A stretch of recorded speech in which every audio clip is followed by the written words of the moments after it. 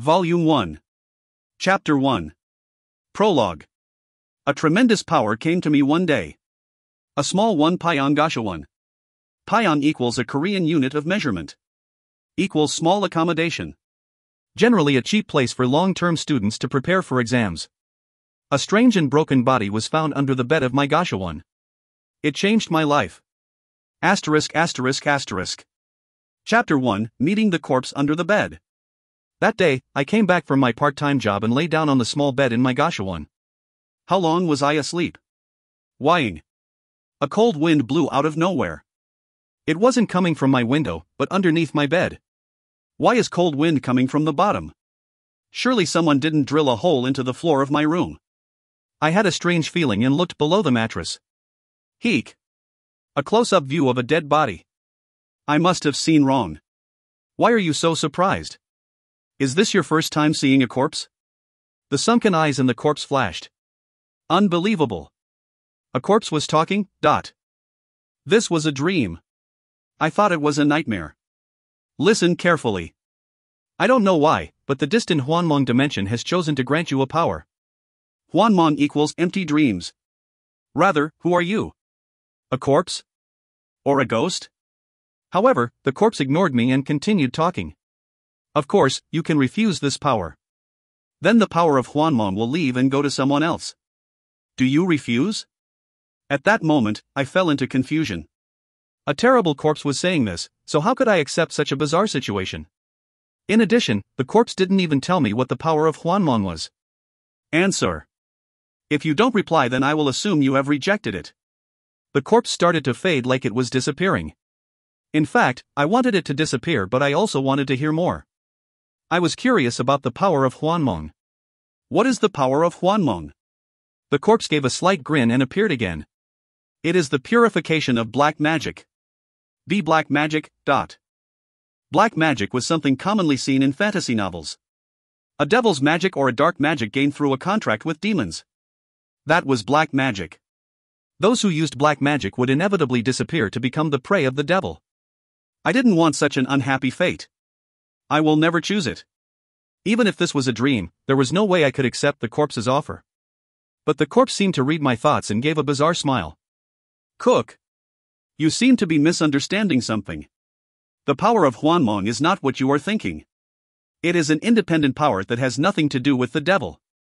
You can simply choose it. Choose? That's right. Of course, there will be a price for that choice. A price? I will tell you what it is. The eyes of the corpse flashed and a strange dice appeared in the air. A pentagonal dodecahedron dice with information on each side. Each pentagon was filled with unknown patterns. Throw it. Throw the dice and you will find the power. Such a thing? I threw the dice on the floor. Talk. Torarek.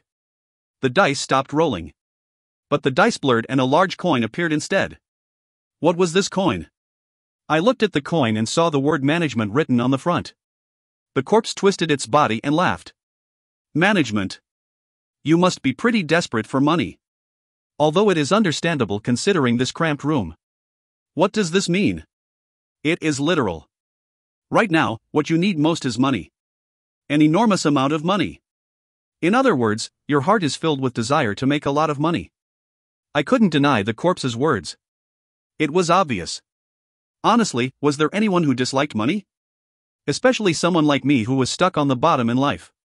In other words, this power isn't given by chance. You have to eagerly desire to achieve it. You can become rich through this power. Become rich. Just hearing those words made me feel better. Now only your choice is left. If you refuse, then your memories will be erased and the power of Hwanmong won't come to find you again. Gulp. I was struggling. This situation was obviously a dream. I would be naive to accept it as reality. Still, the power to earn an enormous amount of money. I was strangely attracted. Who wouldn't want to have a lot of money in this world? I couldn't carelessly refuse even if it was the temptation of the devil. I looked at the corpse and suddenly asked. If I select it, the price. I would like to know what it is. The corpse gave a strange smile and said. In return, you must complete 100 missions that will be given in the future. 100 missions? Yes. You will be free if you fulfill all of them. Of course, the power you are given won't disappear after that. Can I ask about the type of missions? I don't know. Because the final purpose for the missions is different for each person.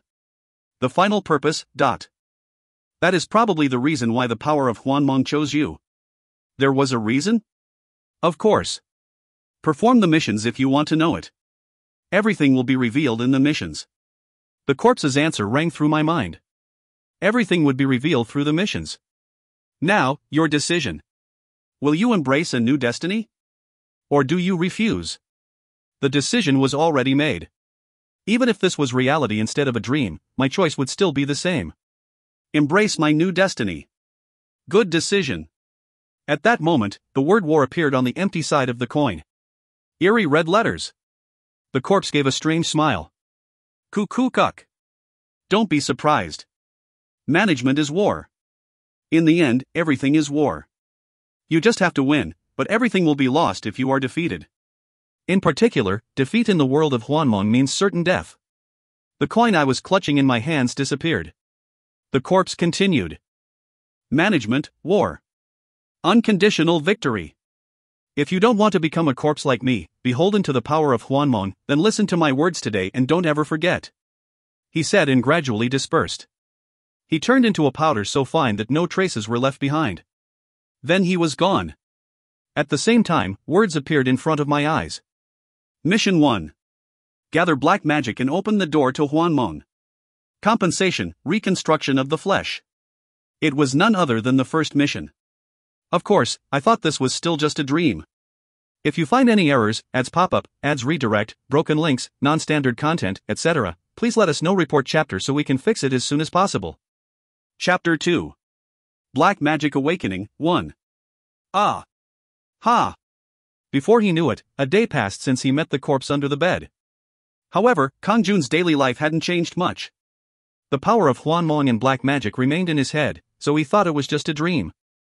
After all, it was unbelievable that there would be a corpse under the bed of his Gashuan. Ha! Aang dash. But what were these strange sounds? The moaning sounds were coming from the room next to him. He knew that the Gashuan was divided into small partitions. A Gashuan was a simple shack, so there was no way it was soundproofed. However, it was the middle of the day and the guy next door had brought his girlfriend over. Damn. I really don't want to hear these sounds. Damn bastard. You should go to a motel. Or end it quickly. Please. At first, Kang-jun had placed his ear to the wall of the room to not miss even one small noise. But that only lasted a short time. It wasn't delightful eavesdropping on the love affair of others. Then, at that moment, something strange happened. The room next door became quieter. Usually they would be far from finished. No, it would just be the beginning. That guy had a lot of energy.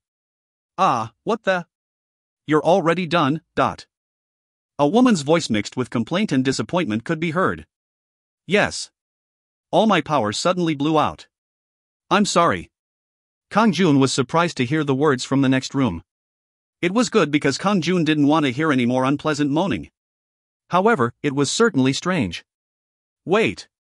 Don't tell me this is the black magic power? But then Kang-jun shook his head. That is ridiculous. I have work in the evening, so I should sleep a little bit. Kang-jun lay in bed and closed his eyes. Then something flickered above his head. Black magic energy 3 out of 100. Unfortunately, he didn't see it as his eyes were closed and the words disappeared. Damn. If I try to sleep, then that hell will come again. He closed his eyes but couldn't sleep. He felt restless. It was due to the affection from the room next door. Doing it in the middle of the day. Anyway, he somehow had to get to sleep. Especially if he wanted to work at night. However, he closed his eyes but couldn't sleep because he kept thinking all types of thoughts. After approximately 2 hours of pretending? Ah. Ha. Oh dash. The uproar started again in the next room. Ah. Again? Kang-jun frowned. Did he regain his energy? What a great guy. Kang-jun admitted it. But now wasn't the time to admire such things. I can't stand it anymore. Kang-jun's eyes flashed open. He was going to yell at them to stop or go to a hotel. Please stop. However, the woman's voice rang out before Kang-jun could speak. Young? What? It is already over? Oh, sorry. What? You are weird today. Are you cheating on me these days? No. My body just isn't good today. I'll drink carp juice. Bah. That's it. What juice? The atmosphere in the next room was abnormal. Kang-jun sat there with a bemused expression. Why was this unusual thing happening? It was silent, but something strange was going on. Why did the guy next door keep on losing strength? It happened twice. Then Kang-jun's eyes shone. Yes. This can't be a coincidence. Once was a coincidence. But two consecutive incidents can't be a coincidence. At that moment. Black magic energy 6 out of 100. What's this? Welcome letters appeared in front of his eyes. Black magic energy? However, the words faded away. Kang-jun's expression was blank. What was that just now? He saw something that looked like it came from a game and then it disappeared. Am I hallucinating? Maybe it was due to sleep deprivation. Then. Come to think of it, those words were familiar. Black magic energy. That's right. The words from his dream last night. Perhaps? Kang-jun's heart beat wildly. Maybe the black magic power phenomenon that happened last night was reality and not a dream. This is ridiculous. A futile delusion. He couldn't think of it as a delusion no matter how odd. Hayu. Then Kang-jun sighed and shook his head. Damn. Well, okay. Let's say this is true and it is black magic. Then it shouldn't be used like this. He didn't want to absorb energy from womanizers. No. The abilities of black magic still aren't clear. Kang-jun used his imagination to think of various things it could be used for. Fantasy books made him try to feel for mana in order to chant spells. Status window. Kang-jun even tried to summon a status window. This was similar to a novel or a game. Hoo-hoo, if there really is black magic then I can't live like a fool. However, he tried this for a whole 2 hours. It reached 8 p.m. and he now had results. He was now hungry. Besides, he had to go to work shortly. Then it wasn't true. He was mistaken. Let's cook some ramyun. Kang-jun opened his door and left. If you find any errors, ads pop up, ads redirect, broken links, non-standard content, etc., please let us know. Report chapter so we can fix it as soon as possible. Chapter 3. Black Magic Awakening, 2. Kang-jun worked at a convenience store from 9:50 p.m. to 7 a.m. He would wash his body afterwards and then sleep for a little bit. He would wake up at approximately 5 p.m. He used that time to play games or watch TV before going back to work. This boring routine was repeated from Monday to Friday. In fact, he would make a lot more money if he found a job other than working at the convenience store part-time. He had a little bit of strength. However, he was badly injured in one foot after a hit-and-run car accident, so it wasn't easy for Kang-jun. It was barely enough for the convenience store. Furthermore, hair loss started after the accident due to his mental strength worsening. It was now 9:40 p.m. Kang-jun had finished eating ramyun and even took a shower. Now it was time to go to work. He wore a hat and left the Gashawon. The convenience store was 50 meters away. However, men were busily moving as he arrived at the convenience store. Had something happened? A pretty girl in her early 20s called Choi Yuri was standing in front of the counter and frowning. I should ask Yuri what is going on. Then a woman dressed in a white suit got out of a black car in the parking lot. Oh. Kang-jun has come? Yes, boss. A lady in her late 40s, Lee Jong-suk, was the owner of the 24-hour convenience store and also a property owner. Land prices in Gangnam were quite expensive, but she owned several other buildings. Therefore, her nature was difficult, but she always treated Kang-jun relatively well. Of course, it was because Kang-jun worked very hard. But today the atmosphere was somewhat strange. Kang-jun. Why don't you sit here? Lee Jong-suk looked at Kang-jun with a businesslike expression and said. I am busy, so I will talk quickly. The convenience store is suddenly closing. What can I do? Now you will need to find another job. Kang-jun is sincere, so won't you do well wherever you go? This month's salary will be deposited tomorrow. Then, I am busy. Lee Jong-suk ended it with this. Bang bang. A loud car horn rang out. Ah, honey. What are you doing? The children are hungry. I am also quite hungry. The black foreign car parked in front of me. I understand. It is done now. Lee Jong-suk walked to the car and opened the door. A man in his early 50s and wearing a suit was sitting in the driver's seat, and there was a man and woman in their 20s sitting in the back. Lee Jong-suk's family. Their clothing made it seem like the family was traveling somewhere. Lee Jong-suk wore her seatbelt and asked the back. You guys are hungry? What should we eat? Hanwoo beef ribeye. Me too. Ho ho ho. Really? Then I will feed you a lot. Honey. We will go to our home in Gyeongdam-dong. Okay. It is great because it is open 24 hours. The man stepped on the pedal. Durarung. Kang-jun looked after the disappearing car with a bemused expression. A house in Cheongdam-dong? He heard it. A serving of Hanwoo beef ribeye cost more than 80,000 won. There were many people who ate it, but Kang-jun didn't dare. The price of one serving was higher than what Kang-jun made in a day. Those people who didn't have to worry about money could eat and play for the rest of their lives. They were born with golden spoons.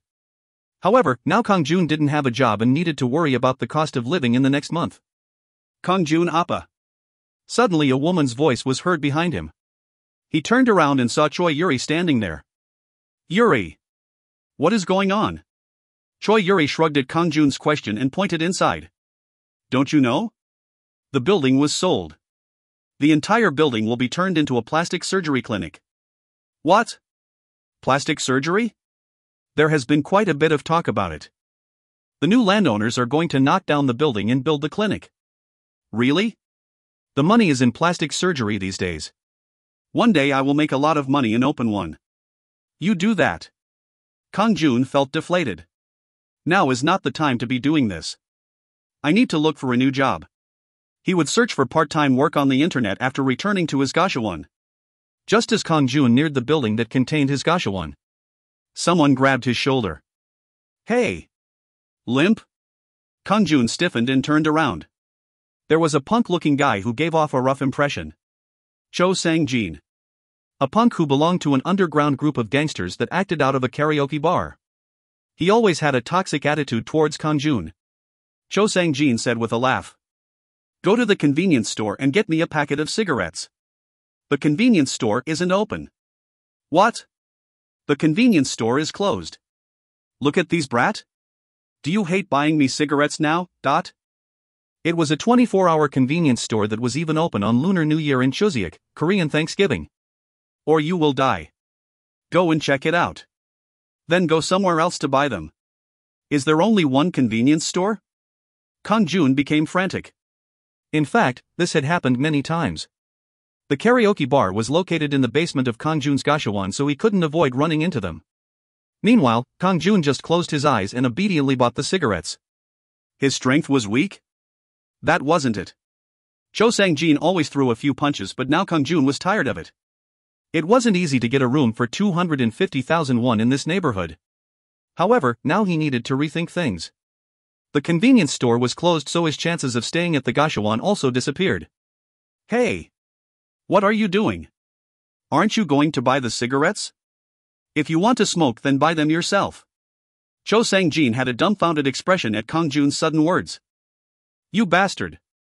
What did you just say? I said go and buy it yourself. Are you deaf? Fuck! This guy must have a death wish. You really will die. Cho Sang-jin raised his hands towards Kang-jun with a nasty expression. But then something strange happened. Cho Sang-jin suddenly turned pale and he staggered. Ugh! Why am I suddenly dizzy? He lost his balance and fell. At the same time, a fantasy-like sentence appeared in front of Kang-jun. Black magic energy 10 out of 100. Filling up the black magic energy will open the door to Hwanmong. If you find any errors, ads pop up, ads redirect, broken links, non-standard content, etc., please let us know. Report chapter so we can fix it as soon as possible. Chapter 4. Punishment Field 1. This. Kang-jun's eyes widened with surprise.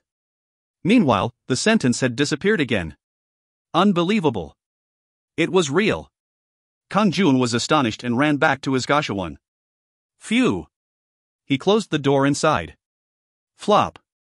Kang-jun sat down on his bed. Then, he needed to organize his thoughts.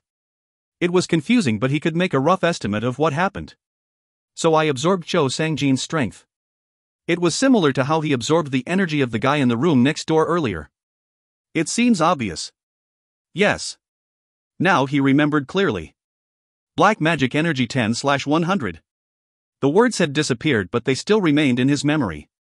In other words, if I absorb black energy from someone and reach 100 points, then the door to Hwanmong will open. No matter how much he thought, this was the only conclusion he came to. Then the door to Hwanmong? He remembered it. Mission 1. Gather black magic and open the door to Hwanmong. Compensation, reconstruction of the flesh. It was the first of 100 missions that Kang-jun needed to do. In other words, if he completed the first mission, then the door to Hwanmong would open. Ha! This was real? Kang-jun's heart was running wild as he pinched his cheeks. Ugh! Really painful. I pinched too hard. But this pain proved it was real and not a dream. And at the same time, it meant that Kang-jun had a strange power. The power of black magic. It was really possible? Kang-jun jumped up. Yes. I want to check it again. He looked for someone to absorb power again. There were many people similar to Cho Sang-jin scattered around the streets at night. Cho Sang-jin was sitting down with a troubled expression in front of the building and shouted as he saw Kang-jun. Hey! Limp! You come here! What did you say earlier? Kang-jun ignored him and walked past. Don't run away, you X, censored swear word. Are you coming over here? Stop it, Cho Sang-jin. No, I would let that X go. Does he really want to go to hell? However, Cho Sang-jin's rough face was pale. He got up but staggered like he was going to collapse at any moment. Nevertheless, he still clung to his wicked actions. That ex-bastard needs to become my cigarette shuttle. Or else I will sell his organs. Kang-jun became furious. Cigarette shuttle? What is with my organs? A cigarette shuttle. This meant Kang-jun had to constantly deliver cigarettes. It meant he needed to offer a cigarette whenever Cho Sang-jin needed it. It was similar to always buying bread for spoiled students. He was like that once. But it was really terrible in the long term. There was also talking about taking Kang-jun's organs and selling them. Was that something a human could say? Even if he didn't like talking badly about other people, Cho Sang-jin was literally the scum of the human race. I can really see it. He had endured it for as long as possible. Did he need to have any more patience towards a person like that? Of course not. In that case, he would use his black magic. A misfortune that would happen not once but twice to Cho Sang-jin. Everything would be inflicted on him. Blame it on your dirty mouth, Cho Sang-jin. Kang-jun had figured out the method to absorb the strength of others. A strong desire to curse the other person. In other words, he had to hate his opponent in order to trigger the black magic. It was just like when the guy next door lost energy or Cho Sang-jin suddenly staggered. Of course, he needed to confirm it once again. Cho Sang-jin. You are not qualified to open your dirty mouth and speak. I will suck out your strength before you can open your mouth again. Kang-jun finished cursing Cho Sang-jin. At that moment, like he expected. Flash. Kang-jun's eyes eerily shone as he started at Cho Sang-jin. The strength of the target is too low. The black magic energy is unable to be absorbed. Instead, you can punish the target. Would you like to consume one black magic energy to open the punishment field? Yes/no. What is this? Kang-jun was blank for a moment. It wasn't difficult to understand the meaning of the sentence that appeared in front of him. He was certain that black magic would be triggered once he completed the curse. But Cho Sang-jin's energy was too low, so the black magic energy couldn't be absorbed. It was probably due to that fact that Kang-jun had just recently absorbed energy from him. Instead, he could punish Cho Sang-jin. What type of punishment was it? Anyway, yes. He was eager to further explore what it meant by punishment. In addition, he could refill the consumed black magic energy. One black magic energy has been consumed. The lowest grade punishment system has been opened. Su. The surroundings started to become dark. Punishment field. Rating, lowest grade. Duration, 1 minute. The surrounding space instantly became dark. But this darkness wasn't normal. He could miraculously see perfectly despite the complete darkness. This is a virtual space created for punishment. The real world won't be affected by what happens in here and the memory will remain with the target. A virtual space? Then nothing that happens here will affect reality? At that moment, someone appeared in front of him. A human looking around with a bewildered expression. It was Cho Sang-jin. Kang-jun finally realized what it meant by the punishment. This was a bizarre space outside of reality. A so-called virtual space. In addition, Cho Sang-jun was in front of him with a blank expression, so Kang-jun knew the existence of this virtual space was real. It meant the memory of what happened here would remain. Start the punishment. If the punishment isn't sufficient, then you will be cursed instead. The field time left is 60 seconds. The field time left is 59 seconds. He had no time to hesitate. Suck. Kang-jun immediately walked towards Cho Sang-jin. This was a virtual space, but he was still limping uncomfortably. On the other hand, Cho Sang-jin was standing still in this dark place because he couldn't see. Then Kang-jun's two eyes shone in the darkness. Cool cock. This cigarette shuttle. Do you want me to break your remaining leg? Or do you really want to be robbed of your organs? Cho Sang-jin still hadn't realized the situation he was facing. If he was wise, he would wonder about this strange space and where Kang-jun was. Of course, even then he wouldn't be able to avoid the punishment. No, if he was really wise, then he wouldn't have touched Kang-jun from the very beginning. Kang-jun was a Taekwondo third dan. It was impossible for him to do the dazzling kicks like before, but he didn't need his feet. Pete dash. Kang-jun quietly made a fist. He hit Cho Sang-jin exactly in the nose. Yujik. The nose broke immediately. Cough. If you find any errors, ads pop up, ads redirect, broken links, non-standard content, etc., please let us know. Report chapter so we can fix it as soon as possible. Chapter 5. Punishment Field 2. This was a lawless zone where rules didn't exist. There was only the punishment. Cho Sang-jin flinched and took a step back. Wah. Wait a minute. Let's speak. Nonsense. What was needed other than a good fist? Kang-jun grabbed Cho Sang-jin's arm and bent back one of his fingers. Woo-duck. Cho Sang-jin's finger was broken. Quack. Brutal techniques that were never used in a real duel. Kang-jun had never used such terrible techniques until now. Kang-jun continued to bend back Cho Sang-jin's other fingers. Woo-duck. Ujijik. Quack. Ak. Help me. He could hear the wailing screams, but Kang-jun didn't stop. He started furiously punching Cho Sang-jin. Peek peek peek. He hadn't exercised for a while, but it was sufficient to crack Cho Sang-jin's face. Was it too harsh? Of course, it really was harsh. But what about it? This wasn't actually happening. It was only intended to cause fear. He had to strike terror in Cho Sang-jin. If he was scared, then he wouldn't bother Kang-jun any further. Anyway, this is enough. He thought that ruining Cho Sang-jin's face and spirit was enough punishment. But the information that appeared in his field of vision was different from expected. The target has not received enough punishment. The field time left is 10 seconds. Cho Sang-jin was currently in a state just before death. Yet it still wasn't enough punishment? It wants more? Don't tell me it wants me to kill him? No matter how bad they were, killing people? But he couldn't hesitate. If Cho Sang-jin didn't receive sufficient punishment, then Kang-jun would be cursed. I'm not really killing someone. Kang-jun clenched his teeth and stared at Cho Sang-jin. Cho Sang-jin's body was trembling from the pain. He could read the intentions in Kang-jun's eyes. Help me. But Kang-jun just threw a punch with all his strength at Cho Sang-jin's head. Kwang. Until now, he had just been hitting recklessly. But now it had power. His fist fell down like lightning. And that was the end. Cho Sang-jin's body slumped down. Phew. Kang-jun breathed out. It was a terrible thing that he wouldn't have committed in reality. Killing people. Damn. I am really glad this is a virtual space. A punishment that required killing the target. It was a really terrible punishment. You have sufficiently punished Cho Sang-jin. The field will shortly disappear. Su. The surrounding space started to distort. You have won the battle.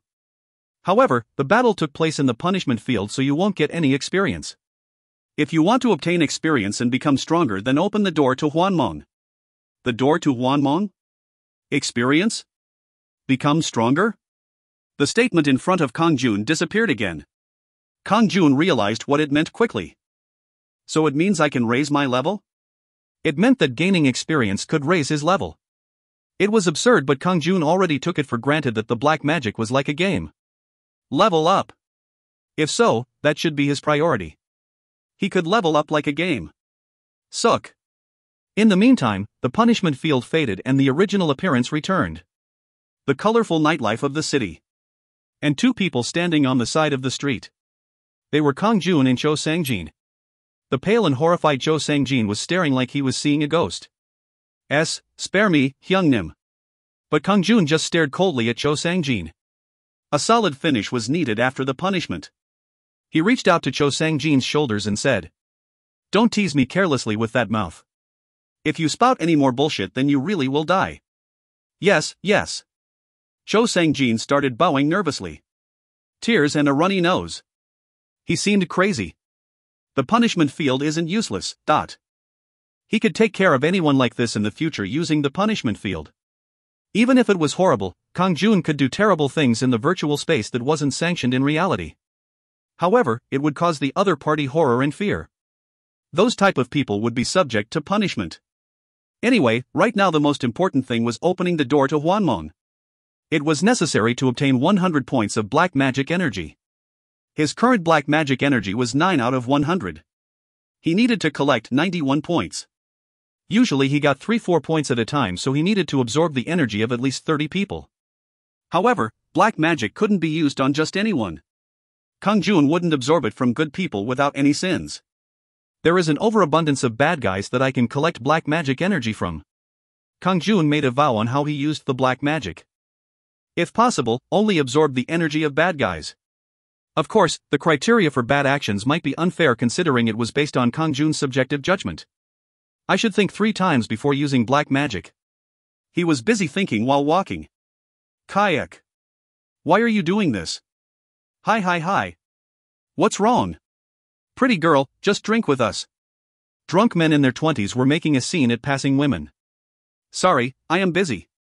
Aish. Why are you busy? The women wanted nothing to do with the reckless drunks. In fact, this was a common scene in the streets at night. In the past, he had just ignored it. The situation would become more serious if he reported it to the police, so he just left. If he tried to help, then he would just suffer in vain. But things were different now. Limp. Kang-jun silently limped towards the side of the drunk men. In the meantime, the drunks had been persistently annoying a smaller woman. Let's go together. Let go of me.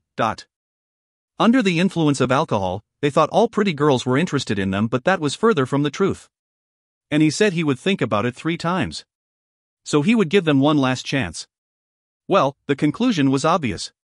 Kang-jun looked at them with the eyes of a predator that found its prey and said, "Stop and go home." The woman said no.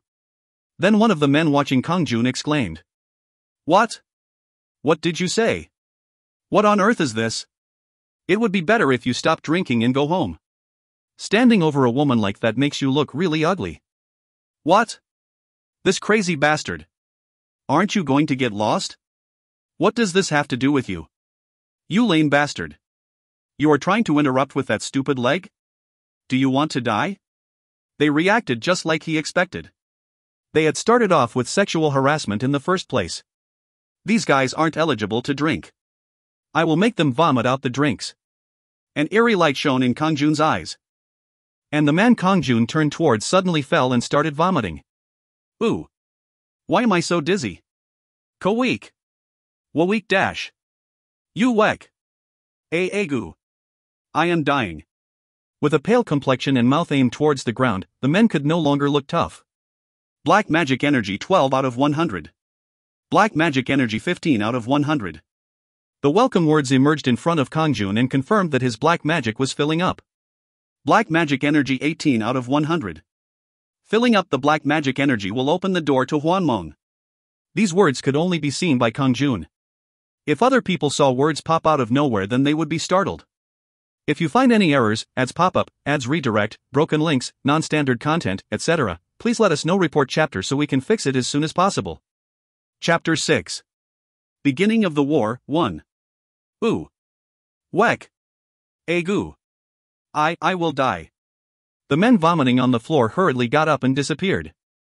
After losing a few drinks, they realized what a shameful appearance they were showing. Thank you. Thank you for helping me escape, the woman said while respectfully bowing to Kang-jun. Kang-jun's eyes widened with surprise. Come to think of it, the woman's face was fantastic. Jewel-like eyes and shining hair. The moist, pink lips beneath the nose. The perfectly curved waistline. It was no wonder why the drunks lost themselves. Well, that wasn't important right now. What did I do? Anyway, I am quite busy. Wait a minute. Let me buy you some coffee for the help. That's okay. Please be careful from now on. Many humans turn into dogs after drinking at night. After saying that, Kang-jun moved away as swiftly as the wind. The woman Yu Seo-rin stared after him with a strange expression. She had thanked Kang-jun for his courageous actions. But was it normal to shrug that off from someone with her appearance? He just walked away like nothing had happened. An unusual person. Yu Seo-rin looked at Kang-jun, who was limping away. On the other hand, Kang-jun was walking away as quickly as possible. In fact, he inwardly thought it was a pity. It was a rare opportunity to drink coffee with a pretty girl. But right now he was in a hurry. I need to quickly gather black magic energy to open the door to Hwanmong. If he opened the door to Hwanmong, then the first mission would be completed. He could also level up, so it was the most important job right now. How long did he walk thinking about it? This place is? It was the park. And the scene that Kang-jun's eyes caught. High school students seemed to be engaged in a fight. No, it was more like one person was being hit than a fight. Peek peek. Ugh. Ag. 3 boys were being surrounded by 10 people and seemed to be in a serious situation at first glance. Hey you. What are you doing? Kang-jun stared, screaming. In fact, it wasn't easy to interfere in fights with bad students. Adults who tried to interfere would be badly beaten or even killed by the street youths. Therefore, Kang-jun wouldn't have called the police even if both his legs were working. Of course, that was the Kang-jun yesterday. But now Kang-jun was different. Stop it quickly. Kang-jun yelled while approaching. Then a few students turned and glared at Kang-jun. What is this brat saying? Crazy? They were dumbfounded when they verified that Kang-jun was alone. Hey, Hyung. Just go. This X. Meddling for nothing. If you don't want to get hit, then get lost. Kick. Look at his lame leg. What is he going to do with that? He is just a stupid cripple. Kang-jun stiffened at this moment. These guys are the real thing. However, he had no intention of fighting. He didn't want to feel the punishment he had dealt out. No. He couldn't just face 1 or 2 people. If he gathered black magic energy individually, then it would take too long to open the door to Hwanmong. The mission was more important right now. Kang-jun used superhuman patience and refrained from replying. Light flashed in his eyes. The groups of students laughing suddenly stiffened like they had been struck by lightning. It suddenly became quiet. The complexion of the students turned white, but no noises could be heard. What happened? They couldn't move, like their bodies had turned to stone. Their mouths couldn't open. Tongue and lips seemed paralyzed. Oh. Ugh. Moo mouth isn't moving. It gave them tremendous fear. It seemed like they would be mute with terror forever. They were in a terrible state where they couldn't even eat or drink water. But there was even more. They could only see darkness. Nothing was visible except darkness. In addition, there was no sound. Following the attack, their hearing and vision would become paralyzed. Petrification. The people felt like they had been turned to stone. Ah, how could they live in this state? They would rather die. Tears formed in their eyes but couldn't drop. They couldn't feel any of their senses. TSK. Kang-jun clicked his tongue. He was surprised as well. He just cursed them to stop the swearing but didn't know it would make their mouths numb. No, their whole bodies became numb. The black magic energy seemed much stronger compared to when he absorbed energy from the drunks. As a result, he was like a person who was unprepared to bring cows into a slaughterhouse. Is it like a critical explosion? If this continued, then he wouldn't even need the punishment field. Maybe they would really die? That's not it. A paralysis will loosen after a while. It was intuition. His instincts told him that. It was like he absorbed bizarre knowledge along with the black magic energy. In other words, black magic granted temporary fear, but it didn't do any actual harm. Black magic energy 53/100. Filling up the black magic energy will open the door to Hwanmong. Thanks to absorbing black magic from 13 people, his points went over the halfway mark. Oh.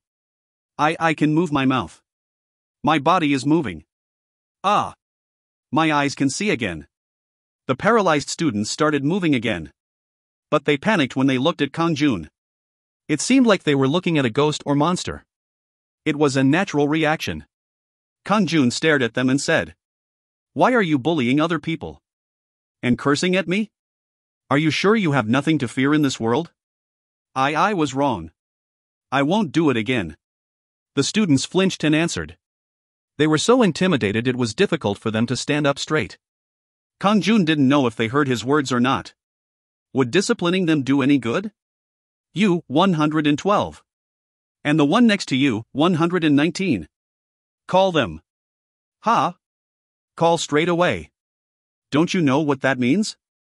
Ah, I know. The frozen students took out their smartphones to call. They were more afraid of Kang-jun, so they felt relieved when he told them to call the police.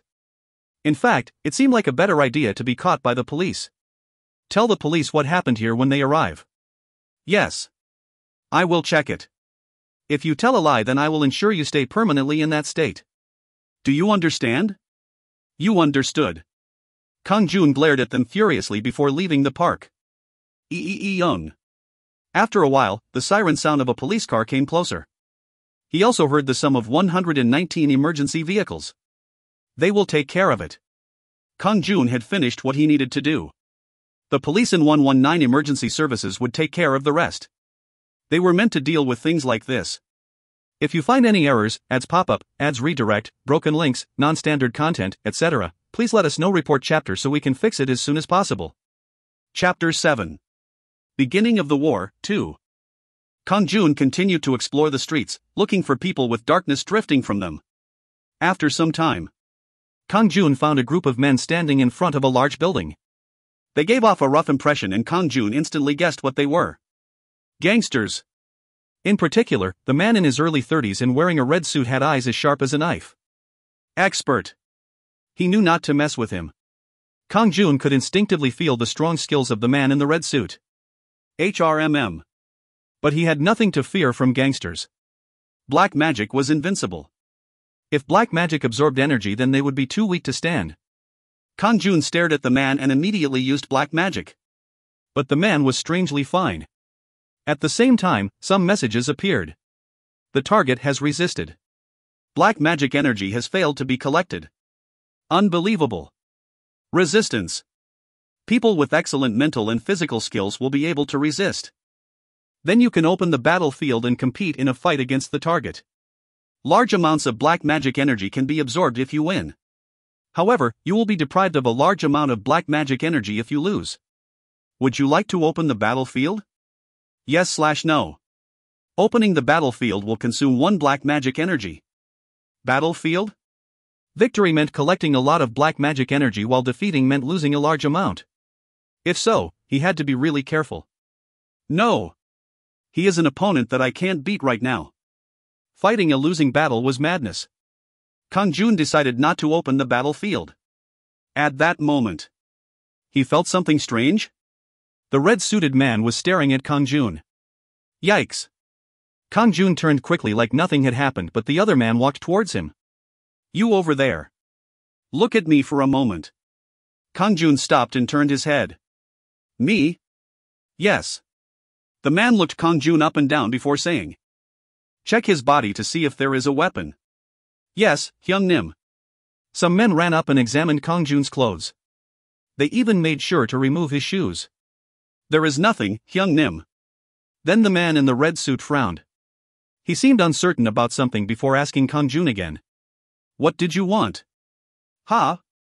Why were you staring at me? I was looking, not staring. So why were you looking?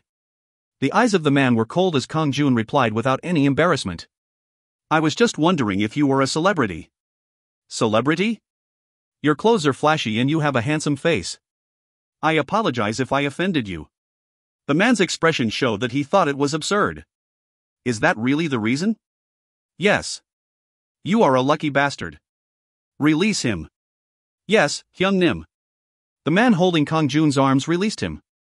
You bastard. Today you are lucky. If you do something like this again, your eyes will be pulled out. Kang-jun turned and limped away.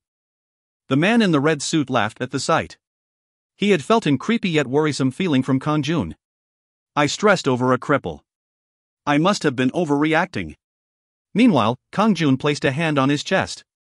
The man in the red suit didn't know about black magic but had obviously sensed something.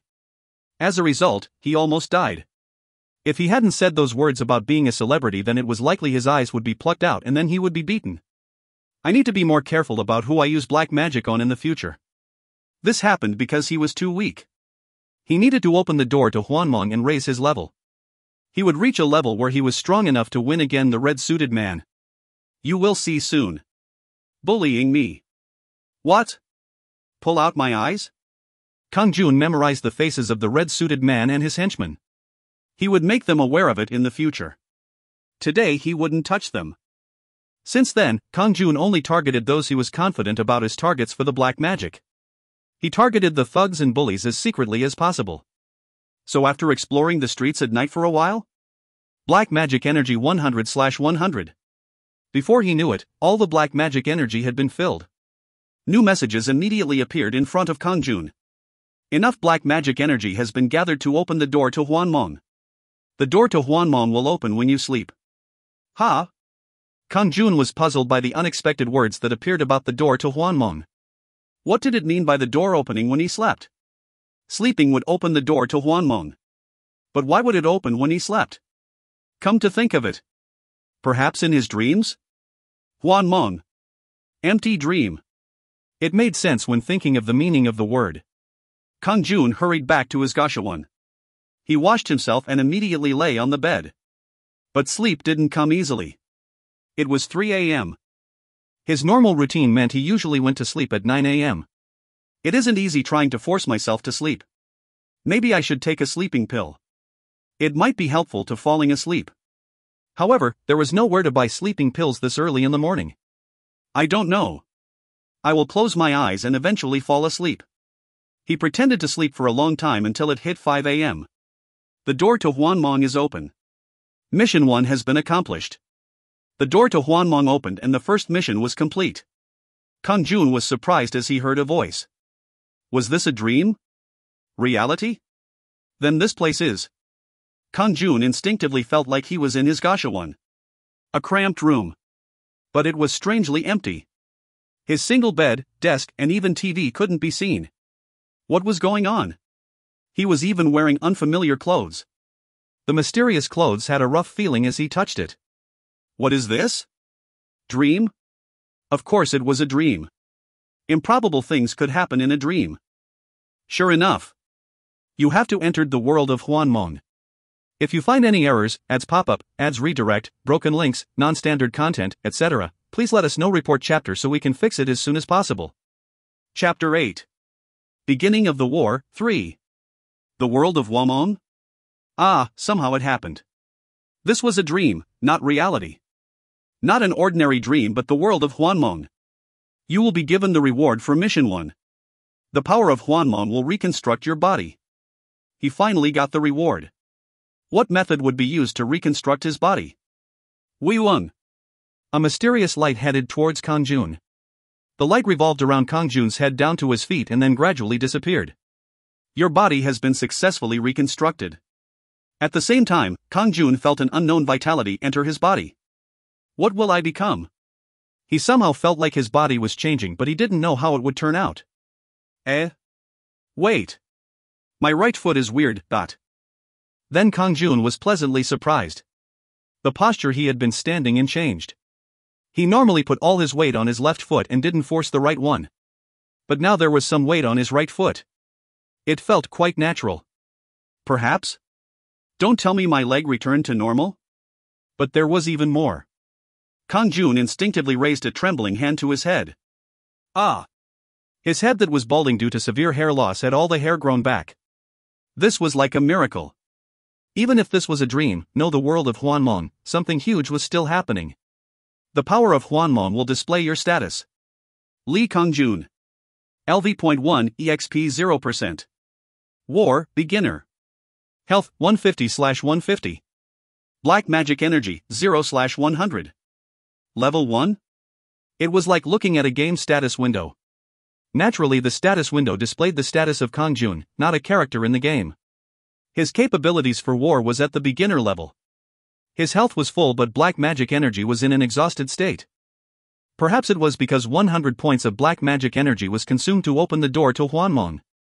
No stats? The information in the status window was too brief. But a new message appeared as soon as he had that thought. The power of Hwanmong has randomly generated your initial stats. Strength, 7. Agility, 8. Intelligence, 9. Good luck, 1. Charisma, 0. Strength, agility and intelligence will increase when every rise in level. Special conditions need to be achieved to increase good luck and charisma. Have you decided on these stats? Or would you like Hwanmong to roll the dice to generate new stats? There is a total of 3 chances for Hwanmong to roll the dice. HRMM. This? Kang-jun shook his head. His good luck and charisma was too low. A little more. Strength, agility and intelligence rose by every level, but it was important to keep in mind that good luck and charisma didn't. Then I need to wish for high good luck and charisma. Strength, agility and intelligence could be a little low. It might be hard to level up early due to this, but having high charisma and good luck would be more beneficial in the long term. Change. If there was a chance to roll the dice, then he needed to take it. Roll the dice.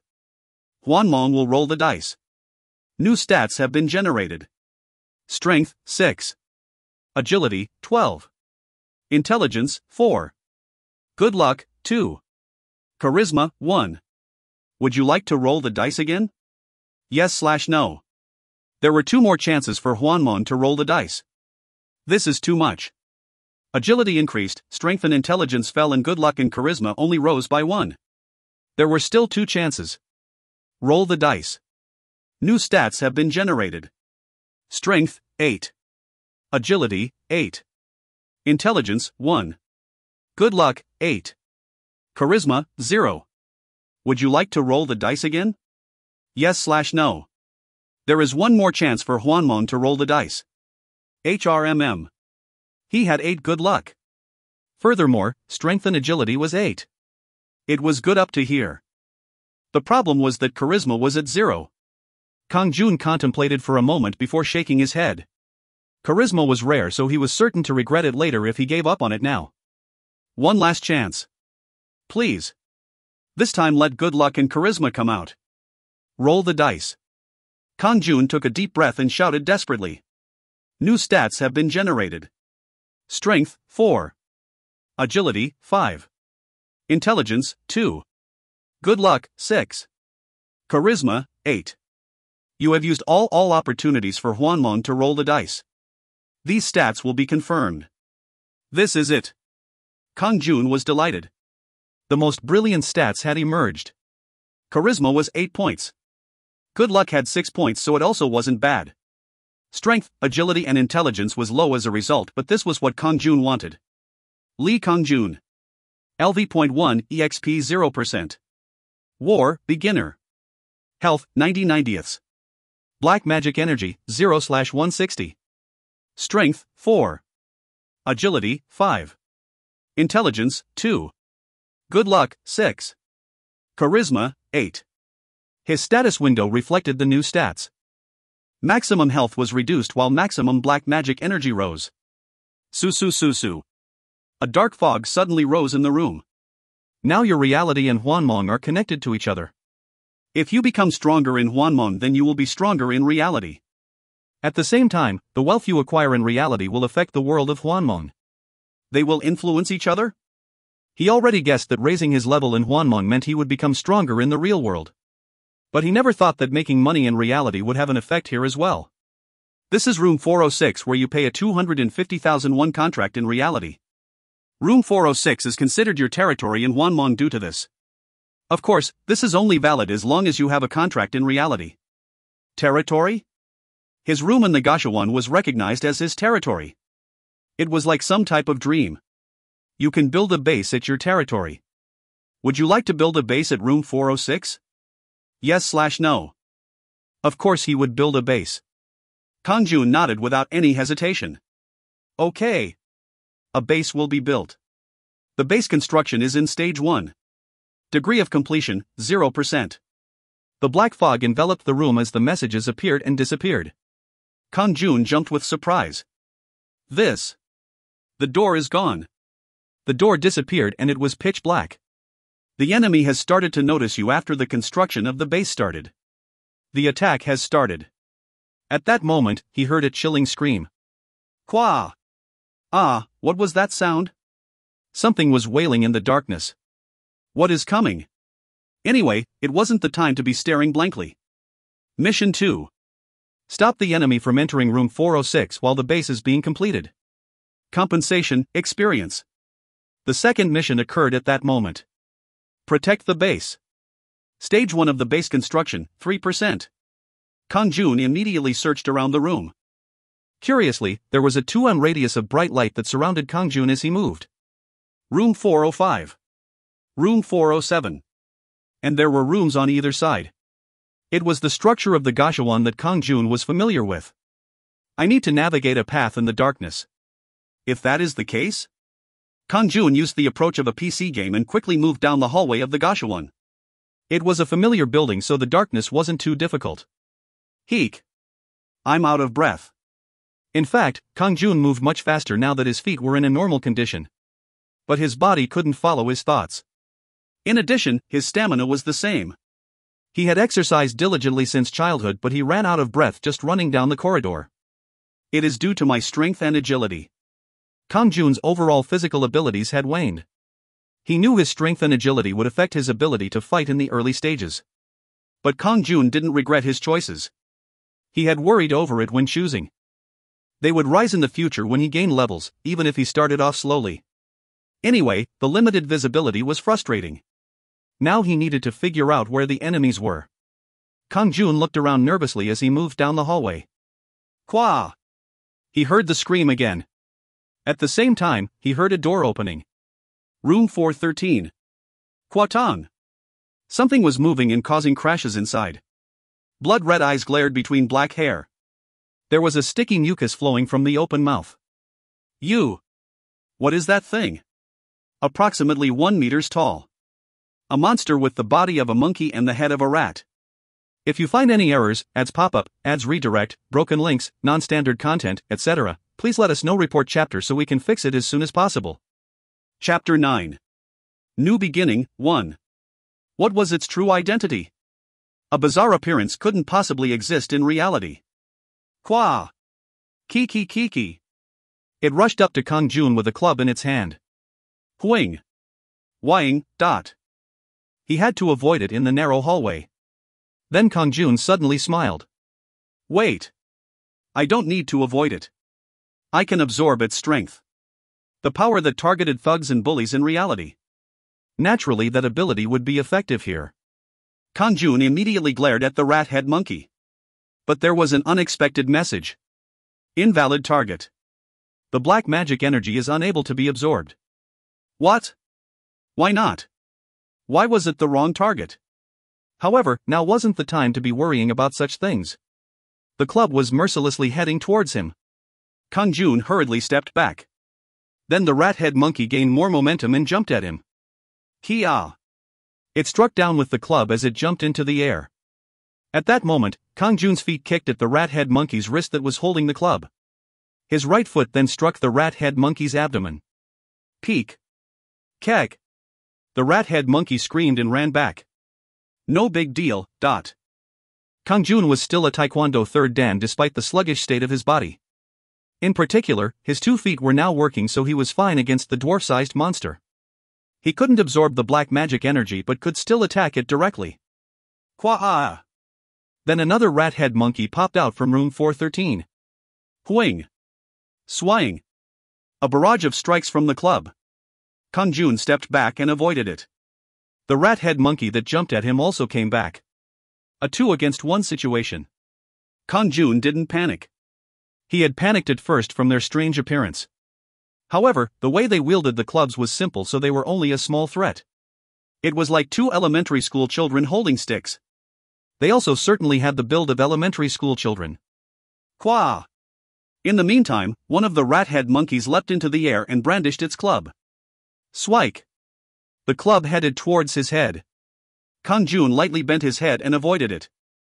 He spun around at the same time and kicked out with his left foot. Peek! The left foot accurately hit the stomach of the rat-head monkey. Keek! This time the kick had all his weight in it. A blow that even adults would find difficult to tolerate. Kang-jun turned his left foot again and aimed it at the other rat-head monkey rushing over. Pack! Q-wek! One flew 5 meters while the other one was at Kang-jun's feet. It hasn't died yet. Kang-jun prepared again for another strike. Bam! Bam bam! Kang-jun's fist struck the head of the rat-head monkey without any mercy. Kawak!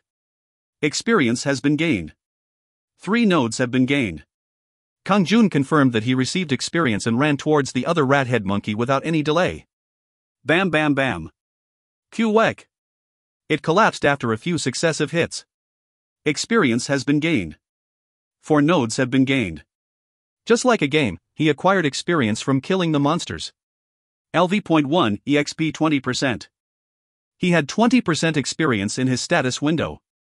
The rat-head monkeys gave 10% experience each. It meant he would level up if he killed 8 more. By the way, what are nodes? Kang-jun had acquired 7 nodes from getting rid of the rat-head monkeys. Nodes are currency that is only available in the world of Hwanmong. Gaining more nodes will allow you to wage war. Money. He didn't need to make it complicated. Like a game, experience and money could be obtained from monsters. He would know how much value 7 nodes had later. Suck. Kang-jun picked up one of the clubs that the rat-head monkeys were holding. A weapon would be good to reduce my stamina consumption. 70 centimeters in length. The shape was reminiscent of a club. Light in weight but pretty hard. Fortunately, he managed to avoid being hit and didn't feel any pain. Qua! Kiki kiki! Meanwhile, 2 rat-head monkeys popped out. Again from room 413. Why do they keep coming out from there? Was it a monster lair? Wait. Did all of them use blunt weapons? Pieing. The terrible sound of the winds separating. Heek. An arrow was right before him. If Kang-jun hadn't tilted his head sideways, then the arrow would have pierced the crown of his head. Surprisingly, the rat-head monkeys were holding bows in their hands. Damn. Shooting a bow. He was really lucky. He managed to avoid a flying arrow. Perhaps it was the power of good luck. If so, he did really well in making a decision to increase good luck. But now wasn't the time to be pleased. Another rat-head monkey had fired an arrow. Pieing. This time he was too late and it pierced his left forearm, causing blood to pour down. Ugh. Shit. Kang-jun trembled. Why did he have to suffer a pain like this? How could he imagine being hit by an arrow? An arrow, not a sword. His good luck didn't work twice in a row. Oh. The pain from the arrow. Usually he didn't feel pain in his dreams, but this was Hwanmong. He would feel the same pain as reality. Kick. Kaya kya. Kang-jun staggered forward as the rat-head monkeys prepared to fire arrows again. You. Those guys. Kang-jun clenched his teeth. There was no time to hesitate. How could he be hit by more arrows? Kang-jun suddenly remembered a saying. You will lose everything if you are defeated. In particular, defeat in the world of Hwanmong means certain death. Don't forget. If you don't want to become a corpse like me, beholden to the power of Hwanmong, then listen to my words today and don't ever forget. That's right. It wasn't a mere dream. Death here would mean real death. He had goosebumps just thinking about it. Oh duck. I can't allow it. Kang-jun ignored the pain in his left arm and wielded the club while rushing forward. Bam. Bam. Kek. Kaweek. One person in the room. The heads of the rat-head monkeys were smashed. Experience has been gained. 4 nodes have been gained. Experience has been gained. 4 nodes have been gained. Phew. Kang-jun breathed out. If you find any errors, ads pop up, ads redirect, broken links, non-standard content, etc., please let us know. Report chapter so we can fix it as soon as possible. Chapter 10. New Beginning, 2. This club is very good. Thanks to the dice rolling, my agility and strength had plummeted downwards. It wouldn't have been easy to defeat those monsters if not for the club. Then Kang-jun frowned again. He had forgotten for a while due to the tension. Ugh. The pain from his arrow-pierced arm was considerable. Blood was pouring down. What should I do about this? Wouldn't the pain get worse without any first aid? However, he couldn't afford to do that because more rat head monkeys jumped out from room 413. Qua! Kiki. The crimson eyes showed that there were at least 3 of them. They were all holding clubs. Damn! Kang-jun reflexively swung his club. Bam! Kang-jun's club hit the head of a rat head monkey and it burst against the wall of the Gashuan. Keek! The other rat head monkeys screamed and ran back. Experience has been gained. 3 nodes have been gained. Meanwhile, a rat head monkey on the other side swung its club at Kang-jun. Kang-jun hurriedly blocked it with his left arm. Bam! Ugh! A scream emerged from his mouth. A bone seemed to have broken. His left arm was already in excruciating pain from the arrow. Now it was hit with a club. It was disorienting. But Kang-jun clenched his teeth and endured it. He had intentionally sacrificed his left arm. The club was being held by his right arm. Bam! Quack! Kang-jun smashed the rat head monkey. Experience has been gained. 4 nodes have been gained. Experience and money. But now wasn't the time to be happy. There was still 1 remaining. Kia! Kang-jun's left foot instantly kicked the rat head monkey's chin. Keg! The rat head monkey fell back. Kang-jun took 2 steps forward and mercilessly struck. Bam! Cuck! He struck the rat head monkey so hard that there was a dent. Experience has been gained. 4 nodes have been gained. Kang-jun took deep breaths as he confirmed that there were no other enemies. Fortunately, there was none. It was still too early to feel relieved. He didn't know if other rat head monkeys would emerge from the mysterious room 413. Duck! Blood was flowing down from his left arm and soaked the floor. Kang-jun's body shook from the pain. Damn! If this situation continues, I really might die. Health, 47/90. His health had halved due to his left arm. Stage 1 of the base construction, 48%. It was fortunate that his base was 48% complete. He just needed to somehow live long enough until it was finished. Just a little longer. Then Kang-jun's eyes noticed something. This? There was something shining brightly next to the corpse of a rat head monkey. A glass bottle containing a red liquid. What? Is a potion? The form of a potion that he saw many times in games. He walked closer and picked it up. Minor health potion. Consuming it will restore 40 health points. Oh. Unbelievable. It really was a potion. It was also a health potion. Was this also due to his good luck stat? Then why did he need to hesitate? Snap. Kang-jun immediately opened the cap and drank the potion. Then something strange happened. Sowak. The arrow lodged in his left arm was removed of its own accord and the wound instantly started to heal. My arm is fine. The sickening pain disappeared. Apart from some slight throbbing, his arm felt almost normal. Health, 87/90. Thanks to that, his health was almost completely restored. I wouldn't have believed it if I hadn't seen it with my own eyes. Drinking a potion would spontaneously cause an arrow to fall out. It was the type of lie that could happen in this world. It was possible because Hwanmong was the world of dreams. Anyway, he was glad. It would have been awful if he needed to get the wound treated at a hospital. Phew. I feel better now. I shuddered nervously just thinking of the pain. I have to be careful not to get hit by another arrow. Kang-jun glanced around sharply. He couldn't release his tension despite his health recovering. He needed to stay mentally aware until his base was completed. I don't know when they will turn up again. Sure enough. Kwatong. Something suddenly came out from room 413. Kwa. The sound pierced through the Gashawon. You. What? This? Kang-jun jumped with surprise. The form was exactly the same as the rat-head monkey. However, it was more than 2 meters in height. Is it the boss? Kang-jun was 178 centimeters tall and the monster was even larger than him. None other than the boss of the rat-head monkeys had appeared. Qua.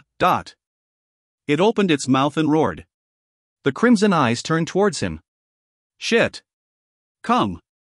Kang-jun cried out while gripping the club tightly. It was inevitable. A fight to the death.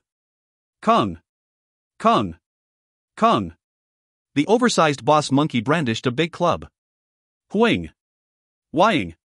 It looked like a thick log. Kang-jun nervously avoided it. One hit will be the end. Fortunately, this was a narrow corridor in the Gashawon. It wasn't easy to swing a long stick in the cramped corridor. Quang. Quang. The low ceilings and narrow walls of the corridor stopped the full power of the club. Kang-jun quickly penetrated inside a gap. Bam! Kang-jun hit its head, but the boss monkey didn't even nod. Qua! It threw away the club and aimed both hands towards Kang-jun. Quang! It happened in the blink of an eye. Ugh! Kang-jun quickly tumbled backwards. His back ached. I almost died. An unbelievably fast bastard. No matter how much his agility was reduced by, it had really moved instantly. Swike! Both hands swiftly headed towards him. Yikes! Kang-jun was prepared and avoided it before brandishing his club. Kill! Bam! Bam! He struck the chest and head. But the boss monkey just grabbed the club Kang-jun was holding. Ugh! Kang-jun tried to pull but the club didn't budge. Huge monster. But ignorant. It wasn't an opponent he could overcome with force. Kiki. The boss monkey threw away the club and just focused on using its power. And it tried to grab Kang-jun with both hands. At that moment, Kang-jun's right foot kicked the abdomen of the boss. Pack! At the same time, he rotated and his left foot struck the abdomen again. Pack.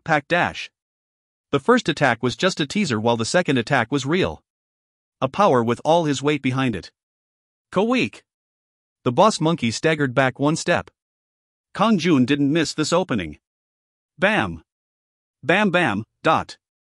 He unleashed a dizzying barrage of kicks to the side of the boss monster's face. Die! The brilliant taekwondo techniques. A mere monster couldn't withstand them. The boss monster staggered back but didn't fall. Instead, both hands flashed forward and grabbed Kang-jun's right foot. Damn! His foot was being held by a monster. There was a possibility of a broken leg. Kang-jun nervously rotated his body and kicked the chin of the boss monster with his left foot. Bam! Quack! The boss monkey's neck was then struck afterwards. It staggered back and released Kang-jun. A chance. Kang-jun kicked the chest of the rat-head monkey boss. Kwatong! The large frame fell backwards. Kang-jun immediately picked up a club and mercilessly beat the head of the boss monkey. Bam! Pajik! Ah, God! The club broke. Kang-jun quickly picked up another club. In the meantime, the boss monkey was wriggling around and trying to get up. Kang-jun desperately struck with the club. Bam! Bam! Now he had missed out on 2 chances. He needed to get rid of it before it regained its spirit. He couldn't allow it to counterattack. Die! Bomb dash! Kawak! There was a loud popping sound as the rat-head monkey boss screamed. Experience has been gained. 12 nodes have been gained. Your level has risen. He did it. And finally. Oh! Kang-jun cheered at the message stating he gained a level. Level up! The boss monster gave him a large amount of experience. If you find any errors, ads pop up, ads redirect, broken links, non-standard content, etc., please let us know. Report chapter so we can fix it as soon as possible. Chapter 11. New Beginning, 3. Lee Kang-jun. LV.2, EXP 5%. War, Beginner. Health, 110/110. Black Magic Energy, 0/170. Strength, 5. Agility, 6. Intelligence, 3. Good Luck, 6. Charisma, 8. His level increased, so strength, agility and intelligence increased by 1 point. But good luck and charisma were still the same. It is as described. Kang-jun smiled widely. Unless a special event raised them, good luck and charisma were virtually fixed stats. It was a relief that he raised them ahead of time. His body felt refreshed after the rise in strength, agility, and intelligence. His physical condition and mental state were clear. Looking at the status window, his maximum health and black magic energy also rose. Maximum health was restored but black magic energy remained intact at 0 points. What? Why isn't black magic energy charged? Leveling up recovered my health, so why was black magic energy still the same? A new message appeared at Kang-jun's question. Black magic energy will not be restored through leveling up. You already know how to restore black magic energy. Of course he knew. Black magic energy was filled by absorbing the strength of people in reality. What? Surely that isn't the only way. Then there was no way to fill up black magic energy in Hwanmong. Recovery of black magic energy is possible in Hwanmong, but it is not yet available for you. Fortunately, it wasn't impossible. It was possible if other conditions were met. He just didn't know what they were. Anyway, it can't be helped right now. Kang-jun examined the corpse of the boss monkey lying on the ground. Boss monsters tended to always drop something. Shouldn't there be at least one health potion? Not surprisingly, something shiny was near the right side of the boss. Oh. Indeed. An item. A rolled-up scroll. What is this? He would know if he opened it. Kang-jun untied the strings of the scroll and rolled it open. Wakak. At that moment, a bright light came from the scroll. The rations are small but fast and cunning. A giant ration has outrageous strength. There were unknown messages. Minor knowledge about the rations has been acquired. Radian? Minor knowledge. Kang-jun had a puzzled expression. What was this? The minor knowledge about the rations will be beneficial when facing them in the future. Oh. It was like this? Kang-jun's complexion brightened. The rat-head monkeys were called rations. In other words, Kang-jun had gained knowledge about the rations. Combat strength against the rations has risen by 10%. The likelihood of acquiring items from the rations has risen by 5%. It was amazing. Was it only limited to the rations? In order to obtain more advanced knowledge, participate in many battles against the rations. Right. It was minor knowledge, so shouldn't there be knowledge of a higher grade? He would naturally learn as he fought the rations. Are there any more rations in there? Kang-jun grabbed the club and waited in front of room 413. I will wait for them to emerge and then swing at their faces. Doing so would make it easier to deal with the rations. He would smash their heads as they came through the door and make them fall down. But he waited for a long time and the door didn't open. What? Did they notice that I was waiting? Kang-jun briefly hesitated before carefully trying to open the door to room 413. However, the door didn't budge. A message surfaced at the same time. Entry is not permitted. Make room 413 your territory if you want to enter. Unlike room 406, Kang-jun didn't pay a contract for room 413. In other words, Kang-jun needed to wake up and sign a contract with room 413 if he wanted to enter. He would then only be able to enter room 413 once he returned to Hwanmong. Crazy. Am I made of money? Kang-jun had saved in order to live in a 250,000 room at an affordable Gashawon. But now he needed to sign a contract with room 406 and room 413? That was at least 500,000 won a month. If he had that money, then he would be renting a good studio room. Of course, he was analyzing it using common sense. Reality and the world of Hwanmong were connected, but this was preposterous. But something favorable might happen if he made room 413 his territory. It can't be helped right now. I'll just wait in front of it. Some time passed. Tu Tong. The door to room 413 finally opened and something came out. An oversized rat-head monkey. A giant radian. Kill. This was what he had been waiting for. Bam bam. Kang-jun swung his club at the giant ration's head without mercy. Ku. The giant radian staggered around with a moan. Kang-jun didn't miss this chance and kicked both feet against the chest of the giant radian. Kwatong. The giant radian fell backwards. Kang-jun struck wildly with the club. Bam bam. Bam bam bam. Kawak. The giant Radian gave a scream and slumped down. Experience has been gained. 12 nodes have been gained. The increased strength and agility from his level up. The synergy with the minor knowledge about the Radian. Unlike earlier, Kang-jun found it relatively easier to deal with the giant Radian. But Kang-jun stopped rejoicing and glared at room 413. He knew there were rations inside that hadn't come out yet. Sure enough. Qua! The door popped open and another giant Radian came out. Bam! Bam bam! Kang-jun knocked it down in exactly the same way and crushed its head. Experience has been gained. 14 nodes have been gained. Then something shiny fell next to the giant Radian. Oh! That is? He was looking at a thick book. It is written in Hangul. Korean alphabet. The title of the book was written in Hangul so he could easily read it. Draw in customers, inferior. Draw in customers? There was something like this? He was sure he read it incorrectly and looked again.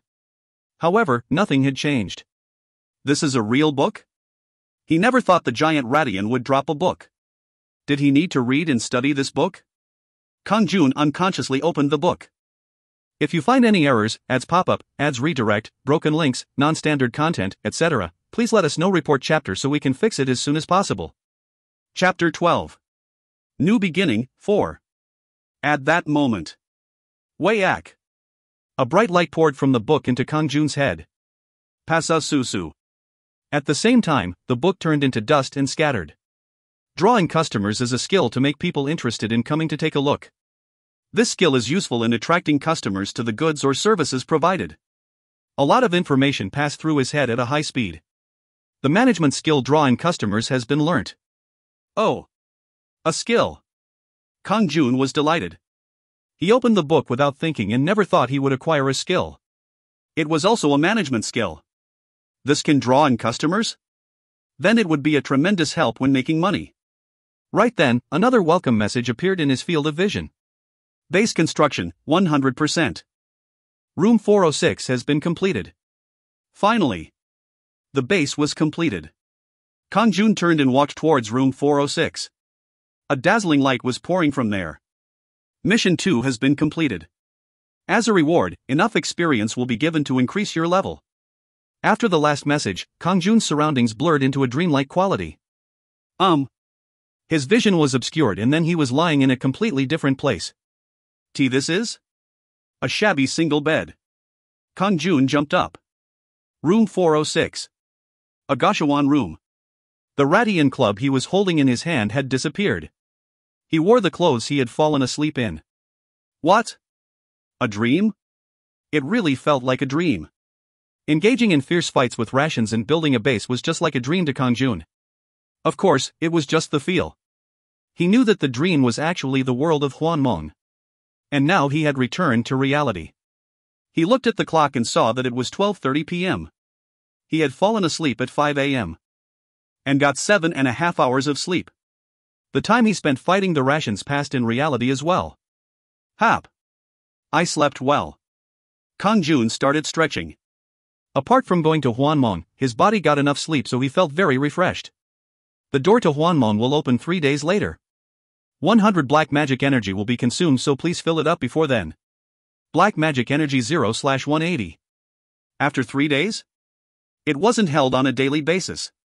On one hand, that was good news. He gave up the advantage from leveling up, but dreaming about fighting every night was a terrible thing. It might vary in the future, but 3 days was enough time to rest comfortably after a fierce battle. Lee Kang-jun. LV.3, EXP 0%. Management, Beginner. Health, 130/130. Black Magic Energy, 0/180. Strength, 6. Agility, 7. Intelligence, 4. Good Luck, 6. Charisma, 8. The status window floated on one side, but it didn't interfere with his vision or cause any mental confusion. It felt natural. He reached level 3 as compensation for the mission. Skill. Drawing customers, inferior, consumes 10 black magic energy. In addition, he had the drawing customers skill. 10 black magic energy is needed. But at this moment, something else was more important to Kang-jun. Both legs were fine. His reconstructed body and restored leg had stayed like this in reality. Kang-jun jumped up. Surely it wasn't still a dream? No. This was obviously not a dream. He knew it was true, but it was still really hard to believe. Kang-jun alternated between moving both legs aimlessly. Ha ha ha. It is working fine. Really okay. Tears flowed from Kang-jun's eyes as he screamed like a maniac. One of his legs had been injured due to a hit-and-run accident. That leg had now returned to normal. It had caused him much frustration in the meantime. He spent days wallowing in despair. But not anymore. Both legs were working fine, so he was happy. But there was even more. Kang-jun stared at his head in the mirror. Ah! Unbelievable! An impressed sound escaped his mouth. He had started suffering hair loss after the hit-and-run accident. It had escalated in recent years and now he was almost bald. Anyone looking at his head from behind would be reminded of an elderly person. Hair was regrowing on his head. Mysterious silver hair. Silver hair. On a closer look, the silver hair had a band of azure through it. It looked like flour had been sprinkled over the jewelry. Ha ha. Kang-jun couldn't stop laughing. What happened? Was this real? Kang-jun appa. I told you not to take off your hat. Appa is tall and has a handsome face, but your head is a little. Yes, why don't you wear a wig? Wigs are made very well these days. Then women will like Appa. I will introduce you to a friend of mine. Just wear a wig. Many women had said these types of things to him. The women were trying to help, but Kang-jun didn't find it comforting at all. Rather, it just caused a bigger wound. But now he didn't need to be hurt hearing it anymore. No, there was no reason to hear such words. He had never seen anyone else with such mysterious silver hair. Isn't this too conspicuous? Silver hair would naturally get noticed. He felt the energy of a celebrity every time he looked at the hair. People passing by would stare at him. Damn! I need to wear a hat again. Kang-jun had a bitter smile. In fact, attracting people's attention everywhere wasn't a pleasant thing. There would be dislike, envy, admiration, or even disgust in their eyes. Still, Kang-jun decided not to wear a hat. He had lived wearing a hat like a criminal, so he didn't want to do it anymore. If you find any errors, ads pop up, ads redirect, broken links, non-standard content, etc., please let us know. Report chapter so we can fix it as soon as possible. Chapter 13. Chapter 13, Ability to Make Money, 1. The miraculous recovery of his leg. The mysterious silver hair that grew on his head. It seemed like an unbelievable dream, but this was actually happening. It wasn't a dream. It was reality. But he couldn't just enjoy the situation. This wasn't a miracle. Last night, he fought against monsters in the world of Hwanmong, and dying there meant permanent death. It was the same in the future. If he didn't win in the world of Hwanmong, then he would die immediately. Win. Unconditional victory. If you don't want to be a corpse like me. The corpse said. He was defeated. This was an important matter. Kang-jun wasn't sure why the corpse had the mission of giving the power of Hwanmong to him. But the corpse had clearly lost. And he turned into a corpse after losing. I can never become like him. He needed to win. In order to do that, more strength was needed.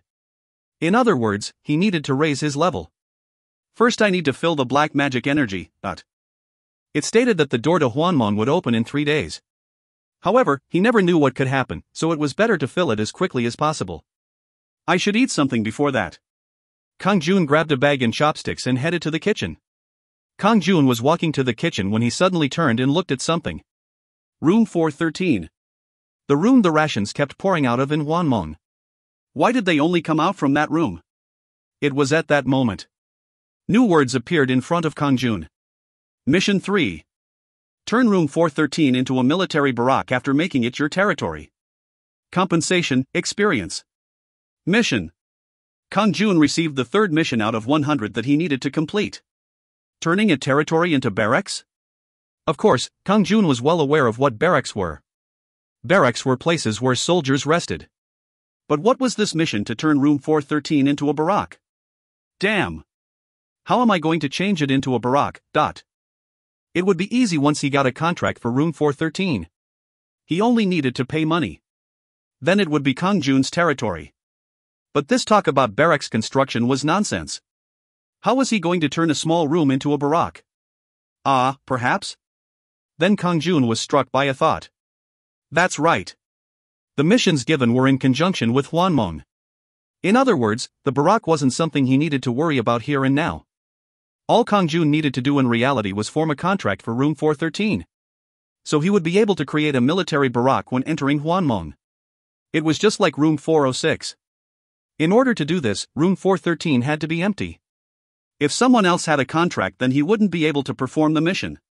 I should ask the manager. Kang-jun immediately walked towards the room of the Gashawon manager. Not here? The manager was absent. He must have been busy with some things. I am hungry, so I'll eat first. Then he would look for the manager again. Kang-jun headed towards the kitchen. The kitchen was a joint place where people living in the Gashawon could use the sink, fridge, and simple cooking appliances. Someone else was already in the kitchen. A skinny young man in his 20s with a suspicious-looking face. He was Kim Sang-min, someone who worked overnight at the PC room on the 3rd floor of this building.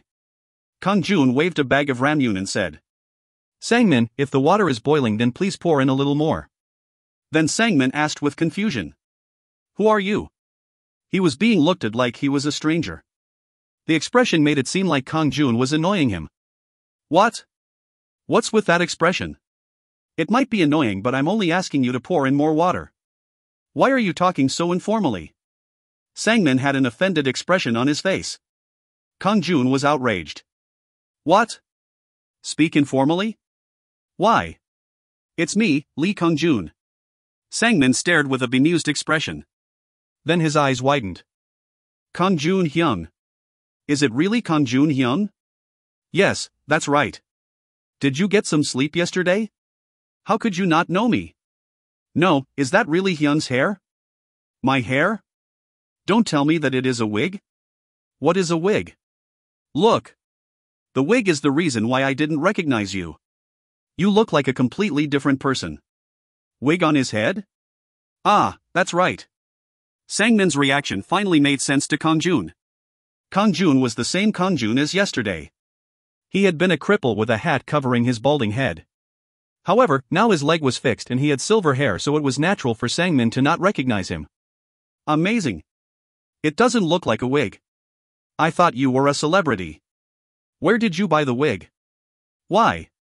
Are you going to buy it? Kang-jun grinned. Sang-min nodded with an envious expression. Yes. How much did you get it for? 1 billion. Don't play around. 1 billion for a wig. And where would you get that kind of money? Kang-jun was staying at a 250,000 won Gashawon, so it was ridiculous that he would buy a wig for 1 billion won. Don't believe it then. Anyway, I'm hungry, so boil the water quickly. I understand. Kang-jun didn't bother saying it wasn't a wig. People would just think he was crazy if he told them that his body was reconstructed with the power of Hwanmong. Even he wouldn't believe it if he heard those words. It would be wiser to keep the special power to himself. Kang-jun had no intention of bragging about the power. Hyung, the ramyun is ready. Okay. Then I will take out the kimchi. Kang-jun opened the fridge and took out the kimchi labeled with room 406. It was a public refrigerator, so everyone needed to label their own containers. The kimchi is all gone. Then take out mine. What room number? Room 412. Room 412? That was right next to room 413. Kang-jun turned and looked at Sang-min. Is room 413 empty right now? He had the room next door. The Gashawon wasn't soundproof, so noises like snoring or changing clothes could be heard. Our room 413? Sang-min stiffened. Kang-jun nodded. Yes. I was wondering if it is empty right now. Do you want to move to that room? No way.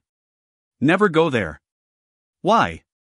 Sang-min hesitated before saying to Kang-jun. There is a ghost in that room. What? A ghost? The real thing. Even Manager Hyung is scared to enter that room. A small smile formed on Kang-jun's face. Then it is empty? Probably.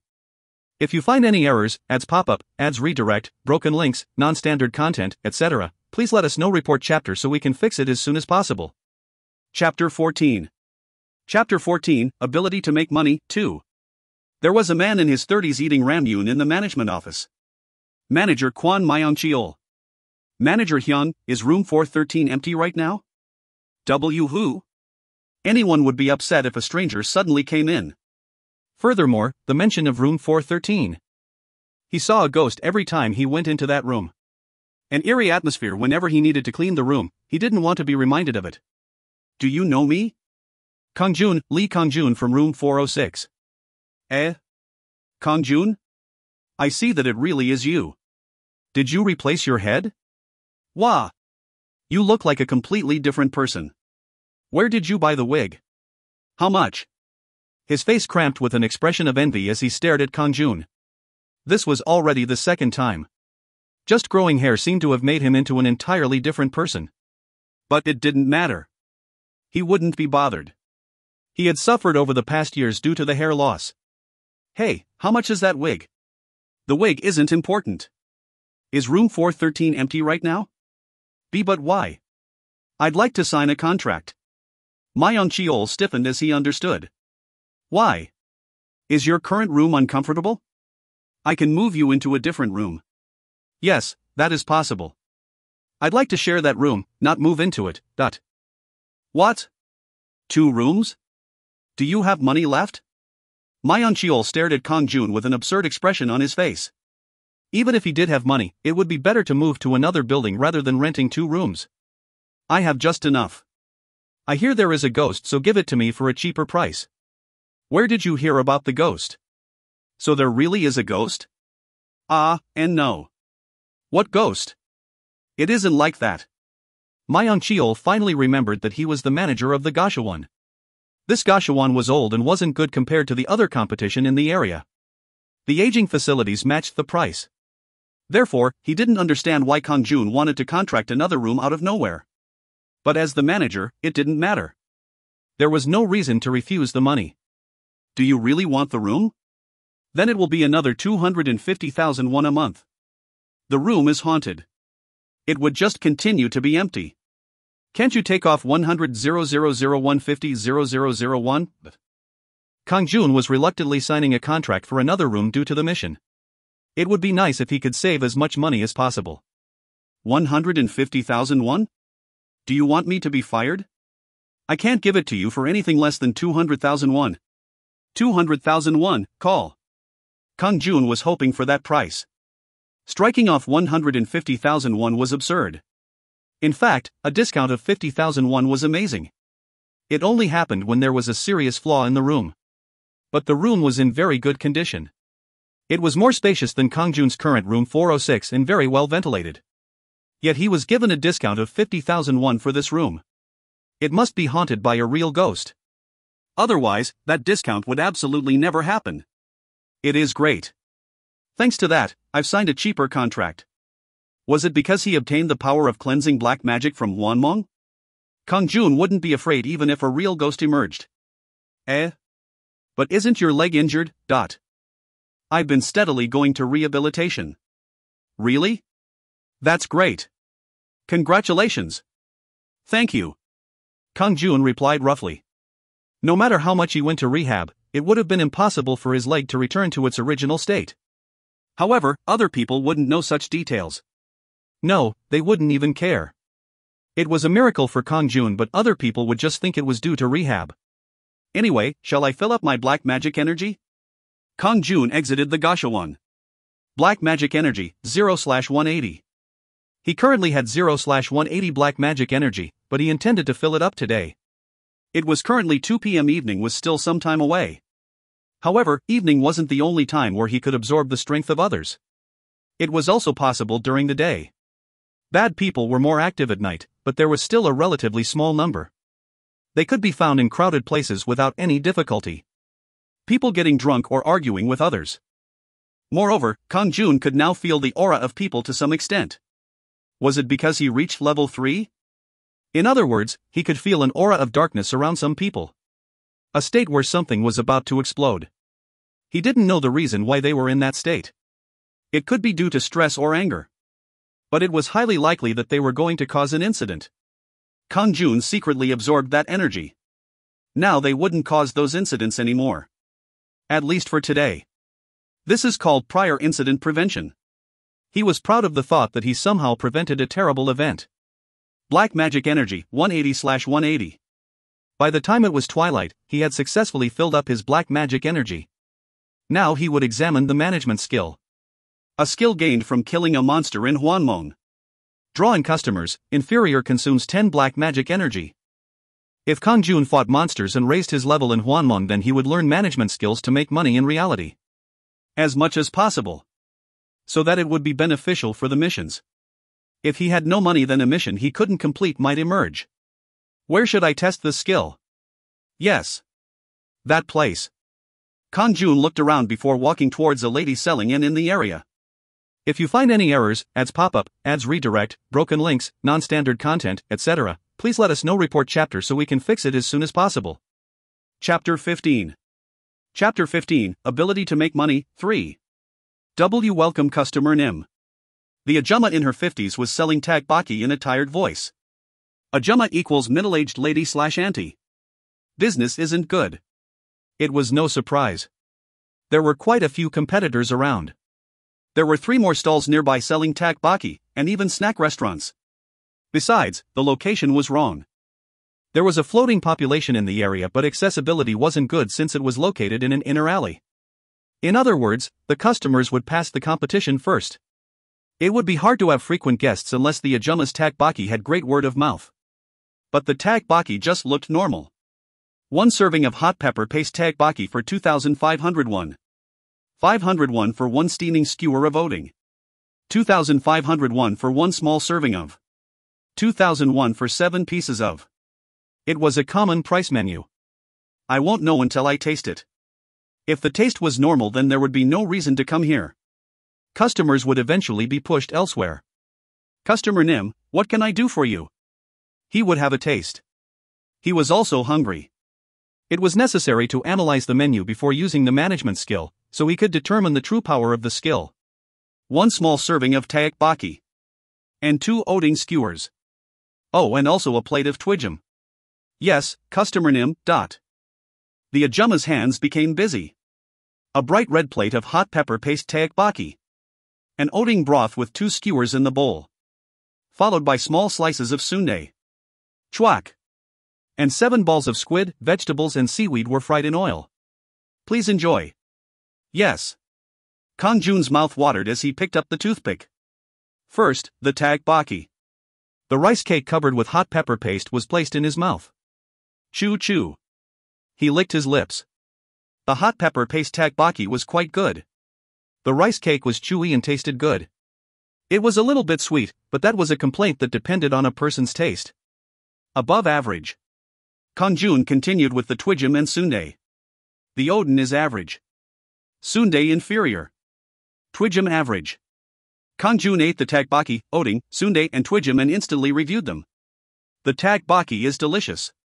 But a little sweet. Ho ho. Thank you. I hear that a lot. Please come often, customer Nim. How is your business? As you can see, I don't have a lot of customers. There are other businesses selling tteokbokki, so this location isn't good. The Ajumma knew that this location wasn't good. Nevertheless, this was the position she got. Kang-jun naturally wasn't interested in such matters. The important thing was determining the effect his management skill would have. Then should I use the skill? Draw in customers. Kang-jun inwardly shouted the skill name. Drawing customers, 1, has been used. 10 black magic energy is consumed. Finally. Would consuming 10 black magic energy really attract customers? Please specify the target. A new message appeared. Target? It meant the destination for the skill. The target is this Ajumma's tteokbokki. Then another message appeared immediately. The target has been designated as Kang-jun's tteokbokki. All people within 40 meters of Kang-jun's tteokbokki will be affected by the skill. Some of the people within the radius of the skill will be interested in Kang-jun's tteokbokki. Duration is 20 minutes. Oh. Amazing. It meant that people in a 40 meters radius would be brought here. It would last for the next 20 minutes. But then a few more messages appeared. The power of the skill will greatly increase if the target is located within your territory. Sometimes a skill's critical hit will occur, and in some cases, a special ability will be activated. A skill's critical hit will be affected by the good luck stat. If the target was located within his territory? It was talking about Kang-jun's own business. In reality it was a contract, but it was his base in Hwanmong. Currently, there was only one such place. The Gashawon's room 406. He had a contract with room 413 but his only base in Hwanmong was room 406. Then expanding it would allow the power of his management skills to greatly increase. But to do business in a cramped room? It was unfortunate but it was irrelevant to him right now. However, the skill's critical hit was different. It was associated with the good luck stat so it could occur anywhere. Kang-jun had 6 points in the luck stat. Sure enough, the skill's critical hit has occurred. The radius of the skill has extended to 80 meters. You have received the buff skill Art of Communication for 10 minutes. People will become interested in Kang-jun's takbaki when they hear you talk about it. Oh. Critical hit. The radius of the skill increased. In addition, he received a communication buff. It was at that moment. Appa. We should go eat the takbaki over there. Really? A couple exploring the neighborhood started to walk towards Kang-jun's takbaki. That wasn't all. Hey! Should we have something to eat? Takbaki. I want sundae. Shall we go to a snack restaurant? No. How about this place? Okay, dot. Hi. Run. The one who arrives last will have to pay. Hey! There was such a rule? Ha ha ha. I'm the first. Ajumma, 1 takbaki please. 4 high school students wearing uniforms rushed up to Kang-jun's takbaki stall. Oh woo! The skill is really working? Kang-jun's heart pounded. The skill alone attracted customers? It seemed like a ridiculous story. But the customers were really coming. Unfortunately, it was only 2 groups. There were quite a lot of people walking within 80 meters, but most just walked past. Sometimes people would look over here. Perhaps the power of the skill was still too weak. Inferior. In other words, it would be different if it was an intermediate or advanced skill. Anyway, it can't stay like this. Right now he needed to experiment with the buff Art of Communication. Kang-jun clapped his hands and cried out. Now, have some takbaki as a snack. Come eat takbaki, dot. If you find any errors, ads pop up, ads redirect, broken links, non-standard content, etc., please let us know. Report chapter so we can fix it as soon as possible. Chapter 16. Chapter 16, Ability to Make Money, 4. The moment that Kang-jun shouted, the people walking nearby stopped like they had been struck by lightning. At the same time, their gazes were fixed to Kang-jun and the plates of takbaki in front of him. That wasn't the end. Some of them started moving naturally towards the plates of takbaki. Shall we eat takbaki over there? Yes. I suddenly want to eat takbaki. Ho ho. Somehow that seems tasty. A total of 10 people. They seemed possessed while the rest of the people passed by like nothing had happened. I did that. In fact, Kang-jun just wanted to test the power of the buff. However, 10 people came flocking at once. It was clear that the buff had a stronger instantaneous power compared to drawing customers. More people would continue to flock if Kang-jun called. But Kang-jun had no intention of doing that. He was just trying to figure out the management skill. I ate well. Sell a lot. Yes, customer Nim. Please come again. Kang-jun paid for the food and left the takbaki stall. Kang-jun left but more customers were flocking. And the Ajumma completely forgot all about Kang-jun due to the other customers. She thought it just happened by chance. 2 servings of takbaki over here. Yes, customer Nim. A small serving of sundae please. Quickly. Yes, ho ho. It is just a short wait. She was working hard to get the food out to the customers. Meanwhile, Kang-jun moved to the second floor of the coffee shop on the opposite side. Kang-jun sat at a window table with a cup of Americano and watched her. The drawing customer's skill lasted 20 minutes. There seemed to be a steady supply of 2 or 3 customers every minute. Kang-jun watched the situation and found one unique point. Not all the customers will order. A lot of them just leave. The skill drew in customers, but that didn't necessarily mean they would order. All it did was attract the attention of the customers. But even that was huge. If the menu was at a moderate level, then it would never fail. Orders would increase if there was a more appetizing flavor. The patrons would then become frequent. Guests were attracted until the duration of the skill ended. Kang-jun drank all his coffee but continued investigating the tteokbokki stall. Not surprisingly, people continued to rush past. Kang Youngcha was still busy making food for the customers who ordered. However, new customers didn't come anymore. After 20 minutes, the stall returned to its original state. Still, the stall was briefly crowded, so the Ajuma's face was much brighter than before. The skill only has an effect in the time limit. Kang-jun left the coffee shop. He was no longer interested in Kang Youngcha's tteokbokki store. He didn't care about other people's business. Now I need to find an item to make money. He was originally planning to find a part-time job, but the management skill changed that. His current bank balance was 1,332,821 won. The convenience store owner had deposited the money she owed to him today. He needed to pay 180,000 won in rent money for room 413. Earlier he had already paid a down payment of 20,000 won. So he would have approximately 1,150,000 won remaining. If he excluded the cost of living, that would be approximately 800,000 won. This money wasn't even enough to become a street vendor. He needed at least a few 100,000 more as capital. There has to be something. Kang-jun returned to the Gashawon and looked up street stalls on his laptop. He had some knowledge about market stalls due to his previous part-time jobs. This is it. One of the posts caught his eyes. Title: Street Stall Vendor Needed. Writer: Oh Young-sik /views, 39. Contents: The location is at K Traditional Market.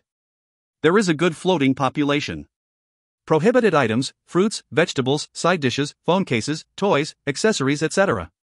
Available industry: underwear, socks, taiyaki, etc. Per day, 40,000 won, prepaid. Per month, consultation, offer good prices. Phone: 0x times -38 times -33 times x. It was a method where someone could pay 1 month's rent in advance. But sometimes there were contracts on a daily basis. He took note of the prohibited items. It meant there was other competition nearby. If such things were ignored, then it would become a fight of available stock. The available businesses were underwear, socks, or taiyaki.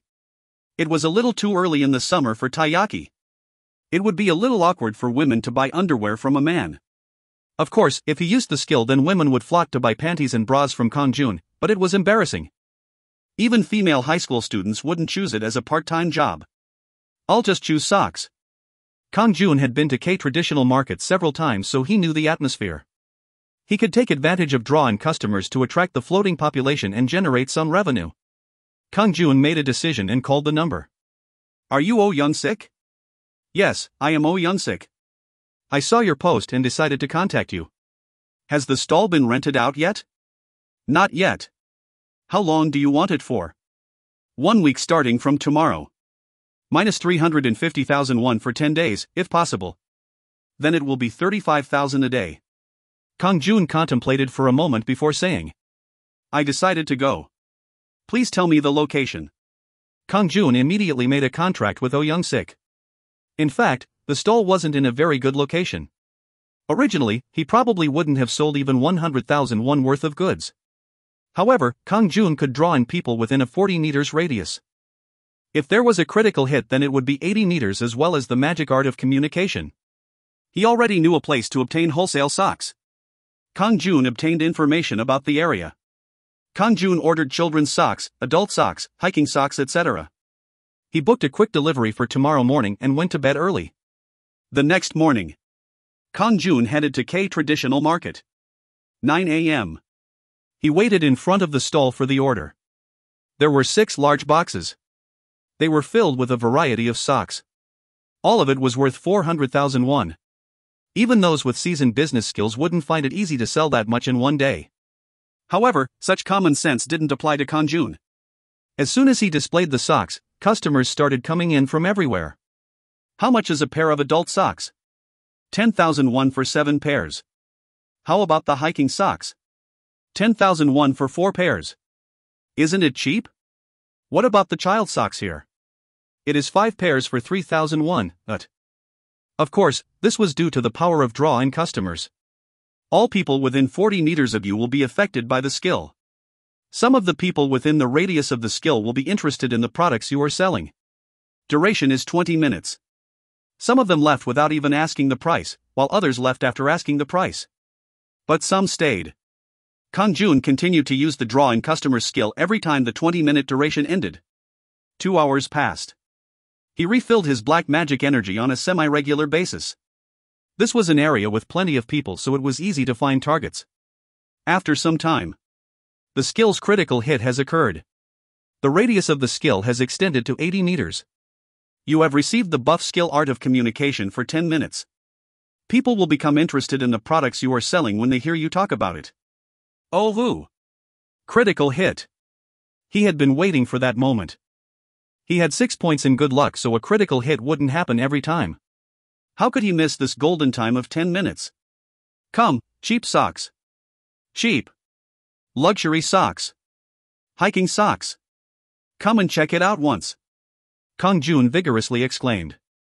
The people in the vicinity started staring at Kang-jun's stall. Their eyes flashed. It was like using a taunting skill in a game. It wasn't surprising that people came up him. Young man. How much are those hiking socks? 1 pair for 3,000 won. 4 pairs for 10,000 won. What about a pair of adult socks? 2,000 won. Kang-jun energetically welcomed the people. The buying rate was low, but Kang-jun continued to gather people and succeeded in selling all 6 boxes by the time it was evening. Ha ha ha.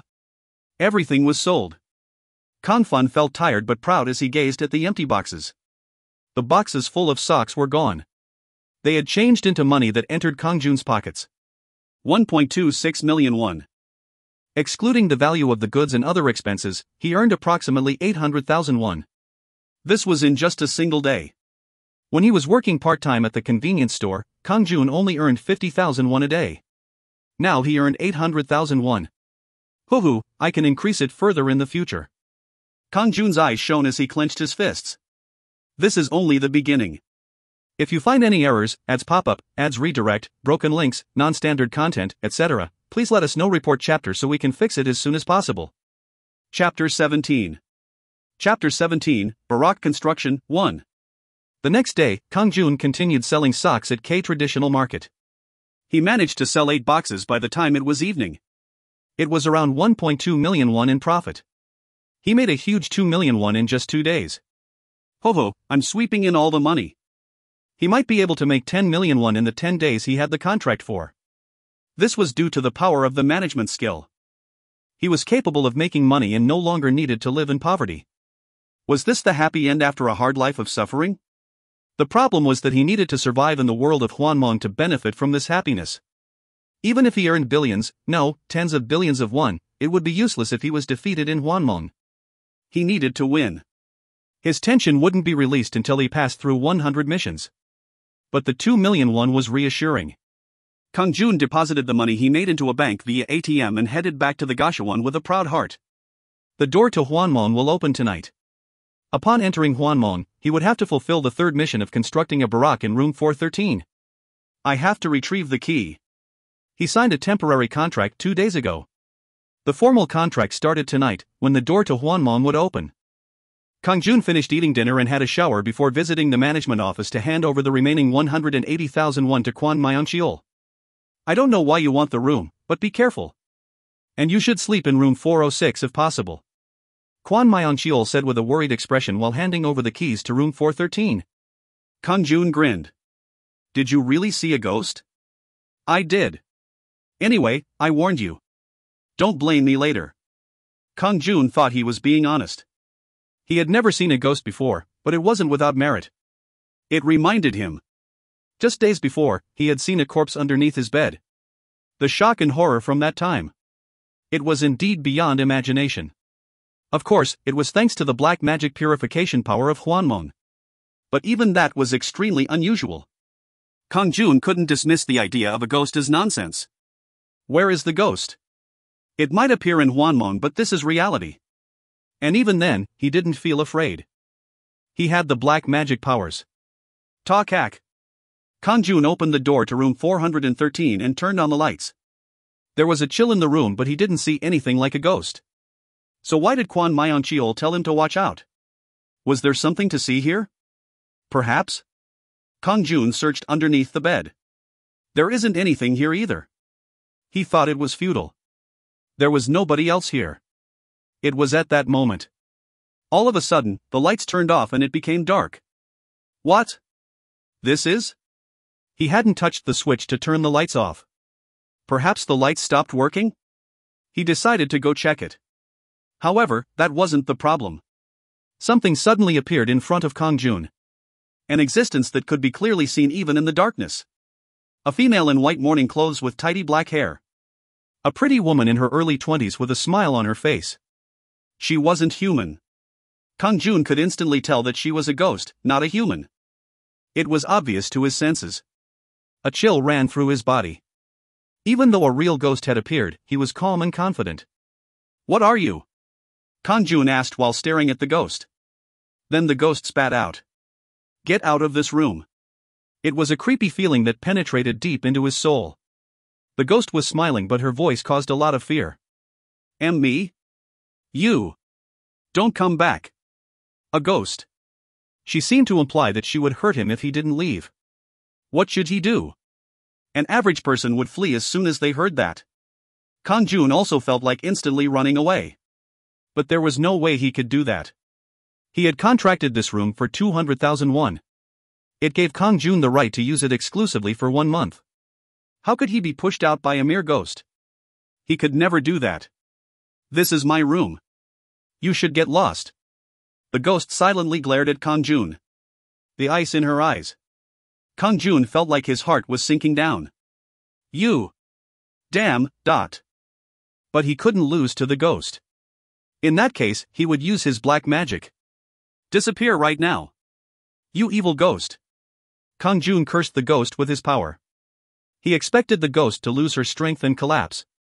At the same time, Kang-jun would absorb the black magic energy. However, the situation was different from what he expected. The target has resisted. Unbelievable. Resistance. The message wasn't new, but it was still surprising. You can open the battlefield and compete in a fight against the target. If you win, you can absorb a large amount of black magic energy. However, your black magic energy is currently full and you can't absorb anymore.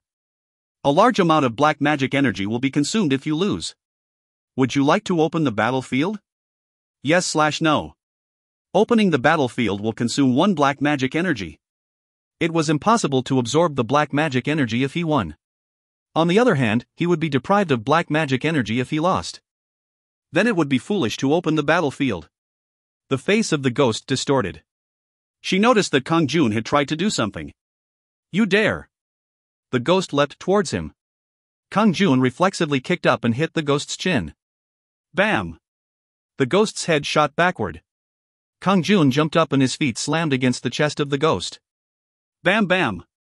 The ghost fell to the floor. She isn't a big deal. The ghost had a spirit body, but he managed to succeed in kicking her twice. However, Kang-jun didn't feel good. Was the ghost originally so weak? It couldn't be. Sure enough. Suwak. The ghost jumped up and gave Kang-jun a menacing glare. Heek. The previously white clothes had now turned black. Her neat hair unfurled into a wild mess. But was that all? Her eyes turned red and bloodshot. Beyond duck. Blood started pouring down from the black hair. You. Damn. Kang-jun flinched back. The momentum had changed. Just looking at her was difficult. Avoid it. Suddenly, the ghost's arms stretched out and grabbed Kang-jun's throat. Kawak. The ghost held Kang-jun by the throat and lifted him into the air. Ouch. He couldn't breathe. Kang-jun urgently tried to remove the ghost's hands, but it was like they were made of steel. Ki. I'm going to kill you. The ghost removed one hand and pulled out a knife. Oh. Shit. He was mistaken. He should have just left earlier when told to. Kang-jun could see why people were afraid of ghosts. But it wouldn't matter at this rate. Kang-jun shook his body while suspended in the air and used the rebound to kick the head of the ghost. Bam bam. The body of the ghost stumbled slightly. At the same time, the grip of the hand clutching Kang-jun's neck weakened. Kang-jun used that moment to swiftly pull away from the ghost's hands, and he bolted straight for the open door. I need to escape. Where could he run when being chased by a ghost? Kang-jun instinctively ran towards room 406. He would be safe if he entered there. He didn't know the reason. But now wasn't the time to think of a reason. He would think about such things later. Ta-da-da-da. The distraught Kang-jun ran down the corridor and arrived in front of room 406. He opened the door and involuntarily turned around. Suck. The ghost that was at the end of the corridor arrived in front of Kang-jun in the blink of an eye. The incredible speed seemed like teleportation. Heek. It was like a memorable scene from a horror movie. Kang-jun entered the room as fast as the wind and closed the door. Kwang. He immediately locked the door and took deep breaths. Crazy. There was a real ghost. In addition, the ghost turned out to be an enemy. A ghost who tried to kill Kang-jun. Kwang kwang kwang. Something violently knocked on the door. It was obviously the ghost. Kang-jun jumped with surprise inside the room. Kwang kwang kwang kwang. The door seemed to be in danger of breaking. Kang-jun watched it with an uneasy expression. Strange. Why isn't the ghost coming in? There was no reason for the ghost to break down the door. She could come straight through the door. But the ghost didn't enter and just continued knocking. Knock knock. In addition, the knocks now seemed like light taps. Excuse me. Just a minute. Could you open the door? That wasn't all. The ghost was asking in a beautiful voice for him to open the door. A sweet voice. The voice was so pretty that he almost unwittingly opened the door. But Kang-jun didn't give in. His subconscious was sending danger signals. He couldn't open the door no matter what happened. And the door to Hwanmong would open once he fell asleep. So that he could live. Would the ghost be chased away if the door to Hwanmong opened? Knock knock. Just for a moment. Please open up. Her voice was endlessly heard. Kang-jun blocked his ears and lay down on the bed. I have to sleep. Go to sleep now. However, it wasn't easy to sleep with the ghost disturbing him. He couldn't sleep when he knew there was a ghost at the door. Still, Kang-jun continued to lie under the covers on the bed. At some point, he was barely able to fall asleep. And then a dreamy voice was heard. The door to Hwanmong is open. You have entered the world of Hwanmong. If you find any errors, ads pop up, ads redirect, broken links, non-standard content, etc., please let us know. Report chapter so we can fix it as soon as possible. Chapter 18. Chapter 18, Baroque Construction, 2. This place? A strange but familiar area. It was Kang-jun's room in Hwanmong. But unlike before, the internal space was now expanded by several more times. Fortunately, he couldn't see any ghost. The door was open but the Gashuan's corridor was empty. It was natural. This was Hwanmong, the dream world. The ghost in reality couldn't come chasing him into the dream. By the way, why is the room so much bigger? The large interior space was obviously due to the completion of the base. It was impossible in reality, but this was Hwanmong. This base is the headquarters of the territory that you control. The base headquarters acts as a safety zone that protects you in reality. Safety zone? Kang-jun realized why the ghost had to knock from the outside. Now enter room 413 and remove all obstacles. Then the threat in reality will disappear from room 413. The threat in reality? It was obviously the ghost. If Kang-jun removed the obstacles from room 413, then he didn't need to be afraid of the ghost anymore. Then I can't hesitate. Anyway, he needed to absolutely complete mission 3. Kang-jun left the base and headed towards room 413. The doorknob that was impossible to use last time now turned and the door opened. What was inside? Was it infested with the rat-headed monkeys called rations? Kang-jun nervously entered the room. Su. But dark clouds covered Kang-jun when he entered and cleared to reveal an unknown cave. Radian dungeon. Get rid of all the monsters in dungeons. What is this? There was a cave in the small Gashuan room. This was only possible in the dream world of Hwanmong. Then the rations? They were the opponents he faced last time. The rat-head monkeys. Sure enough. Once he entered the dungeon, 3 rations-wielding clubs came running up. Ki-ah. Ki-ki-kick. He had been quite surprised when he first saw them, but now they were nothing. Kang-jun calmly tackled the one in the lead. He dropped down to avoid the club and finished it off with a kick to the head. And he picked up the club. The club was used to break the skull of the second monster. He subsequently acquired experience and nodes. Soon the 3 rations were puddles of blood on the ground, while Kang-jun kept staring straight ahead. I need to be careful of the one shooting bows, The dungeon space was wide and incomparable to the cramped Gashawon. In addition, there were plenty of places where archers could be hidden. Kang-jun moved forward while studying the rocks in front of him. Ki-ah! Ki-ki-ki-ki! As expected, the Radian archers were exposed. They shot their bows as soon as they saw Kang-jun. Pyok! Pyok! Kang-jun swiftly hid behind the rocks to avoid the arrows. At the same time, he picked up one of the Radian corpses on the ground and threw it towards the archers. Wike! The Radian archers were freaked out by the blood. Kang-jun swiftly ran out and slammed the club into a Radian archer. Papa Pack! Pack! Q-wek! Ko-week! He took care of 3 Radian archers. Then he saw something shiny near one of the bodies. Potion? Minor health potion. 40 health will be restored when taken orally. A potion isn't necessary at the moment. Kang-jun placed the potion in his pocket. The pocket could comfortably hold 5 potions. Kang-jun continued by picking up a bow and arrows. His accuracy with the bow was low, but it would be useful to scare the rations. When will those other ones appear? There should be some giant rations. Kang-jun prepared the bow and arrows. Koea! Kwa! It was as he expected. A 2-meter-tall rat-head monkey holding a large log. The appearance of a giant Radian. 2 of them emerged at once. But 2 versus 1 wasn't that much more difficult than 1 versus 1. Kang-jun waited for one to approach before firing the arrow towards the face. Pack! Ko-week! The arrow embedded in the left eye of the giant Radian. Kang-jun jumped up and mercilessly smacked the club into the head of the one staggering. Bam!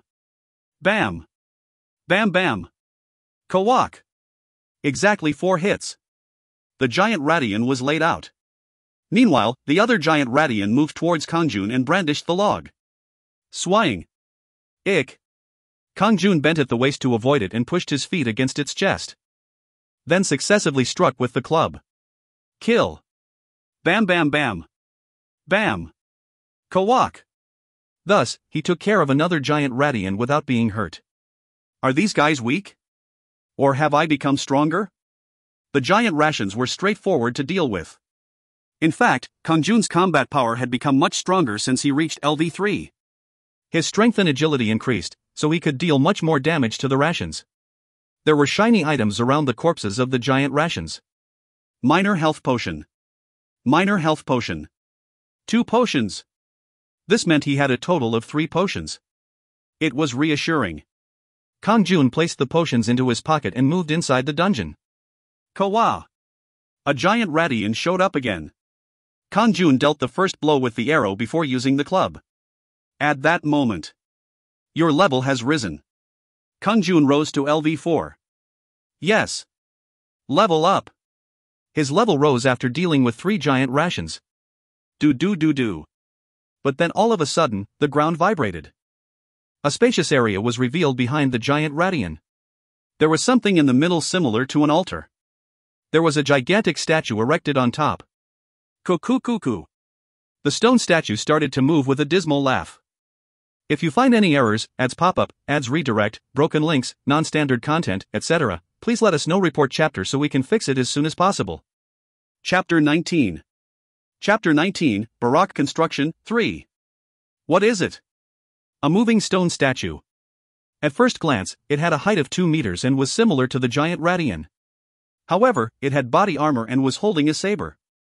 Cuckoo. It let out a dismal laugh and moved towards Kang-jun.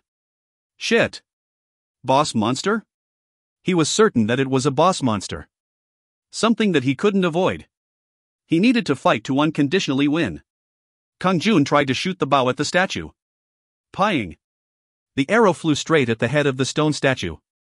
However, there wasn't even one scratch. The stone statue quickly jumped towards Kang-jun. Swike. There was an eerie sound as the stone blade descended. Quakwang. Kang-jun quickly avoided it, but the floor shook violently like there was an earthquake. Ugh! A huge shockwave. Kang-jun fell backwards before standing up painfully. His whole body was throbbing. It was obviously due to the shockwave attack. Was it a ranged attack?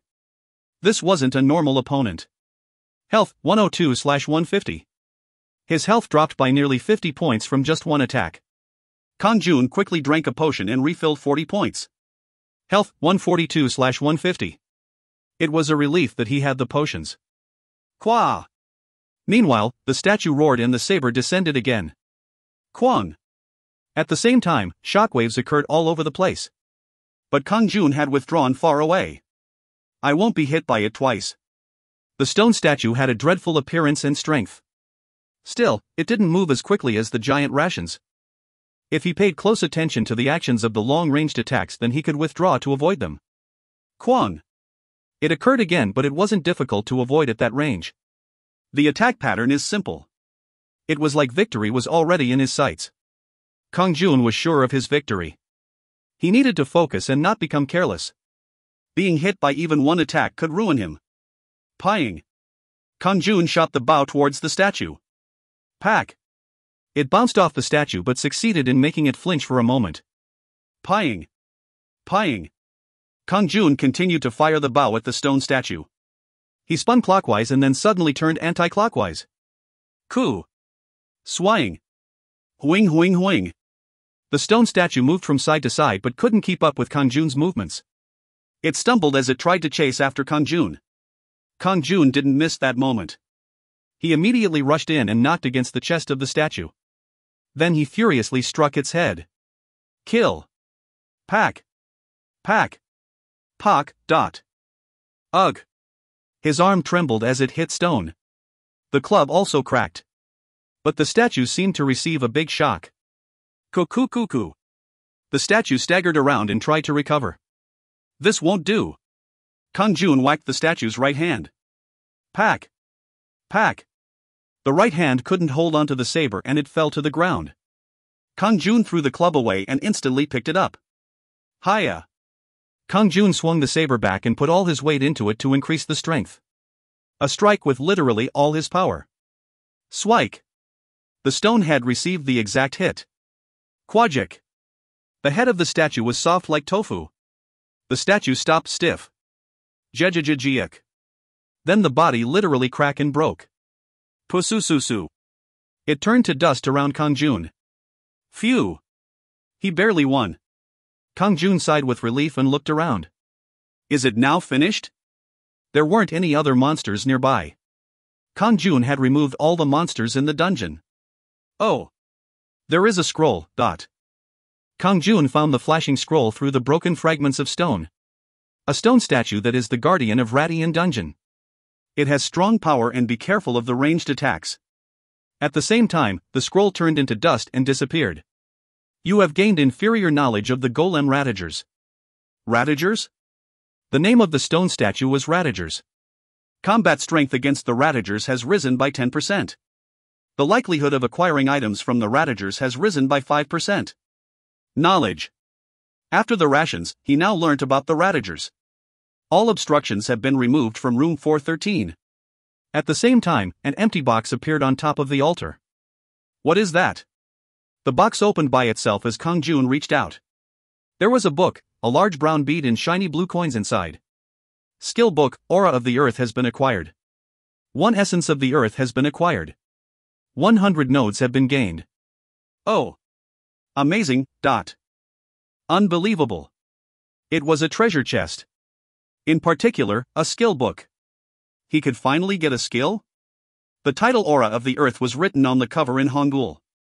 Kang-jun picked it up. Flash! Wayak! At that moment, a brilliant light wrapped around his body. If you find any errors, ads pop-up, ads redirect, broken links, non-standard content, etc., please let us know. Report chapter so we can fix it as soon as possible. Chapter 20. Chapter 20, Baroque Construction, 4. Through the Aura of Earth, you can confront powerful physical attacks from the enemy. It will exert a more powerful strength as your level rises. Aura of Earth skill has been acquired. Aura of Earth, active. Additional Earth property damage will be added to all attacks. Physical defense has increased significantly. Consumes 5 black magic energy.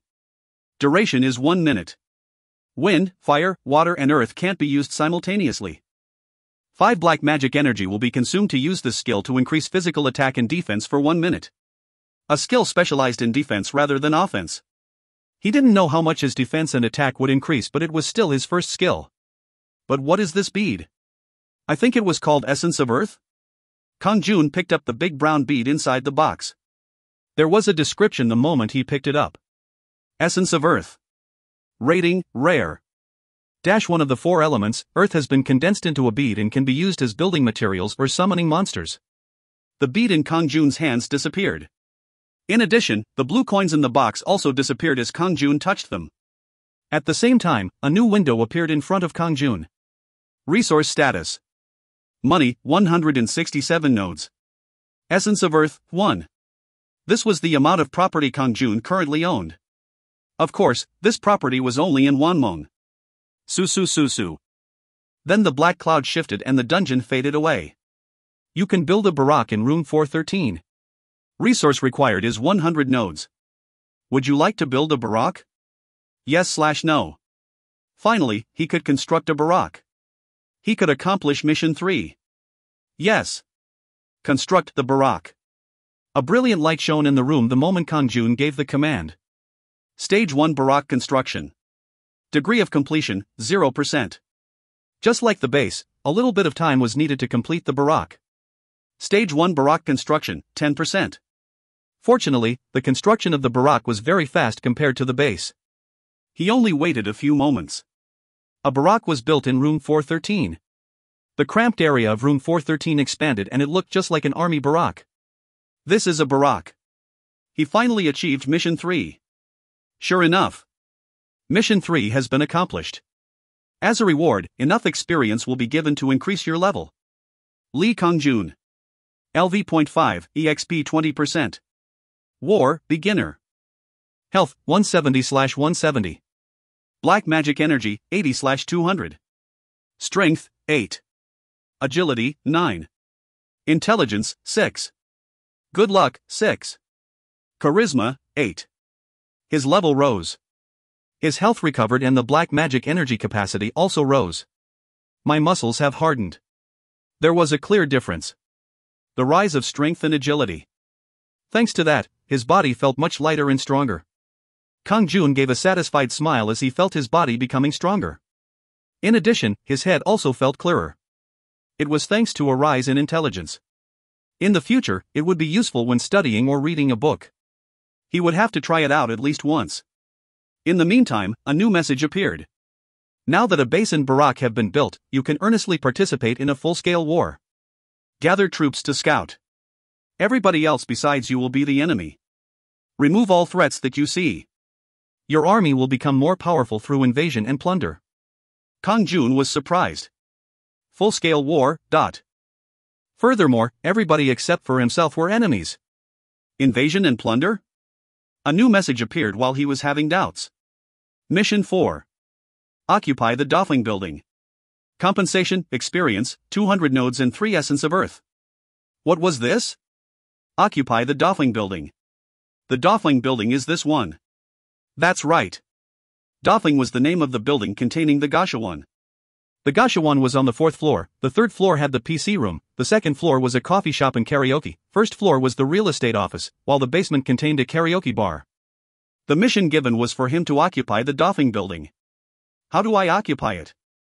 Was it simply through scouting? Or did he need to use money to purchase it in reality? The latter option wasn't simple. The building was old but it was still in Gangnam. It was in Shinsadong, the administrative area of Gangnam. He could go to the real estate office but he already knew the market price of the building would be huge. Crazy. Surely the mission doesn't require buying this building. This area doesn't belong to you in reality so you can capture it through invasion. Such a thing is possible.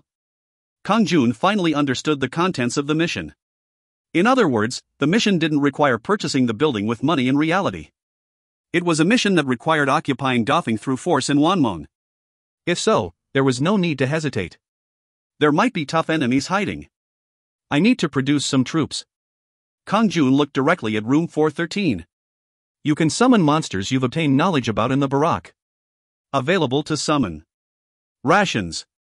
Giant rations. Ratagers. Kang-jun had gained knowledge about 3 types of creatures so he could summon them. It was possible to summon the boss monster Ratagers. The Stage 1 Barak had a capacity for 10 troops. Of course, it wasn't free. Resources such as nodes and the essence of Earth were required. Radian infantry. Resources, 10 nodes. Radian archers. Resources, 10 nodes. Giant rations. Resources, 20 nodes. -1 charisma is required to summon. Ratagers. Resources, 100 nodes, 1 essence of Earth. -3 charisma is required to summon. In the case of certain monsters, summoning was impossible if his charisma was too low. Fortunately, Kang-jun had 8 charisma. He did well by rolling the dice again to increase charisma during the reconstruction of his body. Currently he had 67 nodes. Kang-jun summoned 2 Radian infantry, 2 Radian archers and 1 giant Radian. If you find any errors, ads pop-up, ads redirect, broken links, non-standard content, etc., please let us know. Report chapter so we can fix it as soon as possible. Chapter 21. Chapter 21, Occupying Everything, 1. Stage 1 Barak. Capacity 0/10. Radian infantry summoning, 1%. A Radian infantry is scheduled to be summoned. A Radian archer is scheduled to be summoned. A Radian archer is scheduled to be summoned. A giant Radian is scheduled to be summoned. The summoning was time-consuming but took place immediately. Only one could be summoned at a time, so it took a while for all 5 monsters to arrive. It will take a while if I wait. Kang-jun decided to move alone instead of waiting for his army. He should occupy the Gashawon on the 4th floor first. In reality, he only had a contract for rooms 406 and 413, but he could occupy the rest through invasion. He started from the next room on the right. First, he stood in front of room 405. Room 405. Invasion is possible. Would you like to invade? Yes/no. It would be frightening if he received this question in reality. This room wasn't empty in reality. Kang-jun knew who was right next door. Kim Hyun-soo was an office worker in his 20s who had stayed in that room for many months. Their only relationship was light greetings when seeing each other. But now Kang-jun was invading his room. It was something he would never do in reality. But this was the world of Hwanmong. Common sense and the laws in reality didn't apply to this world. Yes. Invade. Kang-jun didn't hesitate to initiate the invasion. He needed to invade all of Dafeng, so Kang-jun had to hurry. Attack and destroy the door. Kang-jun immediately swung his bat at the door to room 405. Kwang. Kwang Kwang. A red durability gauge appeared. Door to room 405, 92%. It meant his attacks only caused the durability to fall by 8%. Eat. Kwang. Bam bam bam. Kwa Kwang. Kang-jun attacked with the club as well as his 2 feet. The durability fell in a flash. Door to room 405, 0%. The message stating that the door reached 0% durability appeared the moment the door faded away. You have captured room 405. The inside of room 405 was immediately revealed. It was an empty room without even a bed or a desk. Something was shining on the ground. Solid wooden stick. Oh. Weapon. Kang-jun instantly looked at it. Solid wooden stick. Lightweight yet durable, it won't break easily. There is a 1% chance to stun enemies with a blow. The light and durable stick was incomparable to the rations club. In addition, it had an option attached that gave a 1% chance of stunning the enemy. I can change weapons. Kang-jun immediately abandoned the club for the wooden stick. Next is room 404. He broke the door in an instant. You have captured room 404. 3 nodes have been gained. Room 404 gave him 3 nodes. But that wasn't the end. Kang-jun attacked and occupied rooms 403, 402 and 401. He didn't get money or items in every room. In some cases, he literally just smashed the door. However, each room had an updated information window. Room 401. Occupied territory. Territory effect. Construction of a research institute is possible. Room 402. Occupied territory. Territory effect, none. Room 403. Occupied territory. Territory effect, none. There was something like this. Kang-jun needed to consider the effect of each room so he could decide if he should form a contract in reality. For the most part, each of the rooms had no effect. But in the case of room 401, it was possible to construct a research institute. What is a research institute? Through the research institute, you can create more powerful monsters to make the war situation more favorable. So, building a research institute meant his monsters would become stronger. If so, he needed to build it by any means. He would need to sign a contract for room 401 in reality, just like rooms 406 and 413. The manager Hwanmong would think he was crazy, but it would be beneficial to Kang-jun in Hwanmong. Money wouldn't be a burden. Right now, Kang-jun had the ridiculous ability to earn 1 million won a day. A Radian infantry has been summoned. One Radian was finally summoned to the barrack. Radian infantry number 001.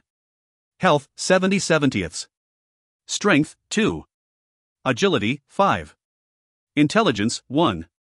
Dexterity, 1. Kakit. Rod. Please give a command. I will do whatever you want. Surprisingly, the Radian could speak. It also spoke in Korean. Come and attack the target with me. Kick. It is exciting. The Radian infantry came to room 407 and started attacking the door mercilessly with Kang-jun. Quang. Bam bam. Bam bam bam. Thanks to that, the door to room 407 was broken at a much faster rate. You have captured room 407. 4 nodes have been gained. It is easy to understand. Although it was an ugly monster with the head of a rat and the body of a monkey, it was still somewhat reassuring to have it as a subordinate.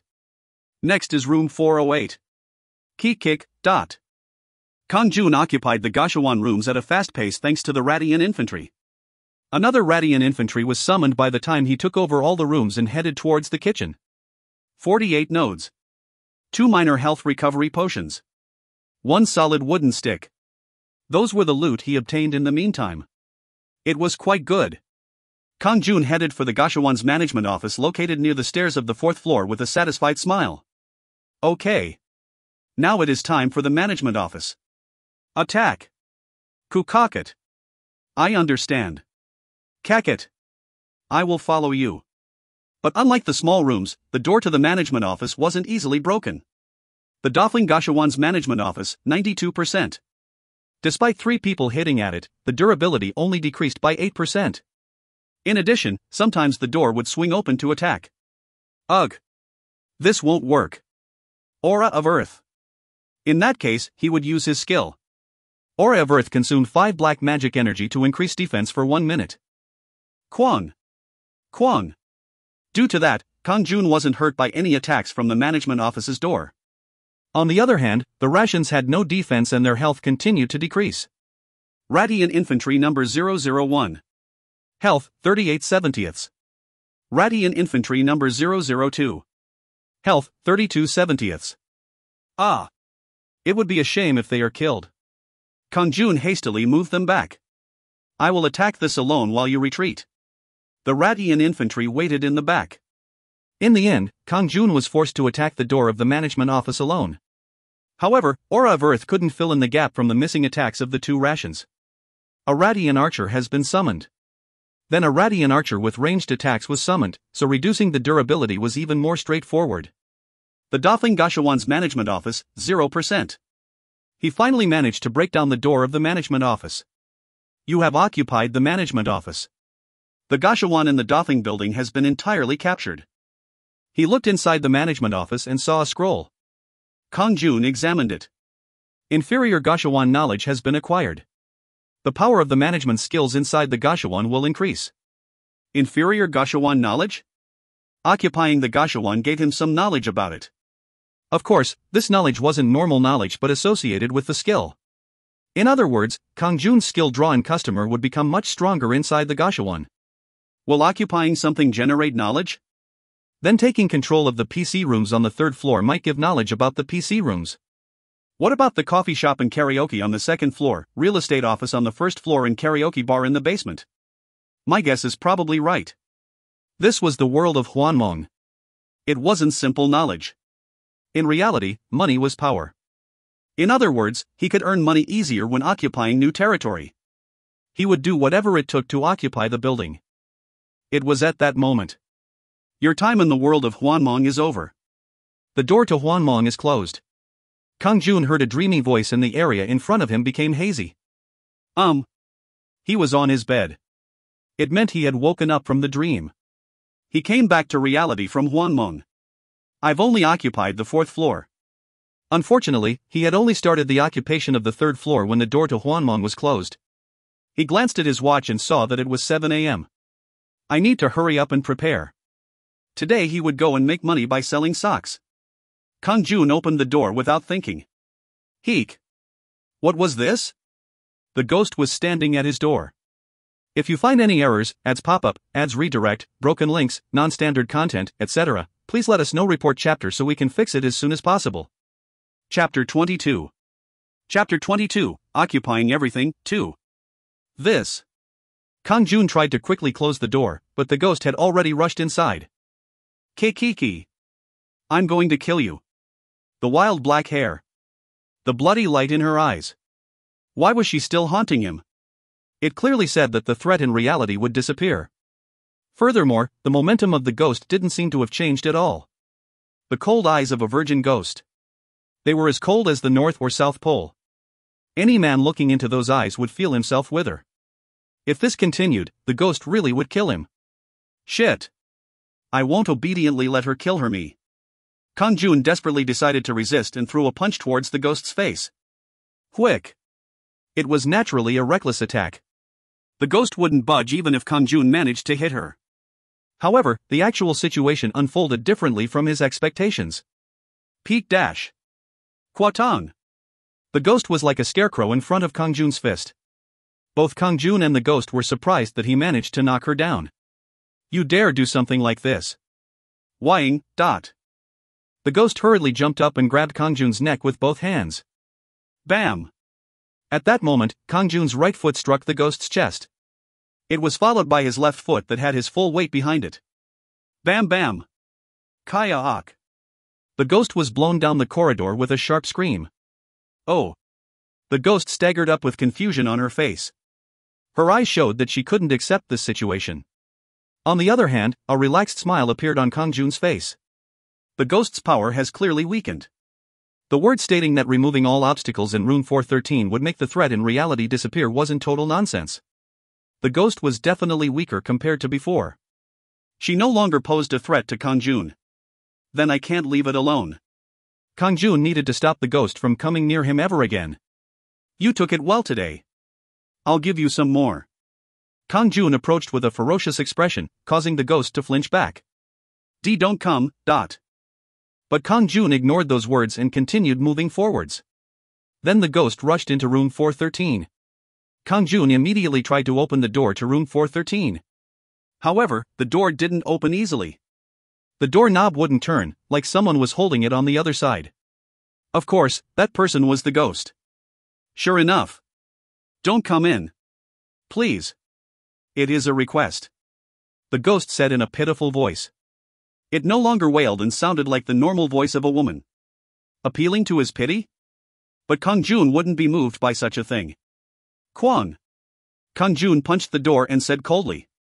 I am telling you nicely to open the door. Then the force holding the door shut disappeared. Kang-jun, who was holding the doorknob, opened it. Please. Don't come in.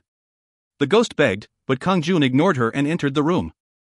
Instead of the black clothes and wild hair, the ghost was wearing a white dress and straight hair and was staring at Kang-jun with an uneasy expression. She looked quite pretty. No, she wasn't pretty but beautiful. But she was still a ghost. Kang-jun reached out and grabbed the collar of the ghost. What are you? Hyeon. The ghost fearfully made eye contact with Kang-jun before replying. Hyeon? Hyeon is my name. Her name? The name of a ghost? Although it was natural. She would have had a name when she was alive. Anyway, that wasn't important right now. Kang-jun roughly pushed her against the wall. Why would I ask about your name? I'm asking about what you are. Hyeon replied feebly. You already know that. You know what I am. Of course he knew. However, Kang-jun couldn't help wondering if Hwan was really a ghost. Especially a virgin ghost. Are you really a virgin ghost? Hwan glared at Kang-jun. Is there any need for me to answer? Of course. Tell me. Are you really a virgin ghost?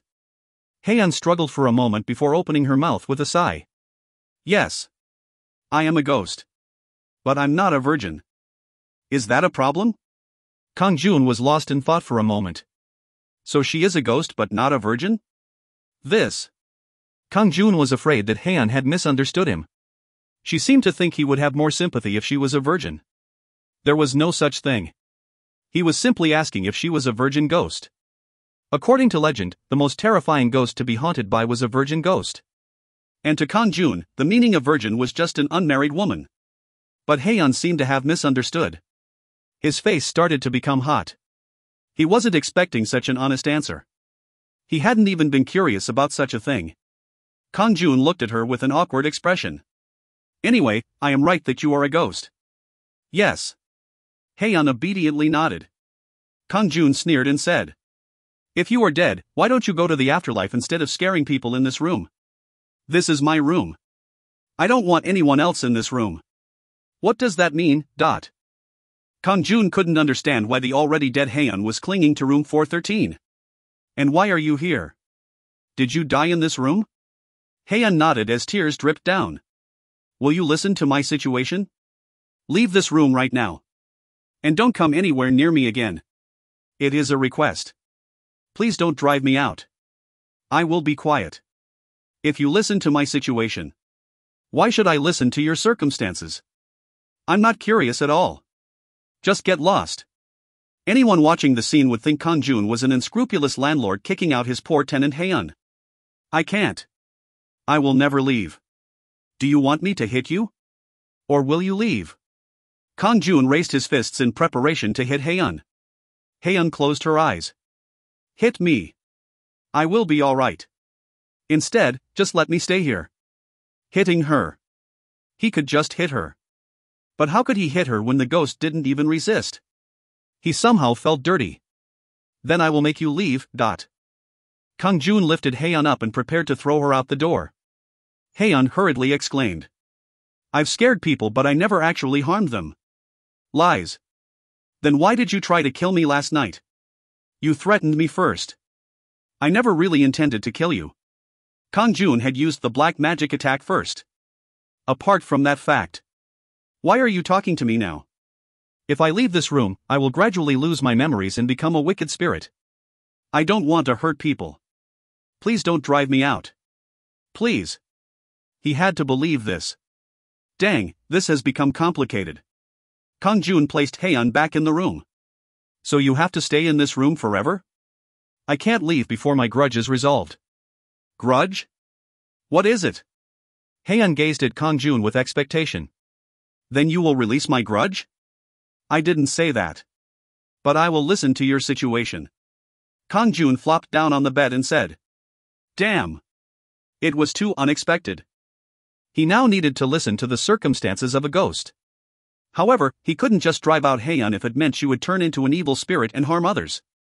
Tell me. What is your grudge? If you find any errors, ads pop up, ads redirect, broken links, non-standard content, etc., please let us know. Report chapter so we can fix it as soon as possible. Chapter 23. Chapter 23, Occupying Everything, 3. He guessed that Hwan was killed by a bad guy. Kang-jun decided to listen to Hwan's grudge. Tell me. What is your grudge? That is. Oh my god. Hwan was about to tearfully explain her grudge when her body suddenly trembled. Oh my god. Why is this happening? I really can't believe it. What? What was she suddenly talking about? Kang-jun couldn't understand Hwan's attitude. But then Hwan jumped up and started bowing towards Kang-jun with an expression of respect. What are you doing? Thank you very much. My grudge has been released. I will never forget this. Kang-jun couldn't move. What were these absurd words? Her savior. When did I free you? I only knew now. My grudge seemed to be released the moment I was about to tell you. I'm glad, but that doesn't matter to me. Regardless, think about it. You are the reason why my grudge is released, Haeun said with confidence. Kang-jun figured it out the moment he heard it. Did removing the obstacles from room 413 also affect Haeun? It seemed like it. This wasn't Kang-jun's intention, but he somehow managed to release Haeun's grudge. Come to think of it, I might have released you during the night. But that's it. Isn't it just releasing the grudge? Haeun said with tears dripping down her face. No. Both things can't be separated. Due to my pent-up grudge, I have never been able to escape from these constraints. Originally I wanted revenge. It made me turn bad. I would never have been able to get rid of the pent-up feelings. But why were the feelings released? I don't know. I can't understand it, but I am now free. I no longer have anything remaining on my mind. Yes. Does that mean my revenge is gone? The pent-up feelings are disentangled. I really feel free. That's great. So now you can relax and go to the afterlife. How can I repay the favor if I go to the afterlife? I will help you. Help me? I don't understand, but my instincts told me that you can access both dreams and reality. If you allow it, I can follow you in both worlds. Kang-jun was surprised to hear it. How did Haeun know that? A ghost had managed to figure out Kang-jun's secret. Then Kang-jun suddenly laughed. Ah, that's right. Isn't she a ghost? Kang-jun nodded as he thought about it. But can you really enter the dream world of Hwanmong? Perhaps. But you probably need me more in this world. I will protect you when you fall asleep. That's right. Even if room 406 was called a safety zone, he still couldn't feel any peace of mind. For example, the building might fall due to a natural disaster. If Haeun was guarding him, then Kang-jun would be protected from such situations. Please accept me. My strength is absolutely not weak. I will be very helpful. HRMM. Kang-jun was locked in thought for a while. Haeun was a ghost, but that wasn't something he would be fearful of now. Was there any need to reject when she was offering to help him so eagerly? I might be able to summon the ghost as a subordinate, just like the monsters. Kang-jun made a decision and nodded. Okay. I will accept. Haeun replied with a stunningly pretty smile. Thank you. I will be sure to repay the favor. Kang-jun was taken aback. Despite knowing that she was a ghost, his heart was pounding from her smile. She had a killer smile.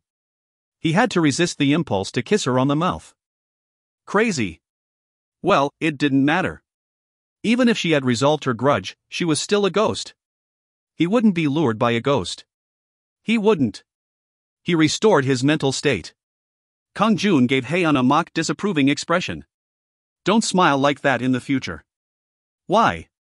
Just because. Anyway, don't smile in front of me. I'm going to smile. I will smile with all my heart. Haeun leaned her face closer to Kang-jun. Kang-jun turned his head away. Dangerous. Then a message appeared in front of Kang-jun. Haeun has joined your household. The skill Summon Haeun has been created. A skill. It was also a skill with a very unusual name. Summon Haeun? She joined his household and there was even a summoning skill? Kang-jun quickly looked at the skill window.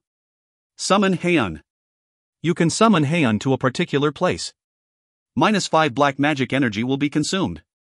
It is possible to summon her to the punishment field, battlefield, and the world of Hwanmong. Unbelievable. It is real. It was like Haeun said. Kang-jun was now able to call her to the world of Hwanmong. She was also available for the battle and punishment fields. It would be quite useful when meeting an opponent stronger than Kang-jun. Kang-jun stared at Haeun and said, By the way, I said I would listen to your circumstances. How did you die? The grudge was released, but he was still curious about the circumstances. Haeun grinned and shook her head. I don't remember at all. What does that mean? Originally it was a very painful day, but now I don't have any memories of it. I don't know why I died. That was possible. The memories disappeared along with the grudge. Indeed. It is better not to know what happened. Remembering would be too painful. Haeun watched Kang-jun and said, But can I use this room? Kang-jun nodded. Of course. This is your room from now on.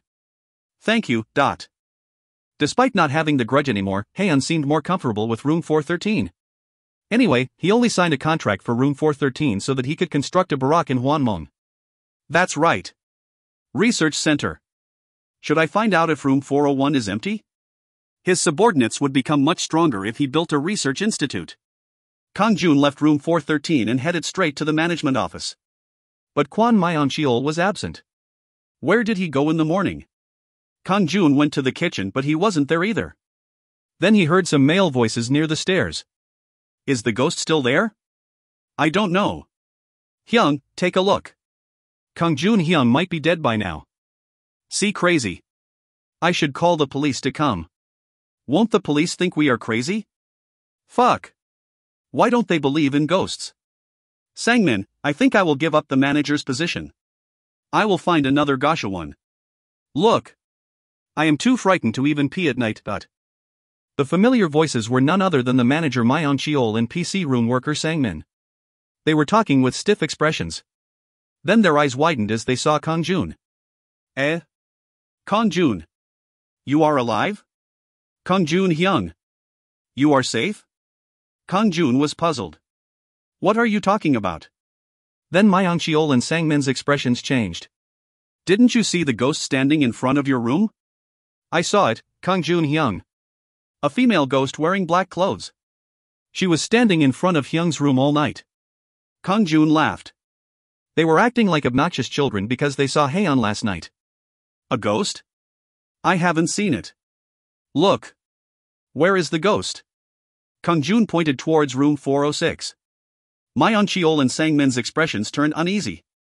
Perhaps she went into the room? That's right. She is probably in Hyung's room. They were convinced of their words.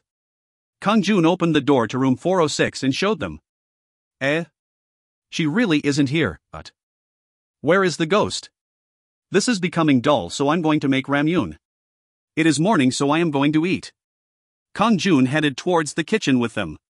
However, someone was already there boiling the noodles. Straight hair that came down below the shoulders. Slender legs stretched out under the short dress. Only the back of the woman could be seen, but she was obviously a goddess. If you find any errors, ads pop up, ads redirect, broken links, non-standard content, etc., please let us know. Report chapter so we can fix it as soon as possible. Chapter 24. Chapter 24, Occupying Everything, 4. The girl turned her head. Brightly sparkling eyes. Shiny pink lips. Black hair that seemed to fall over a radiant face.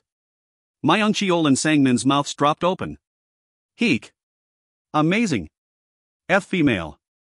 A goddess that seemed to come from a movie was boiling noodles in the kitchen. Time seemed to stop as they stood there blankly. On the other hand, Kang-jun was looking at the woman with a dumbfounded expression. Of course, the female was Haeun. Why was Haeun quietly boiling ramyun here? The ghost was openly revealing herself. Kang-jun wasn't alone, so he couldn't talk to her. Kang-jun immediately grabbed Haeun's hand and dragged her out of the kitchen. What are you doing right now? Boiling ramyun. I already know that. Why are you crazy enough to reveal your appearance in front of others? Then Haeun laughed. What's wrong? They don't know that I'm a ghost. But you are a ghost. You should remain quiet like a ghost. Acting like this will just cause trouble. Haeun looked grouchy at Kang-jun's words as tears formed in her eyes. So what if I am a ghost? Should I just stay curled up in my room if I am a ghost? It is better than being seen by others. Why? Do you think I will harm people? Kang-jun couldn't think of anything to say. Haeun hadn't wanted to hurt anyone even when she was still filled with resentment. Moreover, she wasn't a vengeful spirit anymore. Besides, she didn't need to use the powers of a ghost unless Kang-jun was in danger. The boat had also sailed. Haeun was seen boiling ramyun in the kitchen. I was so bored in the room. So I went to the kitchen. Is it wrong that the ramyun took a long time to boil? Hook! Haeun burst into tears. Kang-jun was dumbfounded. But can a ghost even eat? Ghosts are still the same. I can boil ramyun or walk like a normal person if I wanted to. Even ghosts have feelings. Kang-jun sighed. He honestly couldn't say that it was wrong. Kang-jun somehow understood the feelings of the ghost. Now stop crying.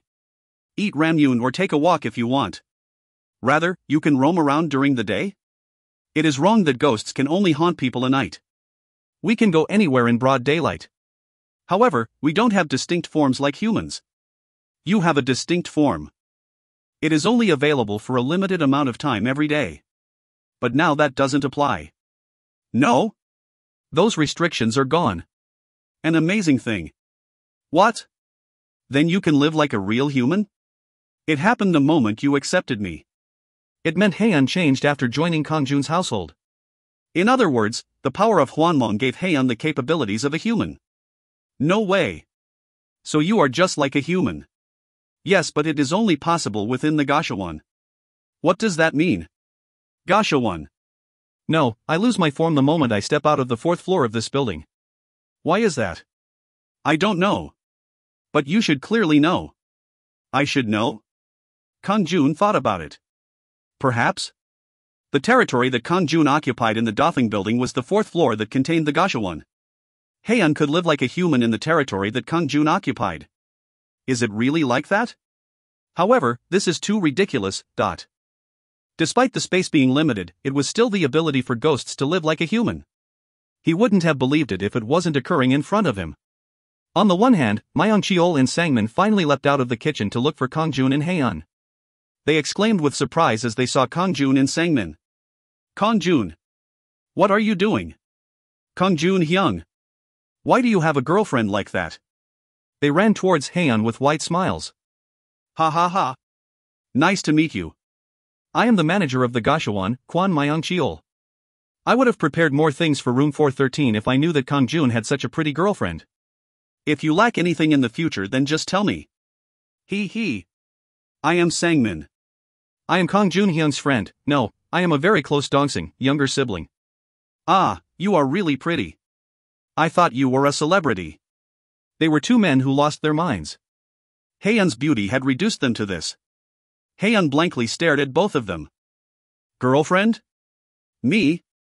In other words, they were sure that Hwan was Kang-jun's girlfriend. Hwan smiled brightly and nodded. Nice to meet you. I am Hwan. However, Kang-jun frantically waved his hands. No. What girlfriend? Don't talk nonsense. A ghost as his girlfriend. It was a big deal. Hwan was a member of his household, not his girlfriend. But Myung-cheol and Sangmin didn't believe Kang-jun's words. Hwan had nodded. It was sufficient.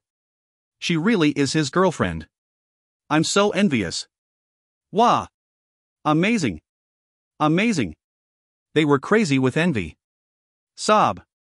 Buying a wig is a good thing. Kang-jun managed to snag a tremendous beauty. I should buy a wig. Ah, I'm really envious. Envious. Okay. I should ask her to introduce some friends. Myung-cheol and Sangmin were determined to make a good impression on Hwan so that she would set them up on blind dates. Meanwhile, Hwan walked back to the kitchen in order to boil the ramyun. Sangmin rushed after her. Wait. A goddess like you should sit at the table while I boil it. That's right. Water shouldn't land on a goddess' hands. Myung-cheol and Sangmin volunteered to be Hwan's slaves. Kang-jun thought it was ridiculous. What would happen if they knew Hwan's real identity? They would definitely be stunned. It didn't matter whether they believed it or not. Anyway, Hwan had hidden her identity well, so he decided not to worry about it. I need to eat quickly or else I will be late. Today he needed to diligently make money. He had the ability to make money, so he wouldn't keep staying at the Gashawon. He would make enough money to buy a nice house. That wasn't all. He would even buy the Doffing building. Kang-jun quickly ate his bowl of ramyun and headed to K. After a while, he arrived at K Traditional Market. However, someone was already selling socks in his location. It was the space that Kang-jun had signed a contract for. But there were still 8 days left in the contract. What is this? Kang-jun immediately stepped forward. If you find any errors, ads pop up, ads redirect, broken links, non-standard content, etc., please let us know. Report chapter so we can fix it as soon as possible. Chapter 25.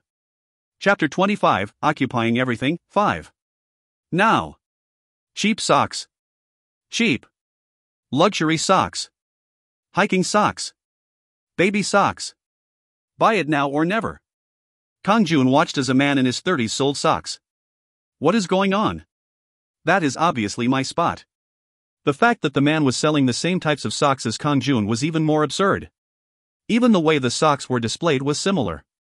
Of course, the socks weren't very special. Kang-jun had ordered his from an internet wholesale site. In addition, his method of advertising the socks was the same. But why was he doing business in Kang-jun's location? Look here. The man in his 30s, Lee Bang-cheol, thought that Kang-jun was a customer and welcomed him. Now, take your pick. Everything in front of you is 2001. That is cheap for such luxury socks. Adult socks are 7,001, hiking socks. This is my place. What are you talking about? This spot. I signed a contract for it. Lee Bang-cheol's expression hardened in an instant. He looked Kang-jun up and down with a look full of scorn. I truly don't know what you are saying. I have signed a 1-month contract for this place. 1 month? Perhaps it starts after my 8-day contract ends? It is from today. Shall I show you? Lee Bang-cheol pulled out a contract and showed it to Kang-jun. What? Isn't this a contract? According to the contract, Lee Bang-cheol had every right to set up business here. There's no doubt about it. It is a dual contract. Something ridiculous had happened. In that case, this problem wouldn't be easily solved through talking to Lee Bang-cheol. Kang-jun had signed a contract with Oh Young-sik first. But now it was rented to someone else. He didn't even receive a phone call. The products Kang-jun pre-ordered from the internet arrived. 10 boxes. The total price of the socks is 600,000 won. But now he didn't even have a place to leave the boxes. Lee Bang-cheol became angry after seeing the boxes. Hey, what are these boxes? Aren't you going away? But Kang-jun had no intention of obediently leaving. This double deal is obviously the fault of the owner. His phone isn't working right now, so please wait. So? Will you be responsible for screwing up my business? I won't take responsibility for Oh Young-sik. Rather, I'm not deaf, so please speak more quietly. Lee Bang-cheol flinched back as Kang-jun stared at him coldly.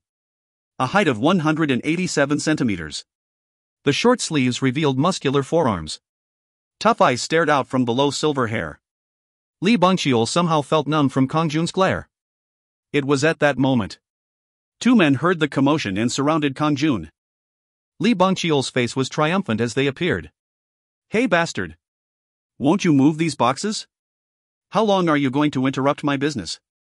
If you think there is an unfair contract, go to the owner. Pizik. At that moment, there was a strange smile on Kang-jun's face. He thought something was strange, but now it made sense. They clearly saw the excellent business in the last 2 days and aimed to steal this position. They heard about what happened. His business had gone too well. But in fact, this location originally wasn't very good. It was a remote spot where it was hard to make even 100,000 in 1 day. Kang-jun wouldn't have been able to sell the socks without the draw in customers' skill. However, Lee Bang-cheol's group thought it was the location. They schemed together with the owner of the location. In the meantime, Lee Bang-cheol gave him a meaningful smile and handed over a coffee from the vending machine. That's okay. Kang-jun declined the coffee. Lee Bang-cheol didn't offer twice. He just laughed while slurping the coffee. What else is there to talk about? What do you mean? I know very well that Oh Young-sik is traveling overseas and won't be back for 10 days. So? Just look at this situation. I'll pay for those 8 days, so look for another spot. Why are you giving money to me? Ho-hoo, don't worry about it. I'll get it back when Oh Young-sik returns. Instead, you will get the money if you sign these waivers giving up the contract. Lee Bang-cheol held out some papers with a smile. These documents had even been prepared in advance. It was 10,000 won a day, for a total of 80,000 won. Hyung. You have resolved it nicely. Why aren't you signing?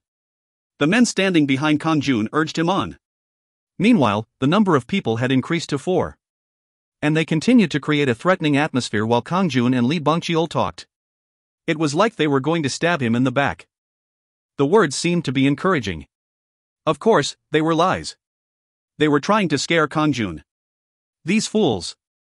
Kang-jun didn't panic under such intimidation. He would use these guys to fill his black magic energy. Just then, a familiar voice was heard. Where did I hear this before? Kang-jun turned his head for a look. What? Why is he here? It was Cho Sang-jin. The one who always drank at the karaoke bar in the basement of the Doffing building. Not long ago, Kang-jun had given Cho Sang-jin a horrifying punishment. Heek. That guy? On the other hand, Cho Sang-jin's complexion turned pale as he saw Kang-jun. Kang-jun's face was similar to someone he knew. It can't be. That guy was lame. Cho Sang-jin's mind was troubled. The silver hair must be a wig. However, a lame foot couldn't be fixed in just a matter of days. But why did he feel numb? Cho Sang-jin recoiled as he felt an ominous feeling. He was frozen in his position. Where are you going, Cho Sang-jin? Kang-jun pointed a finger towards him. If you find any errors, ads pop up, ads redirect, broken links, non-standard content, etc., please let us know. Report chapter so we can fix it as soon as possible. Chapter 26. Chapter 26, Battlefield 1. Cho Sang-jin freaked out at Kang-jun's words. Wah! It really is him. He was instantly stunned. A really tough man. He would rather meet a ghost than see that man twice. A human that he would avoid even more than ghosts. Cho Sang-jin's legs trembled and he could barely stand as he thought about the incident with Kang-jun a few days ago. It wasn't a dream or reality. He clearly remembered it, no matter how insane it seemed. His body remembered it vividly. The pain of having his fingers broken one at a time and that horrifying moment when he died. A fantasy. He didn't want to suffer that gruesome fantasy again. No, maybe it wouldn't be a fantasy but reality this time. Oh. Cho Sang-jin's eyes shook like a madman as he stared at Kang-jun. Then he immediately gave a 90-degree bow to Kang-jun and shouted. Hyung-nim. I deserve to die for my sins. A Hyung I knew asked me to fill in the numbers for some pocket money. Really? I didn't know Hyung-nim was involved. Please forgive me. Cho Sang-jin had retreated to another karaoke bar since that day. There was only one reason. He feared encountering Kang-jun again. He never dreamed that he would meet Kang-jun again here. Cho Sang-jin was very unlucky. Then Kang-jun sent a look to Cho Sang-jin and said, You should live life nicer. Don't enter groups to intimidate people. Yes, Hyung-nim. I will live a nicer life. Stop now that you know. Yes, Hyung-nim. I will really live a nicer life. Cho Sang-jin obediently followed Kang-jun's words. He immediately sat down like he didn't have any strength. It was natural. Kang-jun had already absorbed his energy. Thanks to that, he had 4 points in black magic energy. That was enough. Kang-jun absorbed black magic energy from Cho Sang-jin. He didn't hesitate to absorb the energy every time he encountered bad guys. This was how he gained the black magic energy. He wouldn't use it against anyone good. A person wouldn't be able to change themselves so easily. Despite receiving the punishment field, Cho Sang-jin wasn't someone who could become good overnight. Kang-jun no longer had any interest in Cho Sang-jin. In addition, he didn't want to fight with Lee Bangcheol's group. Usually Kang-jun would be afraid of them, but now they were just nuisances flying around. I need to start selling quickly. I need to make 1.5 million won today. In the meantime, Lee Bangcheol was shocked when he saw Cho Sang-jin cringing in front of Kang-jun. It was the same for the other people next to him. The boss of Cho Sang-jin's gang, Hwang Song-gil, grabbed him by the shoulders. Cho Sang-jin. Are you crazy? Song-gil, Hyung-nim, I will fall. Hyung-nim should also be careful. What are you on about? I'm sorry. I can only do this much. Cho Sang-jin got to his feet and quickly staggered away. An awkward gait like a man who was in a hurry. He didn't look back as he disappeared. Is that guy really crazy? He couldn't understand Cho Sang-jin's behavior. In addition, he had cringed away and called that other person Hyung-nim. But something even stranger happened. Lee Bangcheol, standing in front of Kang-jun, literally collapsed to the ground. Why am I so dizzy? My leg cramped all of a sudden. Flames burned in Hwang Song-gil's eyes as he stared at Lee Bangcheol and his men collapsed on the ground. You bastard! What did you do to them? There was only a small number of you. It is nice. I'm glad that you resisted. Resisted? But something really scary is going to happen to you now. Kang-jun smiled coldly at Hwang Song-gil. He had absorbed the energy from the annoying Lee Bangcheol gang. So everyone had fallen to the ground. Hwang Song-gil was the only one who was okay. The target has resisted. Would you like to open the battlefield? Yes/no. It meant Hwang Song-gil had considerable combat capabilities. This fight was inevitable. Yes. Open the battlefield. Kang-jun exclaimed while looking at Hwang Song-gil. Su. The space around them started to distort. The battlefield is open. One black magic energy has been consumed.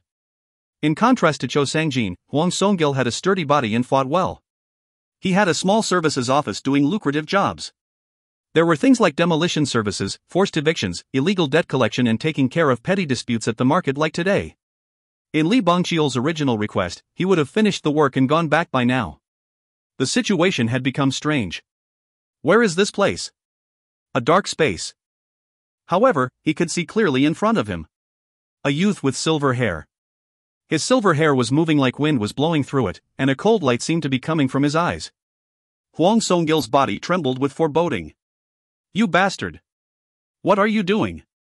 Where is this place? This place. It is the place where you are going to die. This was the first time Kang-jun had used the battlefield. The time limit was 5 minutes. If he didn't win, then it would be a defeat. And then Kang-jun's black magic energy would be given to Hwang Song-gil. Therefore, he had to win no matter what. Having a large amount of black magic energy taken would incapacitate him. You can summon your household to the battlefield. Available to summon. Radian Infantry, 2. Radian Archer, 1. Hwan. He already knew Hwan could be summoned, but he didn't know about the creatures from Hwanmong. Summoning the rations would only consume 1 black magic energy, while Hwan would consume 5. But now wasn't the time to save his black magic energy. He needed an unconditional victory. Summon all. The rations appeared right in front of Kang-jun. Kick. Kick.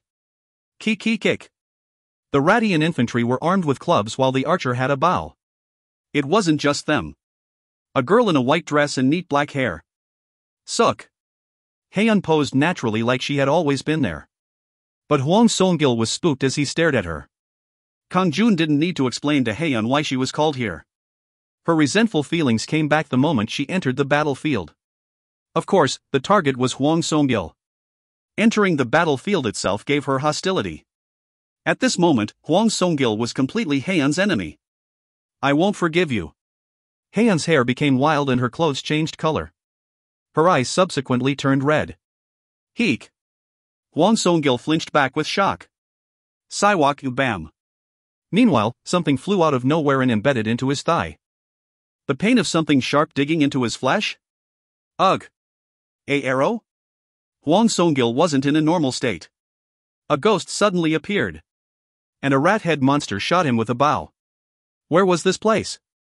What on earth was going on? Oh. Hwang Song-gil couldn't even resist and started to flee. If you find any errors, ads pop up, ads redirect, broken links, non-standard content, etc., please let us know. Report chapter so we can fix it as soon as possible. Chapter 27. Chapter 27, Battlefield, 2. Siwak Puhak. The arrow flew with an eerie sound. Hwang Song-gil reflexively rolled his body, but another arrow hit his right shoulder. Ugh. He was struck by an arrow. It wasn't just 1 or 2.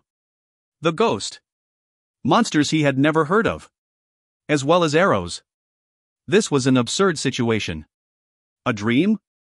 It had to be. It was a situation he couldn't understand, so Hwang Song-gil was sure it was a dream. The situation was so ridiculous that it couldn't be real. But it felt real. Blood was flowing from his shoulder and thigh where the arrows were embedded. The pain wasn't a joke. He never felt terrible pain like this in a dream. Anyway, he started to run away again. However, he couldn't even move a few steps before stopping. The ghost was right in front of him. The ghost was staring at him furiously. Oh. Hwang Song-gil felt like all the air was gone from his lungs as he sat down. In fact, he hadn't been afraid since he was young. He wasn't afraid of things ranging from a ship or even a knife. It was the same for pain. He could somehow endure the 2 arrows. However, there was only one thing he was afraid of in this world. It was none other than ghosts. He didn't know the reason. Ghosts were just scary. Even as a grown man, he had never seen a ghost movie. But now a ghost was right in front of him. She was also one of the most frightening, a virgin ghost. The wild hair. The bloody eyes filled with resentment. the long fingernails at the end of her arms. Ooh. Help me. This was a nightmare. Please let the dream end quickly. His body was stiff like a frog encountering a snake.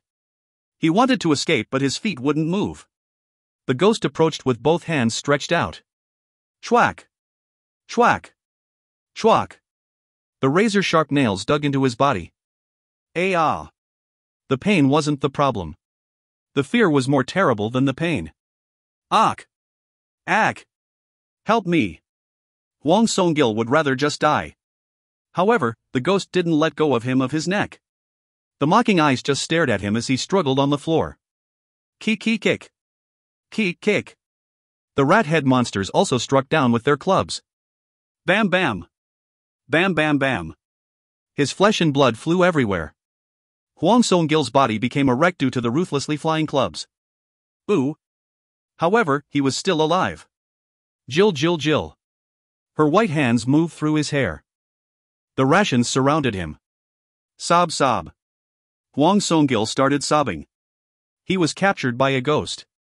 And escorted by monsters. Flop. The ghost threw him. Kang-jun stood in front of him with a frosty expression. Spare me. Please. Hwang Song-gil howled. Kang-jun had a grim expression on his face. In fact, he didn't want to kill Hwang Song-gil. There were many people who used threats in the world, but they didn't all deserve to die. However, he had to unconditionally kill Hwang Song-gil once the battlefield was opened. This was the condition to win in the battlefield. And Hwang Song-gil was already completely terrified. He needed to move before Hwang Song-gil's spirit recovered. At this moment, Hwang Song-gil didn't look much tougher than Cho Sang-jin. Kang-jun was strong in the battlefield. He couldn't accept any surrender or retaliation. Kang-jun had opened the battlefield, so he needed to kill Hwang Song-gil. It wasn't pleasant. I need to finish it this time. Kang-jun's eyes shone eerily. Hwang Song-gil's fear had already reached the peak thanks to Haeun and the rations. Now he just needed to give the finishing touches. I will kill you. Please spare me. I want you to remember this moment. Especially if you don't want to die. Kang-jun made a fist. Bam! Bam bam! Ack! Hwang Song-gil let out a horrifying scream. You have won the battle in the battlefield. 18 black magic energy has been gained. 18 points. This amount usually corresponded to half a dozen people. He used 1 point to open the field. 8 points to summon Haeun and the rations. It was a total of 9 points and he gained 18 points, making a profit of 9 points. Su. Meanwhile, the dark world disappeared. Hwang Song-gil's nightmare seemed to last for a long time, but only 2 minutes had passed inside the battlefield. And in reality, not even 1 second had passed. However, the memory of what happened in the battlefield still remained in Hwang Song-gil's mind. Hwang Song-gil gave a frightened scream and flopped down. This is? He was sure that Kang-jun, the ghost, and the monsters killed him. Yet now he was alive. A dream? Was it just a dream? Oh. He could still feel the terrible pain through his entire body. Sick. Kang-jun laughed at him. Heek. Hwang Song-gil's heart sank. It was the same eyes that he saw in that strange space. A devil who controlled ghosts and monsters. That's right. Kang-jun looked like a devil to Hwang Song-gil. Tiol. His body trembled. He didn't dare meet Kang-jun's eyes. Chagrin? Fury? He couldn't think of anything. Emotions rose inside him. Spare me. I didn't recognize who you were. Hwang Song-gil lay flat on the ground. Lee Bangcheol watched with a startled expression. Kang-jun absorbed his energy, but he would never guess that it was due to Kang-jun's power. He just thought it was strange that there was no more energy in his body. Boss Hwang. What are you doing? Are you sane? Hyung Nim. Hwang Song-gil's subordinates were watching with priceless expressions.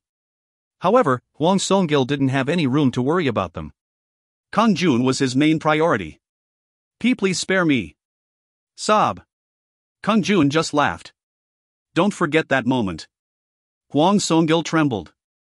Yes, I will never forget. He didn't know what was going on. But he couldn't forget that moment. Hwang Song-gil felt like he had been thrown into hell. He felt even more afraid of Kang-jun. He just wanted to escape this place as quickly as possible. And Kang-jun gave him just what he wanted. He needed Hwang Song-gil to organize the situation. Kang-jun didn't want to waste more time in futile arguing. He was only interested in making 1.5 million won today. Then I will go now, Hwang Song-gil carefully said. Then Kang-jun glared at him. Go after cleaning this up. Cleaning? Ah, yes. Don't worry about it. Hwang Song-gil remembered why he came here in the first place. Suk. Sack. In an instant, Kang-jun's store was neatly emptied. Hwang Song-gil then glared at Lee Bang-cheol. Lee Bang-cheol awkwardly stood in front of Kang-jun and said, I am really sorry. Yesterday I saw that the socks were selling well and was blinded by greed. Lee Bang-cheol had excellent instincts. Kang-jun raised a hand. I hope something so annoying will never happen again? It won't. Hwang Song-gil started sweating. He bowed a few times before fleeing with his subordinates. Then shall I get started? Kang-jun displayed his socks and immediately started selling. If you find any errors, ads pop up, ads redirect, broken links, non-standard content, etc., please let us know. Report chapter so we can fix it as soon as possible. Chapter 28. Demonic Dragon's Ring, 1. Around 1 hour after he started selling the socks, the owner of the stall appeared and bowed to him. Boss Nim. I'm really sorry in many ways for today. Bang-cheol and I are deeply reflecting.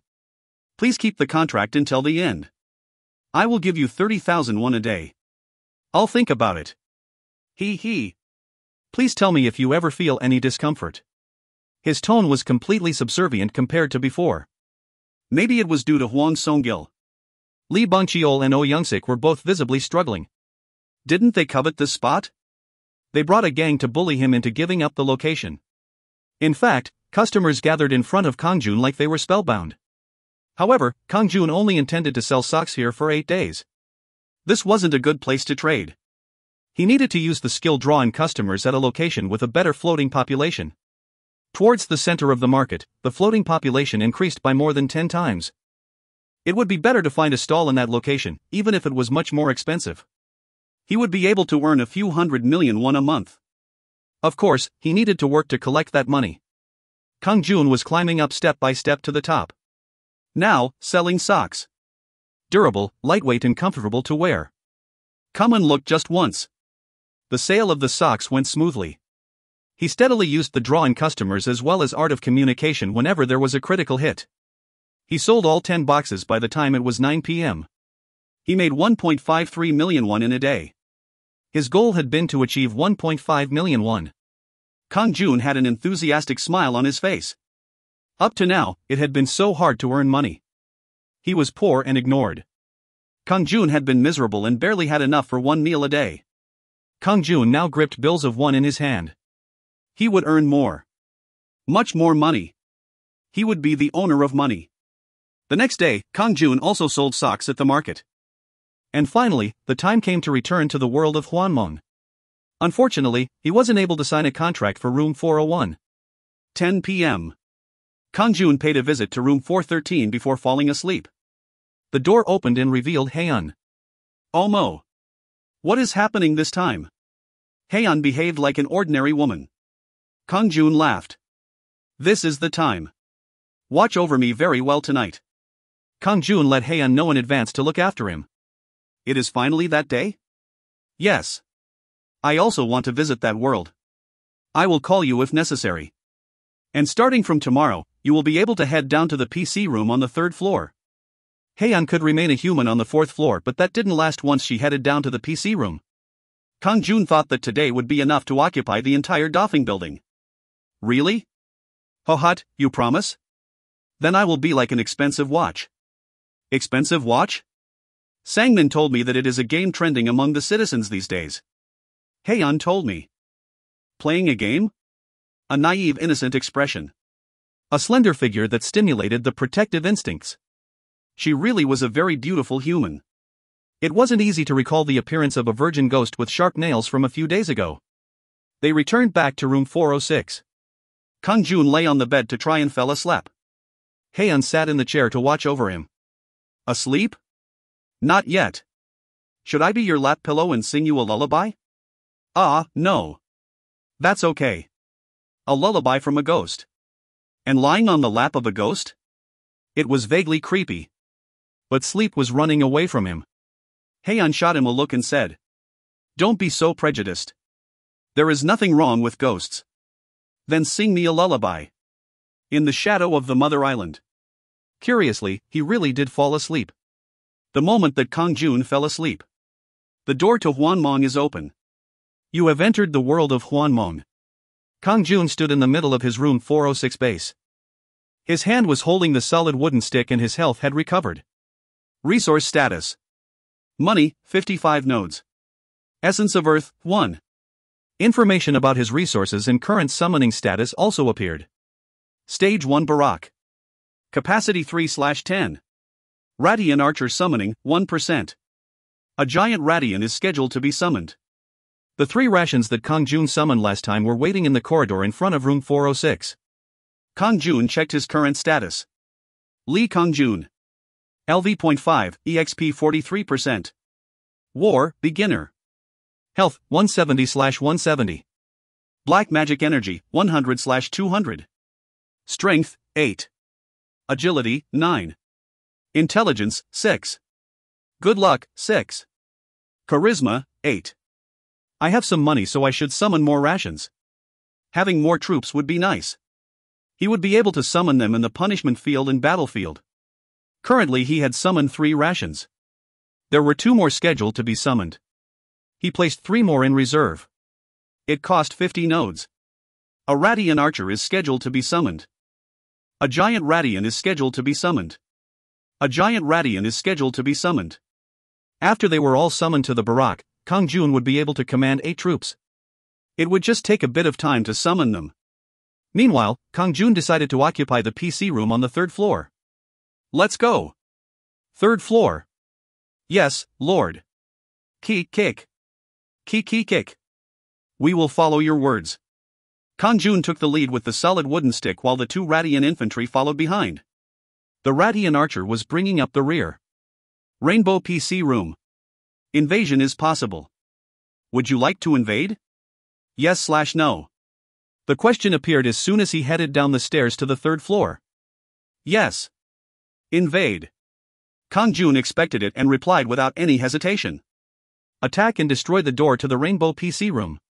Rainbow PC room door, 100%. Attack that door.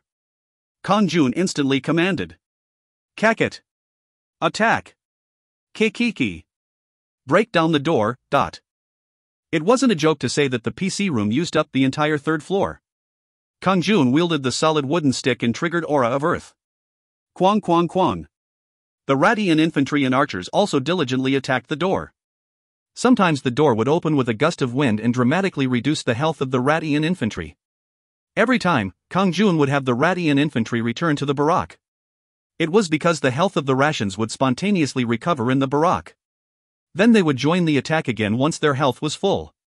Fortunately, Kang-jun received almost no damage thanks to the defensive Aura of Earth. So after a while?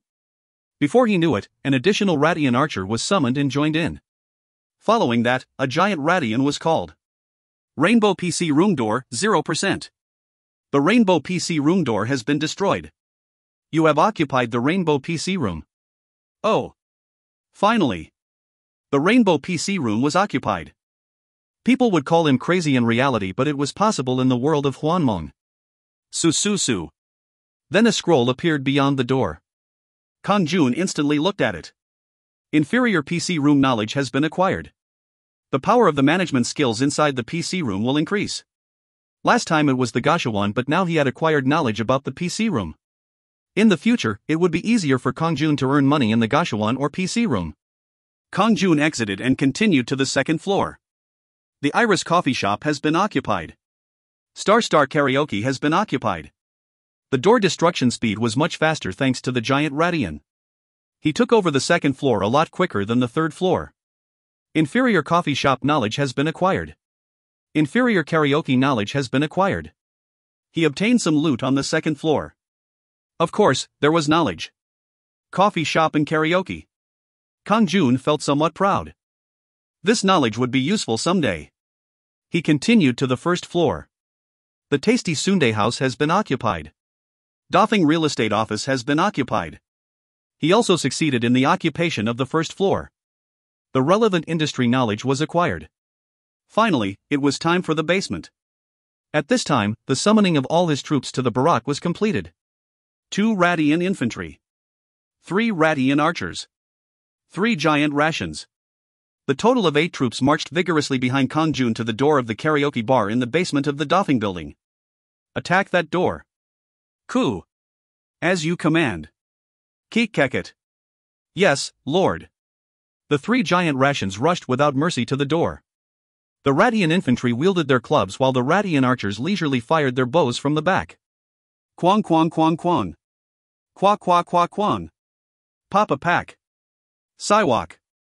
Papa pack. The karaoke bar door didn't have significant durability, so it was quickly destroyed.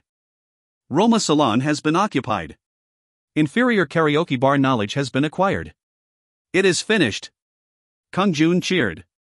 He had succeeded in occupying all of the Dafeng building. If you find any errors, ads pop up, ads redirect, broken links, non-standard content, etc., please let us know. Report chapter so we can fix it as soon as possible. Chapter 29. Chapter 29, Demonic Dragon's Ring, 2. The Dafeng building has been occupied. Mission 4 has been completed. A bright light started to shine through the entire building. 200 nodes have been given as compensation. 3 Essence of Earth have been given as compensation. As a reward, enough experience will be given to increase your level. He rose 2 levels to reach LV7. In addition, there was the compensation of 200 nodes and 3 Essence of Earth. Okay. Now I can summon the Radagers. Currently the most powerful monster that can be summoned from the barack, the Radagers had a wide area earth attack skill. The boss monster of the Radian dungeon. The speed was a bit slow, but it had formidable attack and defense. At the time, Kang-jun had managed to somehow finish it off. Now it could be summoned as a subordinate. However, enormous resources would be consumed when summoning it. 100 nodes and 1 Essence of Earth. He hadn't dared summon it until now. Kang-jun immediately summoned 2 Radagers. Radagers summoning, 1%. A Radagers is scheduled to be summoned. After they were summoned, the Radagers would be in the vanguard with the giant rations, fighting in the battlefield as well as Hwanmong. Thinking of that scene was somehow reassuring to Kang-jun. By the way, why is the building continuing to shine? The entire Dafeng building was engulfed in a bright light. That light was becoming increasingly more intense. His eyes started hurting. At that moment, the light disappeared without a trace. A message surfaced at the same time. You have been selected by the power of Hwanmong. Passing Mission 4 had given you the qualifications to become a sovereign. Sovereign? What was this? I am a sovereign? Kang-jun was confused by the message. A token will be granted to show your sovereign qualification. This token is unique and only given to you. A small treasure box covered in radiant light appeared in front of Kang-jun. A treasure chest? This token is proof that I am a sovereign? Kang-jun instantly opened the box. Ring? A golden ring. There was a pattern of a dragon carved on it. The demonic dragon's ring has been obtained. Demonic dragon's ring. Rating, only 1. A sign that you are a sovereign in Hwanmong. Charisma +3 when worn. Sovereign title, Lucan. Oh. Amazing. He didn't know what a sovereign was. However, the option given when wearing this item was literally the jackpot. It gave 3 points to the fixed stat, Charisma. Higher Charisma meant he could summon more powerful monsters. Kang-jun currently had 8 Charisma. If the 3 points from the demonic dragon's ring was added, it would be 11 points in Charisma. After obtaining the demonic dragon's ring, you will be called Sovereign Lucan from now on. The demonic dragon's ring is your alter ego. If you take the token from other sovereigns, they will be deprived of their qualification as a sovereign. Kwang. Kang-jun was startled. What did this mean? Other sovereigns? There are sovereigns other than me? In addition, it could be taken away. Then he could attack other sovereigns. Sure enough. After obtaining the power of Hwanmong, you can launch activities against other sovereigns. Kang-jun's expression became determined. Other sovereigns? It wasn't just 2. If so, there was no knowing how many sovereigns there were. And where did they exist? In addition, how strong were they? Could he survive against them?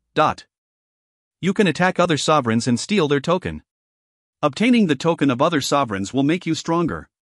The chances of passing the last mission will become much higher. Kang-jun had to pass 100 mission in order to be freed from the crisis of dying in Hwanmong. Now he had only completed mission 4. He couldn't guess how tough the future missions would be. Let alone how enormous the last mission would be. Reaching mission 100 wouldn't be an easy task. But he could become stronger by obtaining the tokens of other sovereigns. Perhaps he could absorb their abilities? Then he would need to steal from as many sovereigns as possible. That's right. A crisis was an opportunity.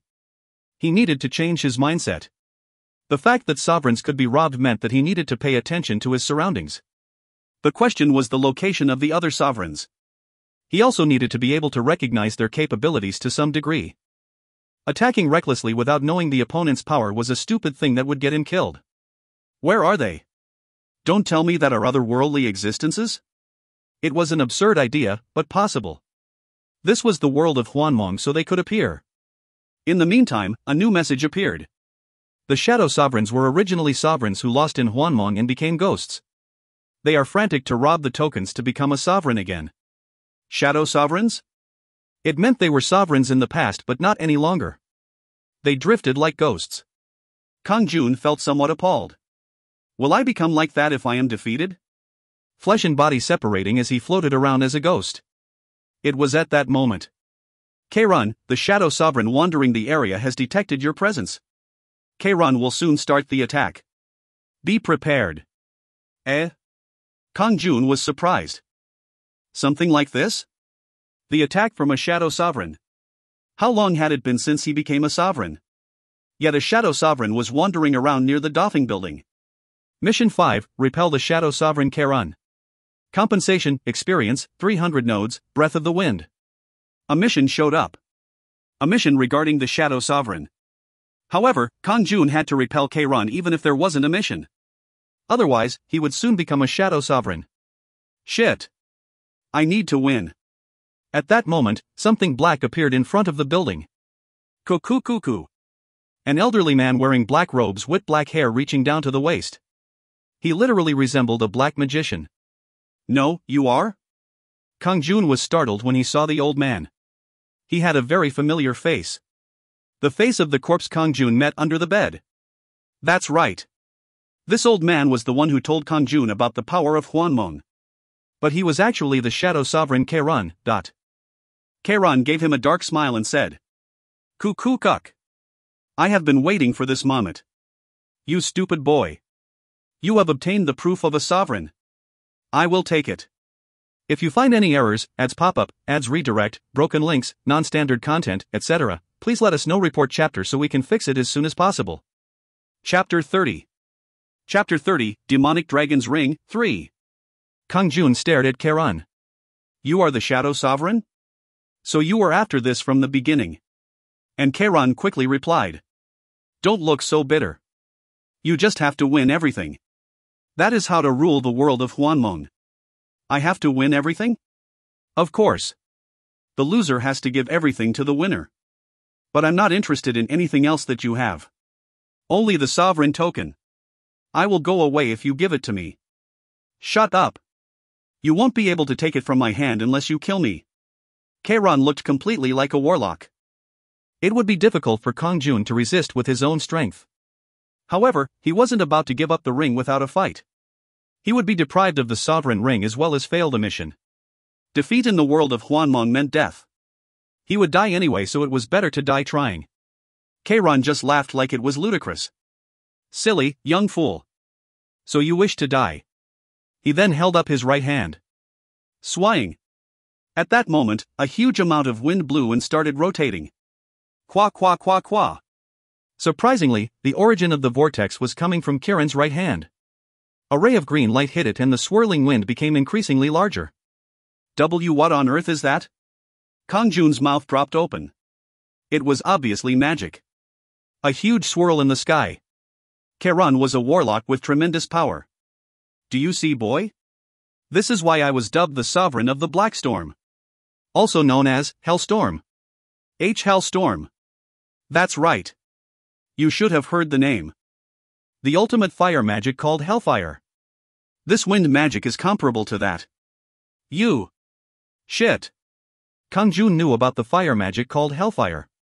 The ultimate fire magic that a dragon used. He knew of its existence from fantasy novels.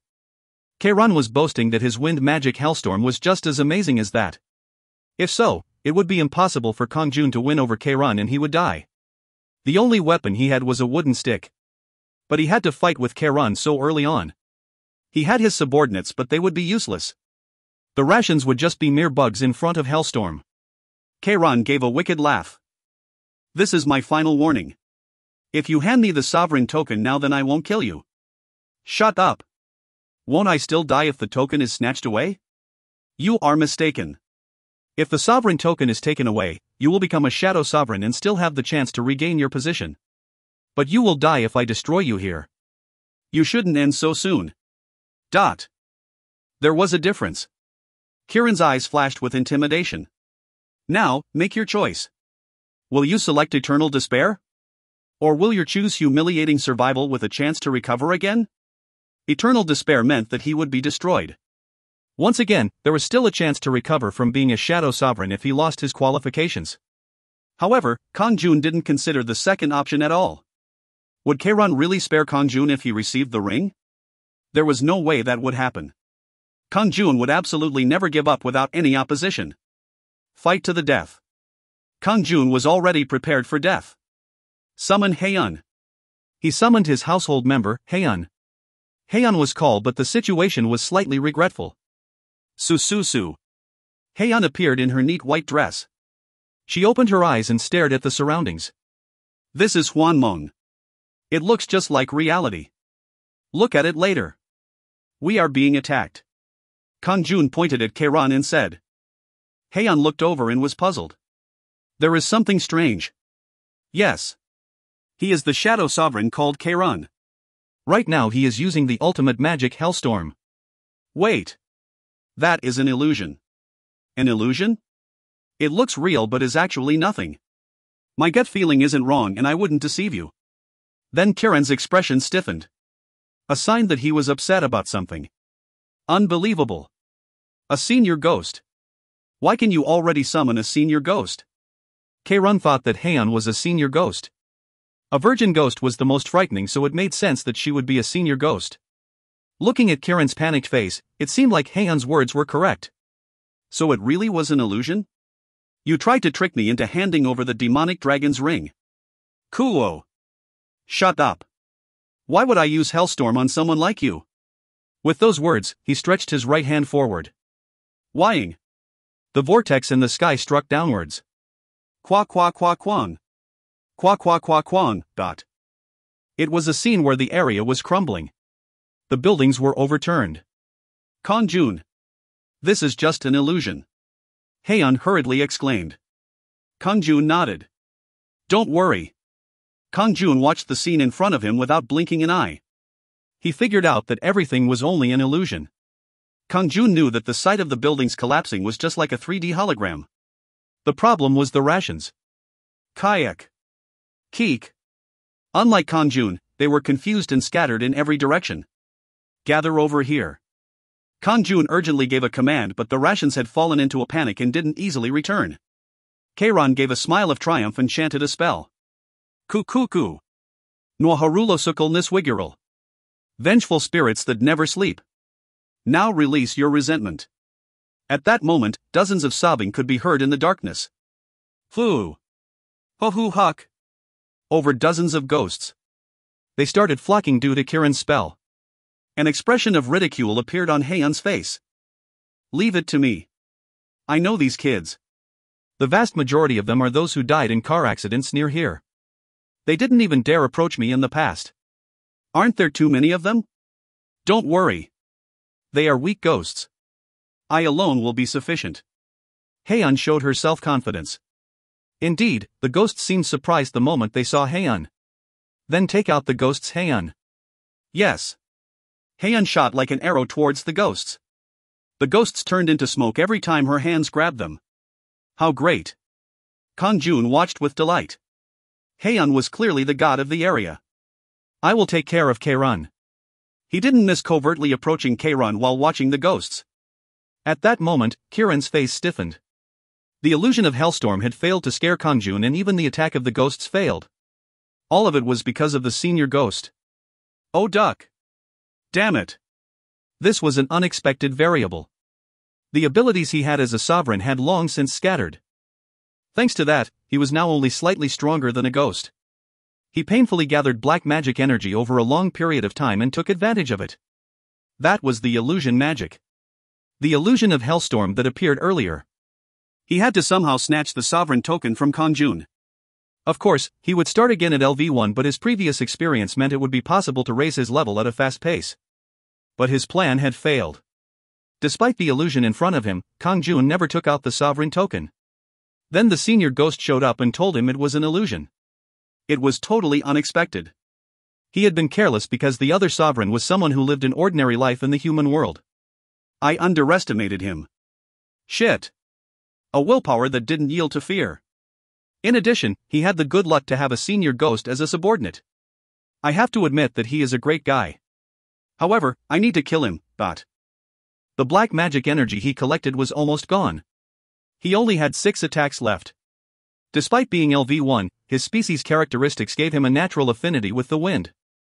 Therefore, he was convinced that a mere human sovereign wouldn't be able to defeat him. Susuk. Sususuk. Kieran's body flew like the wind towards Kang-jun. Kang-jun jumped with surprise as Kieran suddenly rushed towards him. Kukuk. Drop dead. A black dagger suddenly appeared in Kieran's right hand. Swish. A fast and accurate attack that an elderly person wouldn't be able to see.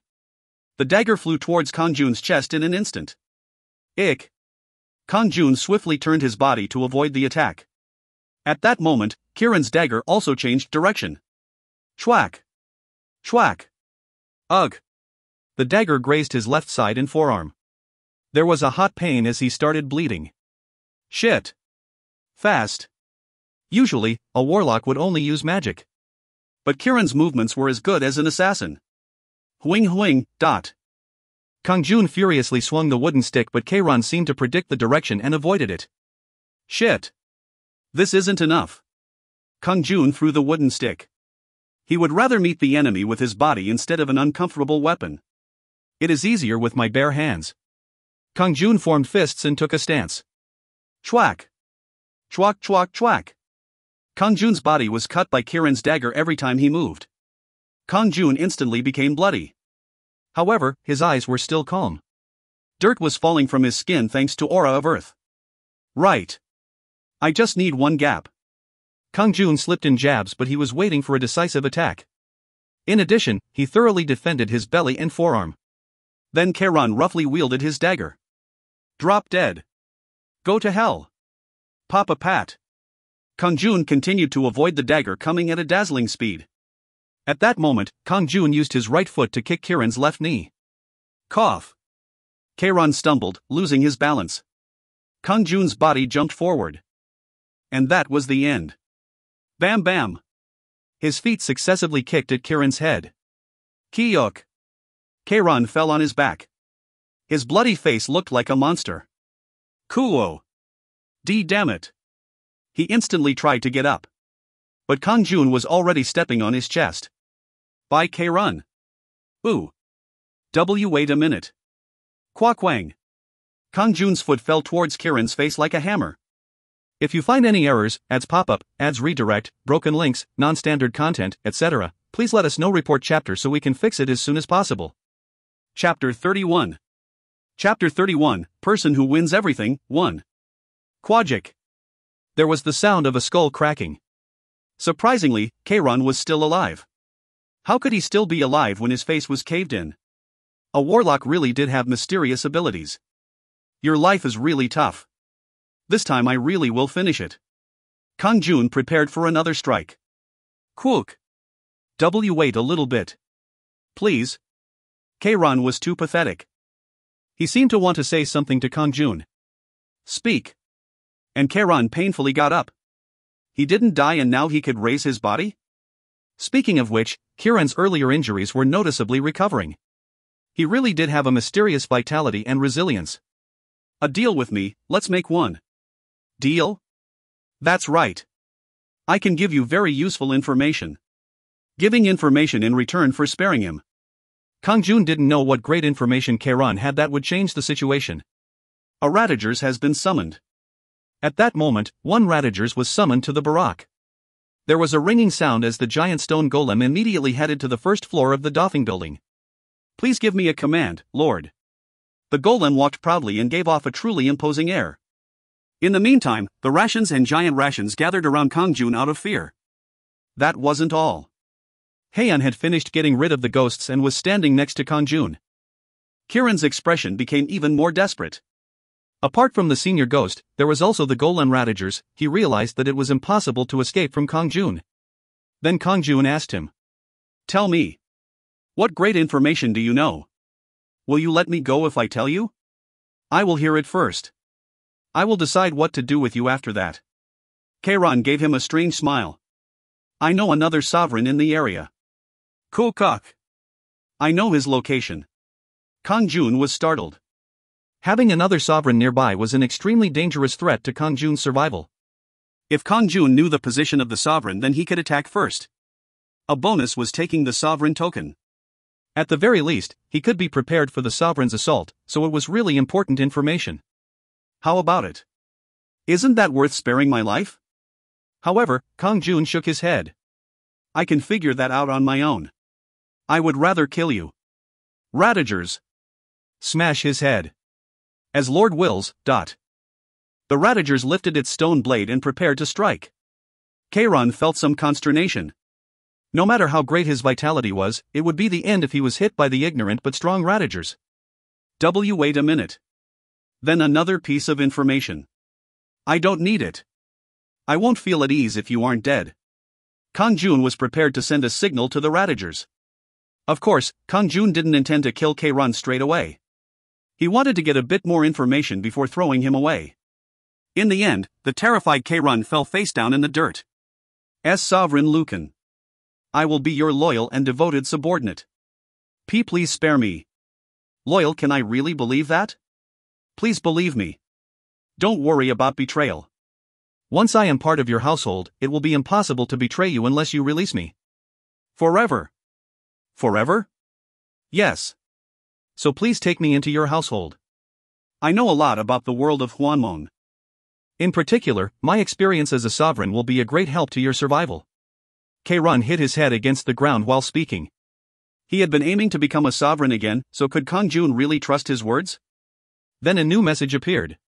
Would you like to take Kairon into your household? Yes/no. The early conditions of completing Mission 5 will be automatically achieved if you accept Kairon into your household. It meant he didn't need to kill Kairon to accomplish Mission 5. Can I really believe him? If he didn't need to worry about betrayal, then accepting Kairon would be a great help. Kang-jun was immediately attracted by the vast knowledge Kairon would have as a previous sovereign regarding Hwanmong. This would be a huge help to Kang-jun when it came to passing the final mission. In addition, knowing the location of other sovereigns in the area would help with his immediate survival. But, there is a condition, Sovereign Lucan. Kairon, who was watching Kang-jun carefully, said. Kang-jun's eyes instantly became cold. He was speaking about a condition in this situation. Now there is a condition? No, it is more like a favor than a condition. Kiran's entire body shivered. One signal from Kang-jun would have his head smashed in by the Radagers. It really was crazy for him to talk about a condition right now. So he quickly changed it to a favor. What favor? The day you become so strong that I am no longer useful to you, will you set me free? Free you from my household? Yes. Then I can start again as a sovereign in another world. Kairon still couldn't abandon his dream of becoming a sovereign again. He was willing to join Kang-jun's household for a chance to become a sovereign again in the future. Kang-jun nodded. Okay. I will think about it. Kiran's complexion instantly changed. Thank you. Sovereign Lucan. I will be a loyal subordinate to you. However, Kang-jun had a strange smile on his face. He only said that he would think about it. Once they joined his household, they would be there forever. He was going to win everything. The loser would give everything to the winner. It was like Kairon said earlier. Would you like to take Kang-jun into your household? Yes/no? The question appeared again. Yes. I accept. The Shadow Sovereign Kang-jun has joined your household. Kang-jun will become your faithful subordinate in the world of Hwanmong. Kang-jun. Now you are part of Lucan's household. I swear my allegiance to you, Lord. Meanwhile, Kieran's body had completely recovered, so he stood up and bowed. Mission 5 has been completed. As a reward, enough experience will be given to increase your level. 300 nodes have been given as compensation. The skill Aura of the Wind has been given as compensation. His level rose again to LV8. 300 nodes and a new skill. Aura of the Wind, active. Additional wind property damage will be added to all attacks. Movement and attack speed will increase significantly. Consumes 5 black magic energy. Duration is 1 minute. Wind, fire, water and earth can't be used simultaneously. Thus far, he had obtained 2 of the 4 elements. Unlike Aura of Earth that focused on damage, Aura of the Wind was a skill oriented on attack and movement speed. Having both skills was comforting. He could use them interchangeably depending on the situation. Anyway, that wasn't important right now. Kang-jun asked Kang-jun a question he was wondering about. What does the power of Hwanmong want? What is the final mission? If you find any errors, ads pop up, ads redirect, broken links, non-standard content, etc., please let us know. Report chapter so we can fix it as soon as possible. Chapter 32. Chapter 32, Person Who Wins Everything, 2. I don't know that. You don't know? What about your old days as a sovereign? To tell you the truth, it really isn't that important. This place is literally an infinite world. Infinite world? That's right, Lord. I am a native dark elf warlock from the continent of Akita. I have been a sovereign dozens of times, but I still don't know much about Hwanmong. It is possible to become a sovereign dozens of times?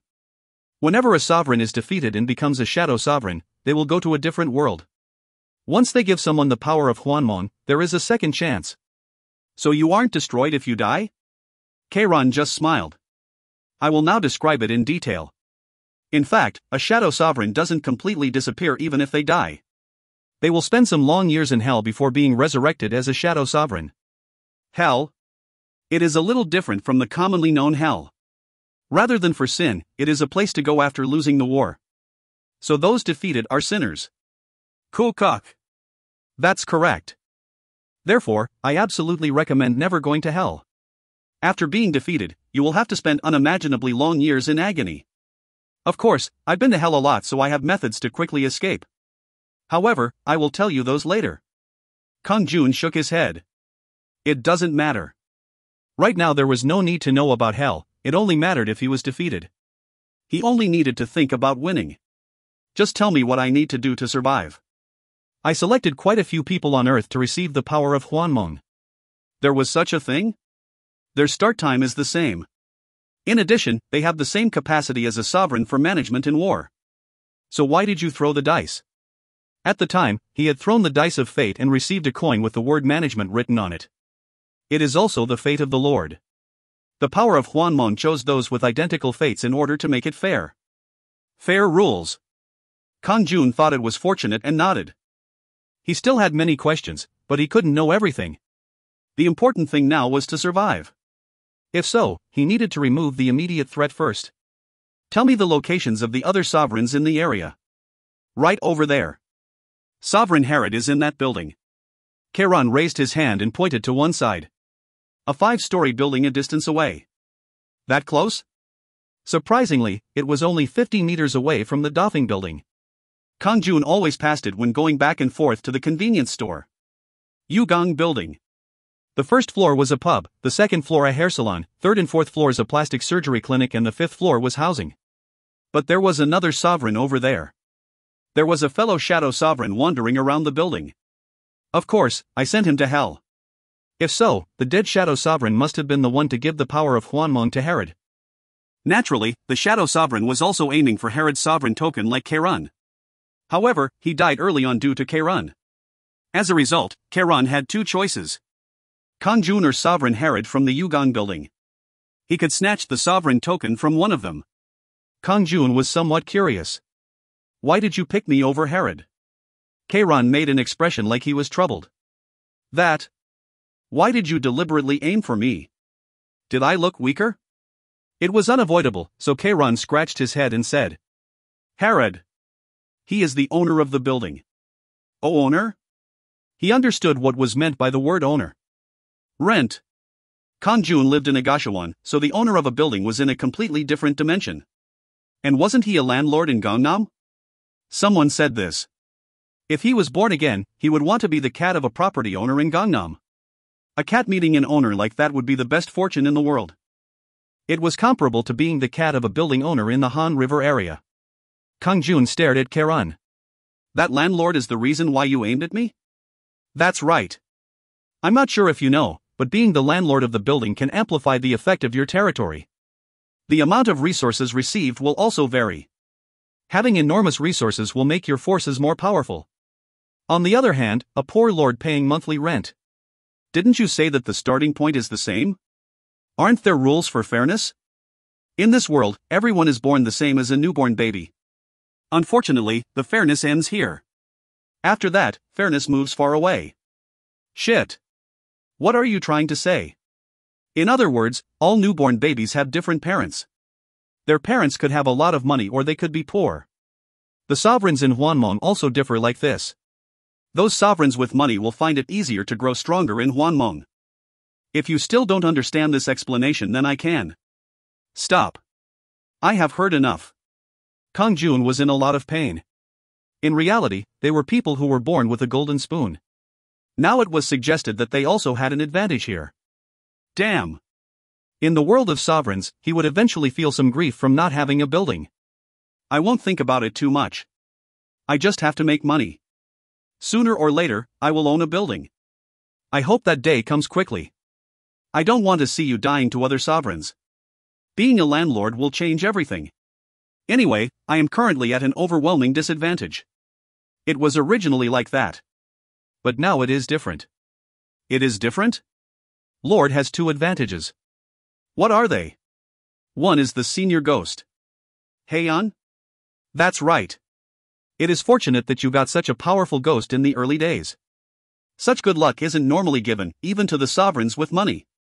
It is reassuring that I have Hwan, but... Kang-jun nodded in agreement. Hwan had been sent back to the real world. Unless there was a particularly pressing situation here, her main priority was to protect Kang-jun in room 406. So what is the other one? Kang-jun just laughed. It is me. Kang-jun? Of course. Ku-huk. Compared to the senior ghost, you are even luckier to obtain me. Kang-jun thought it was absurd that Kang-jun was praising himself. Are you that great? I have been a sovereign dozens of times and gone through countless wars. Resources are beneficial in war, but they aren't an absolute thing. Those who are strong will win. Those who are strong would win. That saying resonated in his chest. Kang-jun just smiled. Now it is almost time for Lord to return to reality. Ku-huk. Please earn a lot of money. Quickly become a landlord. A Radagers has been summoned. He received a message that a Radagers had been summoned to the Barak. At the same time, your time in the world of Hwanmong is over. The door to Hwanmong is closed. He asked me to earn a lot of money. Quickly become a landlord. Quickly become a landlord. Quickly become. Kieran's last words rang in his ears. Kang-jun screamed as he woke up. I understand. I will do it. I will. Hwan stared down at Kang-jun with wide eyes. Do what? What is it? Kang-jun laughed and said. A landlord. I need to earn enough money to become a landlord and get more benefits in the war. Hwan sighed. Yes, it is like that. This building will be very expensive. This is Gangnam. I guess so. Anyway, I will go visit the realtor's office to learn more. In fact, he didn't want to learn more. He knew he would feel more desperate after hearing the amount. Then I will lend a hand. How? At the very least, I can look around. Kang-jun's chest heated up. He was thankful that Hwan was willing to help him. Thank you for worrying. Then shall I go play in the third floor PC room? Or I can get a part-time job at the coffee shop on the second floor. No. There is a lot more money working at the karaoke bar. Hey. It's okay. I will earn the money. You don't have to worry about money. Kang-jun snapped out. No matter how much money she could earn, he didn't want Hwan to work at the karaoke bar. It was a karaoke bar that also had room salons. Don't worry, I can do it. You don't know what troubles can happen in the karaoke bar. Don't you know what type of place it is? Are you concerned that I will be molested? It isn't a concern. I will break the wrists of anyone who lays a hand on my body. Is that okay? Hwan asked like she expected something. He didn't know what she expected. Come to think of it, there was no need to worry about Hwan. Rather, he should be worried about the customers. And Hwan would beat up anyone who tried to pull her into a room. Anyway, you can go and earn money whenever I'm not sleeping. I will work hard, and I don't need sleep. Hwan didn't require any sleep. If he left it like this, she really might go and work at the karaoke bar. He had occupied the entire Dothing building last night, so now Hwan could move around it in a human state. I don't know what incident might occur. I would rather let her work in the PC room.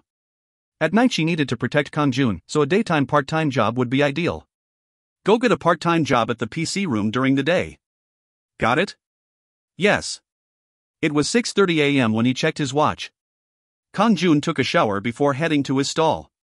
It was just a quick wash and he headed towards K Traditional Market after eating breakfast.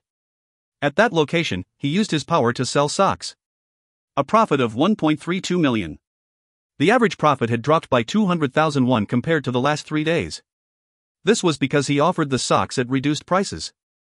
Instead, he managed to finish selling at 5:30 p.m. Usually the earliest he would close was 8 p.m. and sometimes he continued until 10 p.m. Shortly afterwards, Kang-jun arrived in front of the Dothing building. Instead of heading to the 4th floor, he entered the real estate office on the 1st floor. Welcome. The realtor Kim Suk-cheol, a man in his late 40s and wearing a black suit, greeted Kang-jun. Please sit on this couch. Ha ha ha, is it hot? Is iced coffee okay? Yes. Why was he so friendly? Kim Suk-cheol's attitude had completely changed from when he came to check the rent of a studio near here. He was treating Kang-jun like a VIP. Did it have something to do with capturing the realtor's office last night? There was no doubt. Otherwise, his attitude wouldn't have completely changed overnight. Anyway, this was great. It would be easier to get the information he wanted. Kang-jun sipped the coffee and asked, "Can I know the price for the Dothing building?" Kim Suk-cheol instantly checked his monitor and said, "The selling price for this building is approximately 2.8 billion won. 2.8 billion. 2.8 billion won. If you find any errors, ads pop up, ads redirect, broken links, non-standard content, etc., please let us know. Report chapter so we can fix it as soon as possible." Chapter 33. Chapter 33, Person Who Wins Everything, 3. Of course, he had been prepared before coming. It was probably going to be expensive. However, he was dumbfounded when he heard the amount was 2.8 billion. 2.8 billion won wasn't an easy amount of money to grasp even after winning the lottery due to taxes. How could he save 2.8 billion? Then Kang-jun suddenly shook his head. He shouldn't panic just yet. He now had the ability to make money. Indeed. I just need to gather it. He had the management skill drawing customers, so earning 2.8 billion wasn't an impossible task. Soon he would move to an area of the market with a larger floating population and sell goods other than socks. Once he had enough capital, he would operate several stores. In particular, his skill would be amplified in a gashawon, PC room, karaoke, coffee shop, karaoke bar, etc., and he could sweep in the money. Of course, the number of industries would increase in the future. Once he returned to Hwanmong, he would occupy the nearby shopping street. The problem was time. Even if he could earn money, it would be time-consuming to save 2.8 billion. In the meantime, wouldn't Sovereign Herod with enormous resources come to attack him? He had Kairon and Hwan, so it wouldn't be easy. However, there was still a considerable chance that he could be defeated. The realtor Kim Suk-cheol seemed to read Kang-jun's troubled expression and said, "Boss Nim. You might not be able to buy the building with your money, but there is the bank. Usually you can get a loan for 70% of the value of the Dothing building. A 70% loan is possible? Of course, if the deposit money is considered, then it might be possible to get up to 80%. In this case, the interest rate is a little higher." Kang-jun gave him a long look. Then Kim Suk-cheol gave an explanation. As the prices lowered, there would be an upturn in the market. the banks would be affected by the appraisal value. In the case of Dafeng, the building already had a 1 billion won loan, so Kang-jun could get an additional loan. As a result, Kang-jun only needed to gather approximately 1 billion won. Of course, this takes into account the credit history of Bosnim. If you have good credit with a bank, then you can obtain better conditions. Indeed. Kang-jun laughed. Credit. He probably didn't have a good credit history. There was no communication when he had a part-time job and his card balances were sometimes overdue. He had never had a full-time job, so he wouldn't have a good credit rating. But it was possible to get a collateral loan even with a bad credit rating. There would just be adverse conditions. Yes. I will also occupy a nearby bank in the world of Hwanmong. There might be something good. Just like the realtor Kim Suk-cheol, the bank staff might suddenly become friendly to him if that happened. Who knows? The loan might end up having very good conditions. Anyway, his heart was much lighter now that he needed 1 billion instead of 2.8 billion to buy the Dafeng building. Okay. Let's somehow raise 1 billion. He would be able to repay the loan once he bought the building. Anyway, he had made 8 million won so far by selling socks. He would soon gather 10 million. Then Kim Suk-cheol said, I will talk to the building owner and get you the lowest possible price. Hee, I don't want to brag, but I am quite an expert. Today I only came to check the price. I'll stop by and ask again soon. Then feel free to contact me at any time. Would you like to learn anything else? What are the prices of the other buildings around here? Kang-jun was full of expectations about the possibility of cheaper buildings around here. However, those expectations were returned with despair. The narrow Dafeng building with outdated facilities was the cheapest. This building was sold for 3.7 billion last month. The price of that green building is a minimum of 5.5 billion. Even a 4-story building was more than 2 billion. Of course, the building was several times more spacious than Dafeng and the location was good. But he started feeling pitiful while hearing the market prices of the buildings. Someone was the owner of those buildings. Who was the owner of a building worth 20 billion won? By the way, Kim Suk-cheol told Kang-jun the prices of buildings he didn't even ask for. Some were even more than 80 billion. 80 billion. He just had to hope that the owner of that building wasn't a sovereign. That's enough. Kang-jun raised a hand. Or else a skyscraper worth hundreds of billions might emerge. Why would he want a lecture about the real estate in Gangnam? He wanted to give up after listening for a while. This fucking world. He was living in a room worth 250,000 won while others were living on top of the world. How many tycoons were in the world? They played in the world of hundreds of billions of won. Kang-jun didn't care as long as none of them were sovereigns. No matter how unfair the world was, even it wouldn't make a tycoon a sovereign. However, it was a possibility when listening to Kiran's words. There was no guarantee that Kang-jun wouldn't have to fight a tycoon in the future. Kang-jun made a fist. Power. No matter how great the sovereign is, that is the only law that matters. Those who were strong would win. There was one enemy he would have to face first. Herod of the Yugang building. The first priority was getting rid of him. That's right, what is the value of the Yugang building? Ah, Yugang? That is roughly 7 billion. 7 billion? Yes. That person really was born with a gold spoon. Even the prices of their buildings were different, but Kang-jun took it more calmly than he expected. It doesn't matter if he is bigger than me. His pride refused to give up. He would not be defeated by Herod coming for him. I will win. By all means. He would not be defeated by any sovereigns. After a while, he returned to room 406. Kang-jun sat on the bed and talked to Hyeon sitting on the chair. His name is Young Kwang-hyun. He is 35 years old and divorced. The building was given to him from his parents. Now he lives alone on the 5th floor of the Yugang building. Despite going to study abroad in the United States, he went to jail for sexual assault and drug charges. The divorce seemed to happen then as well. Hyeon received information about Sovereign Herod from the ghosts in the area. 35 years old, divorced, and had a lot of money. He had an expensive foreign car and was rolling in money. The ghosts had quite a bit of information. It was common for him to bring 2 or 3 women to his bed and to have orgy parties with his friends. He also previously had sexual assault and drug charges. It was clear that he had a horrible personality. But that wasn't important right now. The important thing was that he was a sovereign. In other words, he had the same abilities as Kang-jun and Hwanmong. Continue to gather information about him. Even very minor details. I understand, leave it to me. I have an iron grip on the ghosts. Hwan smiled confidently. If you find any errors, ads pop up, ads redirect, broken links, non-standard content, etc., please let us know. Report chapter so we can fix it as soon as possible. Chapter 34. Chapter 34, Way of the Sovereign, 1. The next day at noon. There was a large and luxurious bed. A man and 2 women were sleeping. All of them were naked. The room was littered with bottles and underwear. It was easy to guess what happened here last night. The man opened his eyes. He was a handsome man in his 30s. My head hurts. I drank too much last night. He got up and staggered around to get water. Snap. Snap. The cold water refreshed his spirit. At the same time, the messy room caught his eyes. The 2 women were still asleep. The man woke the 2 women up. He woke up already? Yawn. I want to sleep. This bed is too soft. The man stuck a cigarette in his mouth and exclaimed. Get up and leave. What? Appa. What did you say just now? Shut up and get lost. Haven't you heard things about me? I am just a bad man. The women were furious. The man from last night seemed completely different to the person in front of them now. Of course, the girls didn't follow him because of kindness.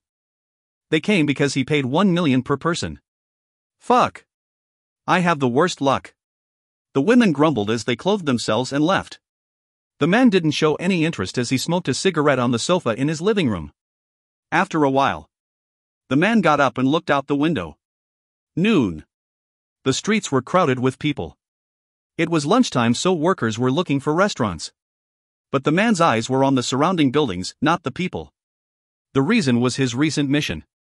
Mission 5, scout the neighborhood to find a nearby, hostile sovereign. Compensation, experience, 1,000 nodes. That's right. He was young Kwanhyan, a sovereign in the world of Hwanmong. I thought the whole dream and reality thing was ridiculous at first. I became a sovereign in a place called Hwanmong. There was a meaningful smile on young Kwanhyan's face. He was a power runner and had rugged muscles. Ho-hoo, these muscles. I didn't even exercise to gain these muscles. A perfect, muscular body that ordinary people would find hard to reach. Even his energy increased. This was all due to the power of Hwanmong. After passing the first mission of gathering 100 black magic energy, he had gone through the flesh construction process. The second mission required constructing a barack. The compensation for this was 500 nodes and inferior knowledge about goblins and orcs. Thanks to the barack, he could summon the goblins and orcs. They were disgusting monsters that normally only appeared in fantasy books. He honestly found them so disgusting that he didn't even want to look at them. However, strong troops would make the sovereign more powerful. So he had 2 barracks and he upgraded them to Stage 3. The Stage 3 barracks could accommodate 30 monsters each. It was also the third mission. The problem was the cost to summon the monsters. Fortunately, this could be covered by his taxes. Every time he entered Hwanmong, he would be paid 1,000 nodes as taxes for his territories. Thanks to that, young Kwanhyan managed to summon 30 goblins and orcs in each barack. That was mission 4. He got the title of Sovereign Herod as a reward. A sovereign with a total of 60 creatures. He also received the Wyvern Ring that made the wearer immune to fear and confusion. Wyvern Ring. Rating, only 1. A sign that you are a sovereign in Hwanmong. Strength +5 when worn. Immune to fear and confusion when worn. Sovereign title, Herod. His power rose tremendously thanks to the power of the ring. Furthermore, his level rose. He had never done a combat mission, yet he was still LV6. He had no intention of fighting directly with monsters in the future. He had no reason to risk death in fights when he could just raise his level through the missions. He would leave the fighting to his subordinates. A sovereign was meant to give commands. He thought about it. This time, I will add 1 more barack after entering Hwanmong. I'm not sure how strong the sovereign in the area is, but it will be game over with my forces. Hoo. It would be enough with the tax money. Complete victory. Once he found the location of the hostile sovereign, his troops would sweep through in minutes. So he had to make a plan. Susuk. A man wearing a black hood appeared in front of him. The man lay down and cried out. I seek an audience with Lord. Young Kwang-hyun glanced at him and asked. Colt, do you know where the hostile sovereign is? Colt could exist in both reality and Hwanmong. He was an intermediate ghost that immediately swore his loyalty after young Kwang-hyun became a sovereign. I didn't find them yet. The wandering ghosts in the area don't know. Look for any even slightly suspicious buildings. We have to find that person first. Yes, Lord. Colt disappeared somewhere. That evening, Kang-jun came back from selling socks to find Haeun waiting in room 406. Today a subordinate of Herod was asking the ghosts about you. Herod has started to act. Sooner or later, he will start attacking. He hasn't found this place yet. Like I said, I have a hold on all the ghosts. They won't say anything. Kang-jun was delighted. Okay. Well done, Haeun. I did great, right? Of course. Well done. Kang-jun stroked Haeun's head. Haeun's eyes started sparkling. Then buy me something delicious. Tell me what you want. Sweet and sour pork. I understand. Kang-jun happily called a Chinese delivery restaurant. Today he would eat a delicious meal with a ghost. Haeun had done something big for him, so it was worth spending money. In this world, the ghosts were a source of information. All of them were controlled by Haeun, so the information belonged to Kang-jun. Herod didn't know anything, but Kang-jun knew about him. This alone would create an opportunity to reverse the situation. The next evening, Kang-jun signed an additional contract for room 401. Kim Yong-jae, who originally lived in room 401, was moved to another room, so the problem was easily solved. It was necessary to spend money on room 401 in order to build a research institute in Hwanmong. His subordinates would become much stronger if he built a research institute. 11 p.m. It was finally time to enter the world of Hwanmong. Kang-jun lay down on the bed and said to Haeun, I might call you later. I'll be waiting. Then please sing a lullaby. Good night, our baby. Kang-jun's eyes closed as he heard the lullaby. It was like Haeun was singing a sleeping spell as he quickly fell asleep. The door to Hwanmong is open. You have entered the world of Hwanmong. His base located in room 406. Unlike earlier, there was another person standing next to Kang-jun. A youth with neat blue hair down to his waist. Pale skin that couldn't be seen on a human. Sharply glittering gray eyes. Eyeshadow seemed to be used to paint dark circles around his eyes. A gloomy but fascinating appearance. What was the identity of this youth? It was hard to know who he was. At that moment, he saw Kang-jun and bowed down. Kyrian, seeking an audience with Lord. Kang-run? You are Kang-run? Kang-run was a rotting, elderly corpse with black hair. But this change. He looked good for a corpse. Ku-huk. I've regained my real face now that I am part of your household instead of a shadow sovereign. I'm glad to hear that. Then your abilities have become stronger? Kang-run scratched his head and said. My capabilities are currently at level 1. However, my level will slowly rise in the future. Slowly? Yes. The amount of experience I get compared to Lord Sovereign is small, so my leveling speed will be slow. This is a rule in Hwanmong. According to Kang-run, the only ones with the right to level up quickly in Hwanmong were the sovereigns. Then those guys can also raise their level? Kang-jun pointed to the rations that were waiting in front of the base. Yes, of course. They will become stronger in battles. Increasing their level and skills will be very useful to Lord. Kang-jun was surprised. Even the monsters summoned to the Barak could level up? Kieran's eyes flashed as he continued speaking. But the most important thing is the level of the sovereign. One of the fastest ways to grow stronger is for the level of the sovereign itself to rise. This is the best way to survive in Hwanmong. Kang-jun laughed. Kang-run didn't need to tell him this. That's natural. Why else would there be sovereigns? That's right, Lord. Most sovereigns, especially those with a lot of resources in the beginning, won't risk their lives fighting monsters to level up. It is dangerous, so they would rather rely on strong subordinates. For example, they only raise their level through missions. Missions? I've only received fighting missions. There are missions that don't involve fighting? Kang-run grinned. The missions given to each sovereign are different. In particular, it depends on what the sovereign wants. This is why Lord has only been given fighting missions. Then I would be given simple missions if I wanted it? Of course. But that is a ridiculous choice. Those type of sovereigns will never last long. Let alone reaching the 100th mission, they normally have their necks cut by other sovereigns. HRMM. Sovereigns should only roll in the blood and sweat of monsters. They will feel the crisis of death but will become frighteningly strong with each survival. In the end, the sovereigns that start off with a lot of resources will be trampled on by others. Is that right? Kang-jun's eyes were burning. If you find any errors, ads pop up, ads redirect, broken links, non-standard content, etc., please let us know. Report chapter so we can fix it as soon as possible. Chapter 35.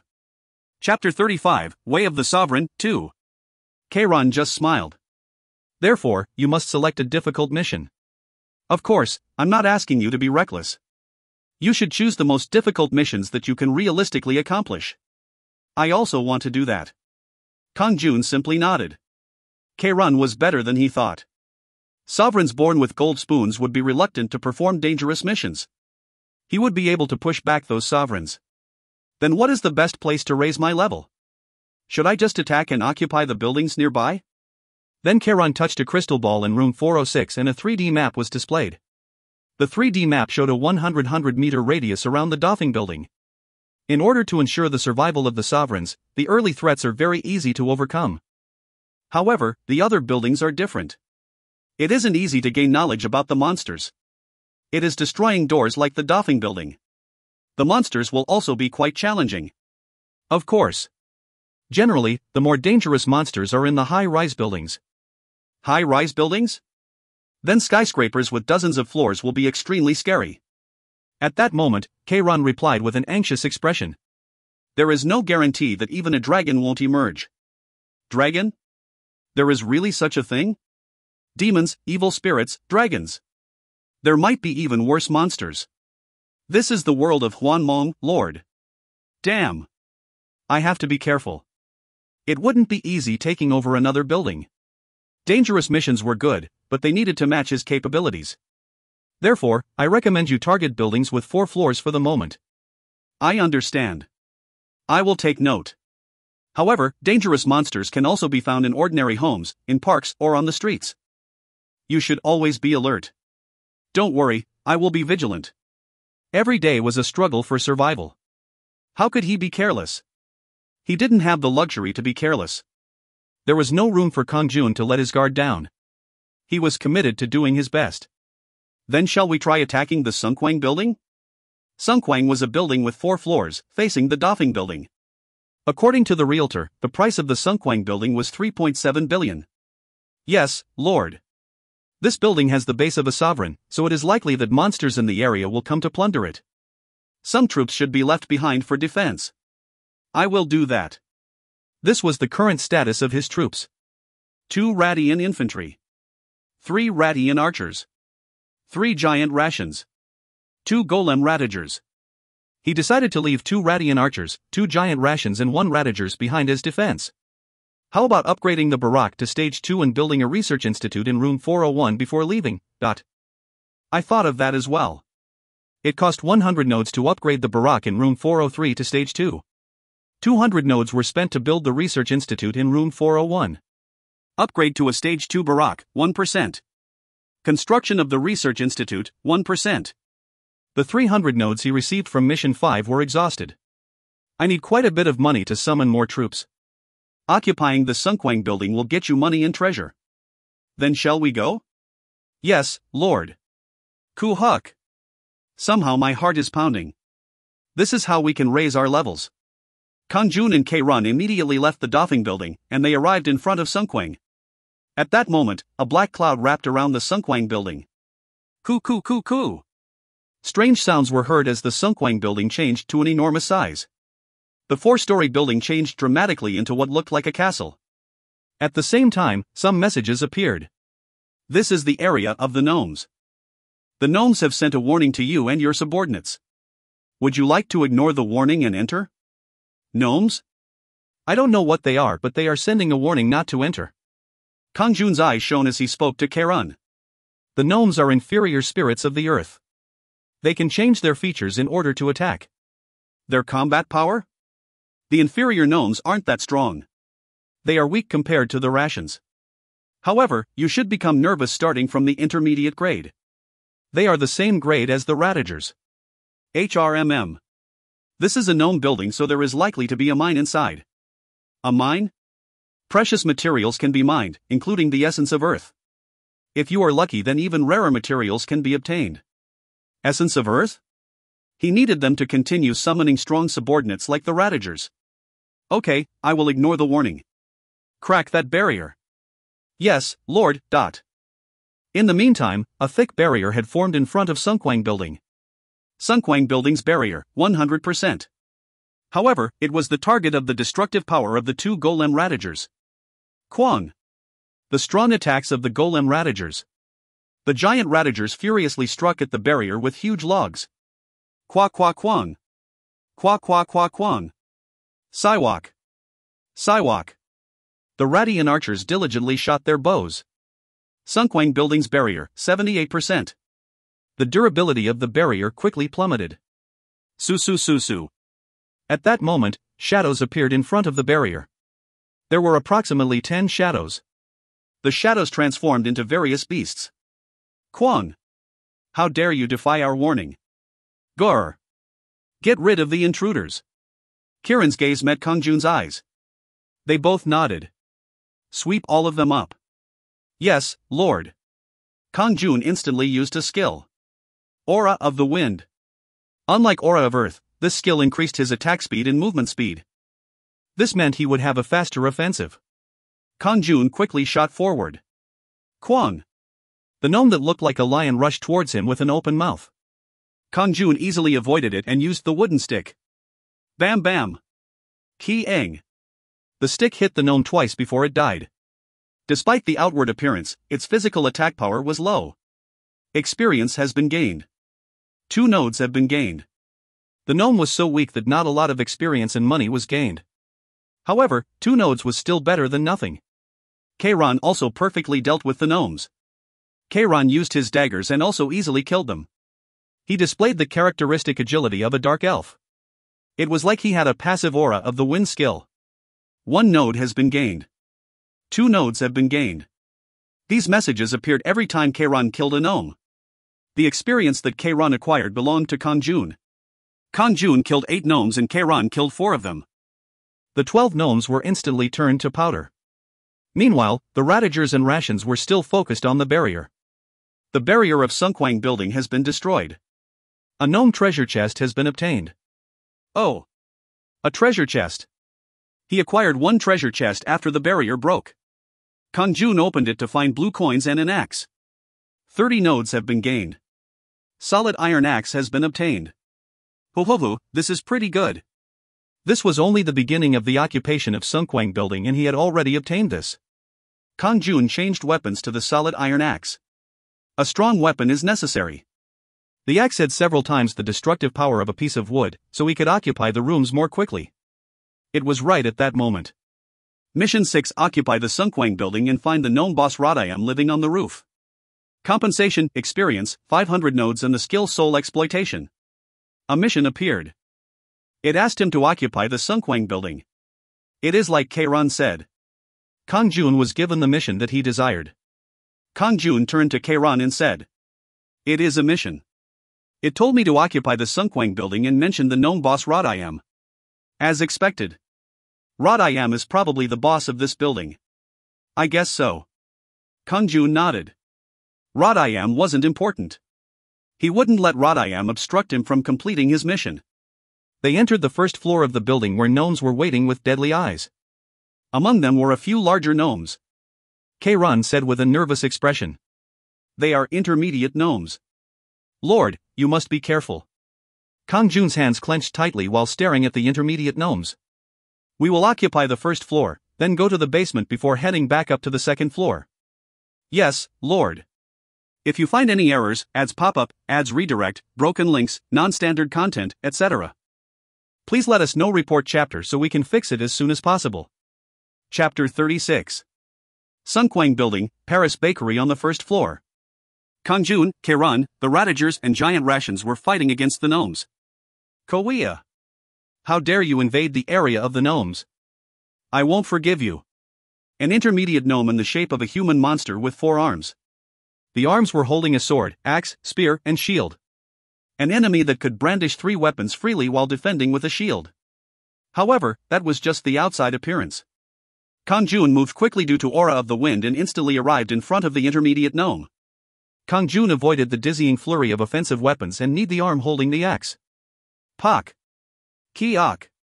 The intermediate gnome screamed and hesitated, giving Kang-jun a chance to attack the axe in rapid succession. Pa-pak! Papa-pak! Quio! Experience has risen. Your level has risen. 30 nodes have been gained. Ho-hoo, level up. Oh! Congratulations, Lord! The gnomes tried to resist but collapsed helplessly in front of the skillful attacks of Kang-jun and Kang-jun. The Paris bakery has been occupied. A gnome treasure chest has been obtained. The first floor Paris bakery had been successfully taken over. Unfortunately, he didn't get any information about the bakery, but did gain a treasure chest. 43 nodes have been gained. 2 fragrant garlic bread have been obtained. Fragrant garlic bread. Food. Physical damage will increase for 90 minutes after ingesting it. Minus 100% freshness and efficiency will decline over time. Surprisingly, the bread gave him a buff that increased physical damage for 90 minutes. There was no need to use it sparingly. The freshness and efficiency would drop, so it was better to eat it as soon as possible. There are 2, so I will eat one. Kang-jun immediately ate 1 piece of bread. In addition, Kang-jun ate the other one. Physical attack power has increased by 10%. The effect will last for 90 minutes. Okay. Now we will go to the basement. Yes, Lord. The basement had a tonkatsu store. There was a formidable counterattack by the gnomes. However, Kang-jun had reached LV9, so they were just like a hearty snack. Sunkwang tonkatsu has been occupied. A gnome treasure chest has been obtained. He opened the box and obtained 74 nodes. Next is the second floor. Radagers. Smash the door. As Lord wills. Swike. Kwang. The Radagers attacked the door of the Tsingdao pub on the second floor. They engaged in a fierce battle with the gnomes who came out straight away. Tsingdao has been occupied. A gnome treasure chest has been obtained. The elite mathematics school on the third floor has been occupied. A gnome treasure chest has been obtained. The elite mathematics school on the fourth floor has been occupied. A gnome treasure chest has been obtained. They all instantly collapsed in front of Kang-jun. When it came to experience and tenacity in battles, Kang-jun fell behind Kang-jun. Thanks to that, Kang-jun easily reached LV11 and Kang-jun LV2. Kang-jun gained 3 levels, but Kang-jun barely gained 1. Just like he said, he only obtained a very small amount of experience.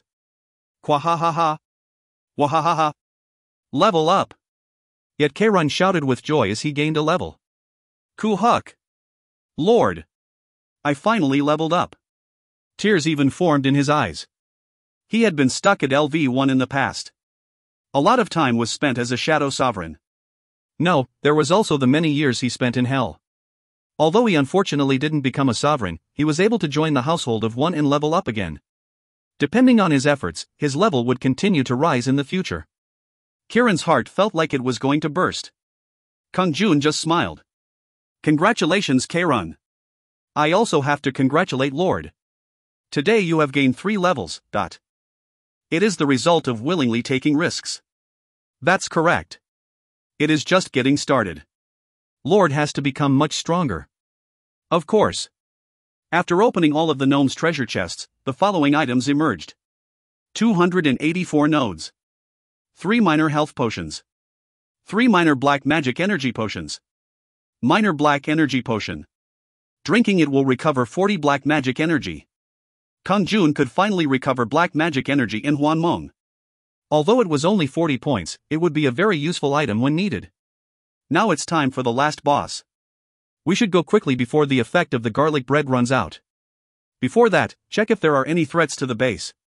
Kang-jun's eyes became more intense after his level rose. Currently, there are no real threats to the base. You can safely focus on targeting the boss. Kieran's eyes also become fiercer. He didn't forget to frequently check on the Doffing building. Then let's go. Kang-jun grabbed the solid iron axe tightly as he climbed up to the roof. The extended roof area had a school playground built on it. Dozens of gnomes were in the middle. There were also 4 intermediate gnomes. There was a cat monster with golden fur in the front. Half-folded ears. Burning golden fur that seemed to rise. 2 large, sparkling eyes. It was an odd monster with the body of a cat and the head of a boy. Bah! You managed to climb up to here. But this is where your luck runs out. I am Rod I am. I will let you know what it means to invade the area of the gnomes. They were words that were intended to cause fear. It was unexpected that such words would emerge from the mouth of a cute cat. However, Kang-jun and Kiran's eyes widened the moment they heard he was Rod I am. The gnome boss. The boss of Sunkwang Building. Is that cute guy really Rod I am? Lord, you should be vigilant against cute looks. Don't worry. Kang-jun nodded. Just like Kiran said, he absolutely couldn't let his guard down. Rod I am was a boss monster, so he would have formidable attack power. Not surprisingly, Rodium's body then changed into a giant monster with the head of a cow. He was over 4 meters tall. 2 red horns formed that reminded Kang-jun of the devil. Kiran paled. Minotaur. Shit. Isn't he fairly big? Kang-jun was distracted by the fact that he grew to over 4 meters. It was questionable if a blow from an axe would damage it. Kiran's eyes flashed as he said. The Minotaur is a giant monster with the brute force of an ogre. A monster that absolutely can't be present in a low-rise building like this. Despite the appearance, the actual combat capabilities won't be that great. The surface might look like that, but he is still a gnome. I can face him. Rodium's mood seemed to worsen as he heard Kang-jun and Kiran's mocking words. Kawa. Gnomes rise. Show these cheeky intruders your fury. Kawia. Spread fears among the intruders. Kwang. Show the anger of the gnomes. The gnomes came flocking. Kang-jun hurriedly exclaimed. Kiran, lead the troops to handle the mobs.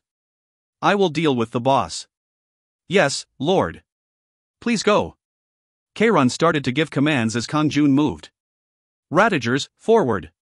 Archers, aim at the intermediate gnome in front.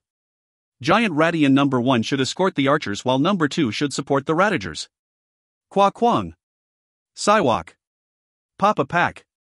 In an instant, 1 intermediate gnome broke and returned to the earth. 2 gnomes were laying still on the ground. Kang-jun was filled with admiration. He is better at that. The Ratagers, giant rations and Radian archers moved naturally like they were Kiran's limbs. Hoo-hoo, I should go quickly. The sovereign directed the commander, who in turn led the soldiers. Kiran was a competent commander. Kang-jun could feel very reassured with a commander like that. Kiran gave a leisurely smile. Lord. Leave these wannabes to me. Please be careful. I understand. Don't worry. In the meantime, Kang-jun confronted Rodayam, who was a large minotaur. Cuckoo. Let me tell you what a real weapon is. Rodayam held up a large battle axe. Kang-jun was filled with tension. That is an oversized weapon. Whether it was transformed or not, he couldn't ignore the strength that would come from that oversized body. It was the same for the weapon. One blow would evidently have considerable strength. Rodayam mercilessly wielded the battle axe. Huing. Huing. Huing huing huing. Surprisingly, the speed was very rapid. Swick. Huing huing.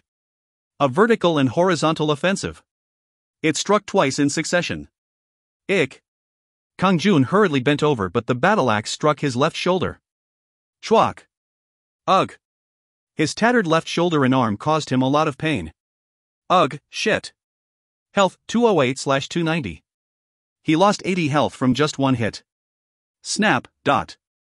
Kang-jun reflexively retreated as he removed a potion from his pocket and poured it into his mouth. Cuckoo. Do you think you can escape? Rodayam came chasing after him. He isn't randomly singing. He isn't an ordinary opponent. Kang-jun looked at the axe being swung back and forth. The attack patterns should be read, so that he could find any gaps to attack in. Kang-jun drank another potion to completely restore his health. Health 290/290. He needed to maintain the best conditions to knock down the opponent. Kang-jun avoided the axe and calmly waited for an opportunity. Rodayam wielded the axe more violently as Kang-jun kept dodging. Kuo. Are you going to continue to avoid it? Huing. Wying. However, Kang-jun effortlessly avoided receiving any damage. He had somewhat grasped the attack pattern. In addition, his movement speed was quicker due to aura of the wind. Otherwise the axe would have already hit him in the head. Korea. Please get hit. That's right, dot. Huing. Huing huing huing. A barrage of strikes from the battle axe.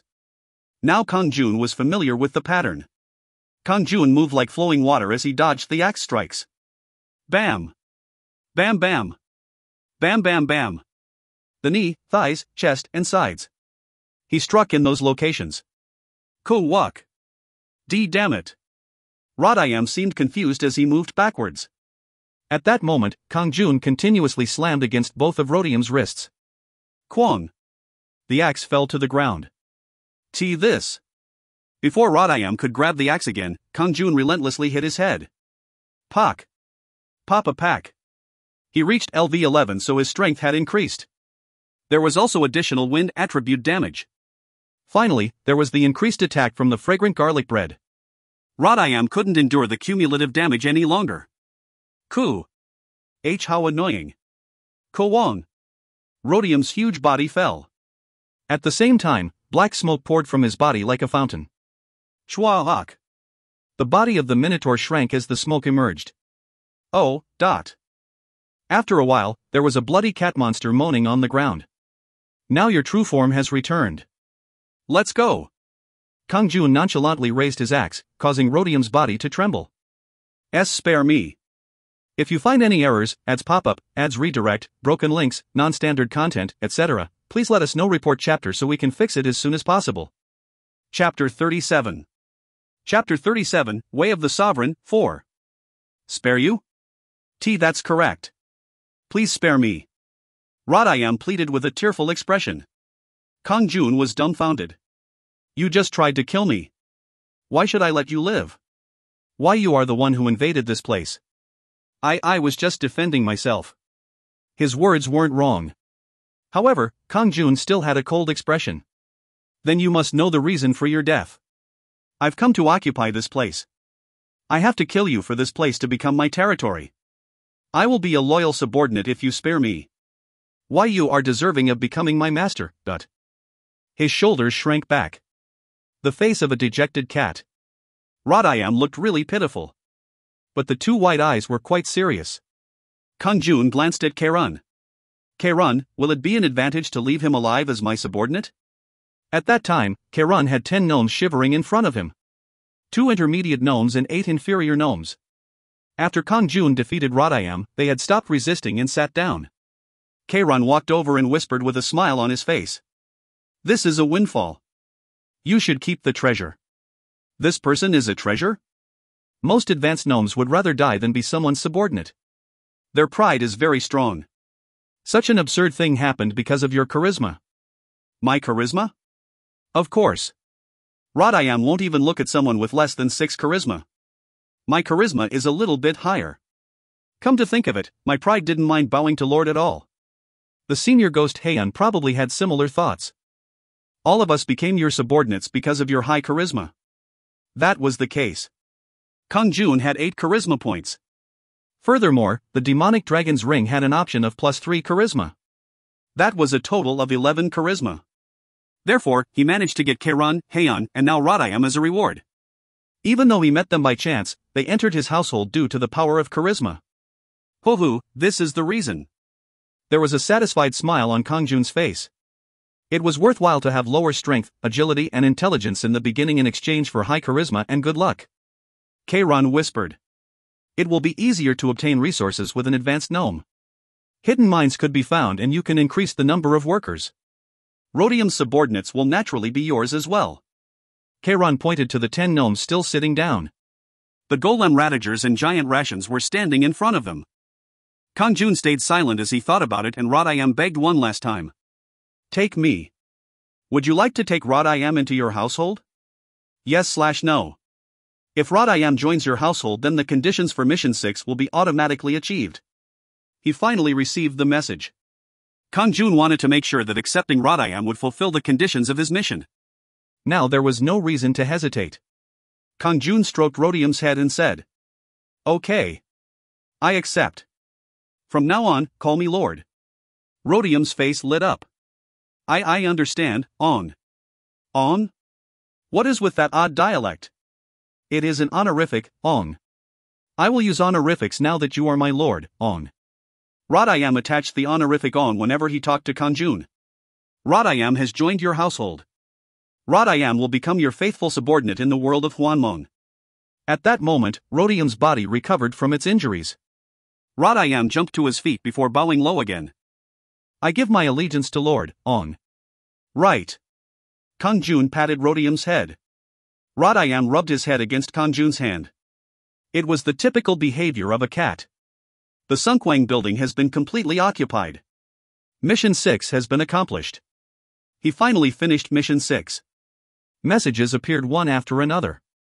As a reward, enough experience will be given to increase your level. 500 nodes has been given as a reward. You have learned skill exploitation as a reward. His level rose by 1 to LV12. In addition, he gained 500 nodes as a reward. The skill window was also updated. Soul exploitation, passive. Sovereign only skill. The people defeated in the punishment field and battlefield can be summoned to Hwanmong and put to work. It will be automatically triggered when the target is asleep. If a workplace is built, the amount of work and harvesting can increase. Soul exploitation? Kiran's eyes shone after he heard Kang-jun's puzzled question. Oh. You received a really useful skill. That is quite good. The people you don't like in reality can be worked to your heart's content in Hwanmong, but only after they are defeated in the punishment or battlefields. They will work in the dream? Yes. They won't remember anything that happened in the dream. Even if they remember it, they will just think that it is a nightmare. Ho, they will be dragged to Hwanmong and worked to death. I'm glad they won't remember. If they remembered, then living a normal life would be impossible. They would be dragged into Hwanmong and exploited while sleeping. In the future, all those taken to the punishment field, battlefield, and the ones you have absorbed black magic energy from can be the target of soul exploitation. I can bring all of them here? Yes. Kang-jun was amazed. Even the people he absorbed black magic energy from once or twice? Of course, he only aimed for those trying to harm others. They will come automatically after falling asleep? Just like the Barak, there is a limit on the capacity without a workshop. Lord can select a destination or exclude them. The imported workers had weak attack power, so they were mainly used for basic chores, production activities, harvesting, logging, mining, etc. However, they also played a role in defending the base if an enemy invaded. It was at that moment. The skill soul exploitation has been automatically activated. There is no workshop, so a maximum of 2 people can be summoned. Cho Sang-jin has been summoned to the base. Hwang Song-gil has been summoned to the base. Cho Sang-jin had been drinking alcohol and fell asleep early today. Usually he was active during the night and sleep in the day. However, he fell asleep at 10 p.m. today due to his drinking. He was surprised to suddenly find himself standing in a strange place. Fuck! Where is this place? Then both eyes suddenly widened. Song-gil Hyung-nim. Why is Hyung-nim here? You? Hwang Song-gil had fallen asleep in his bed only to wake up in a strange place. A familiar figure was standing in front of him. It was Cho Sang-jin. Cho Sang-jun was his junior in the services office. You bastard. Why did I come here after eating and drinking alcohol? I'm not sure, Hyung-nim. I was sleeping early and suddenly found myself here as well. Fuck. Where the hell is this place? It looks like a small corridor, Hyung-nim.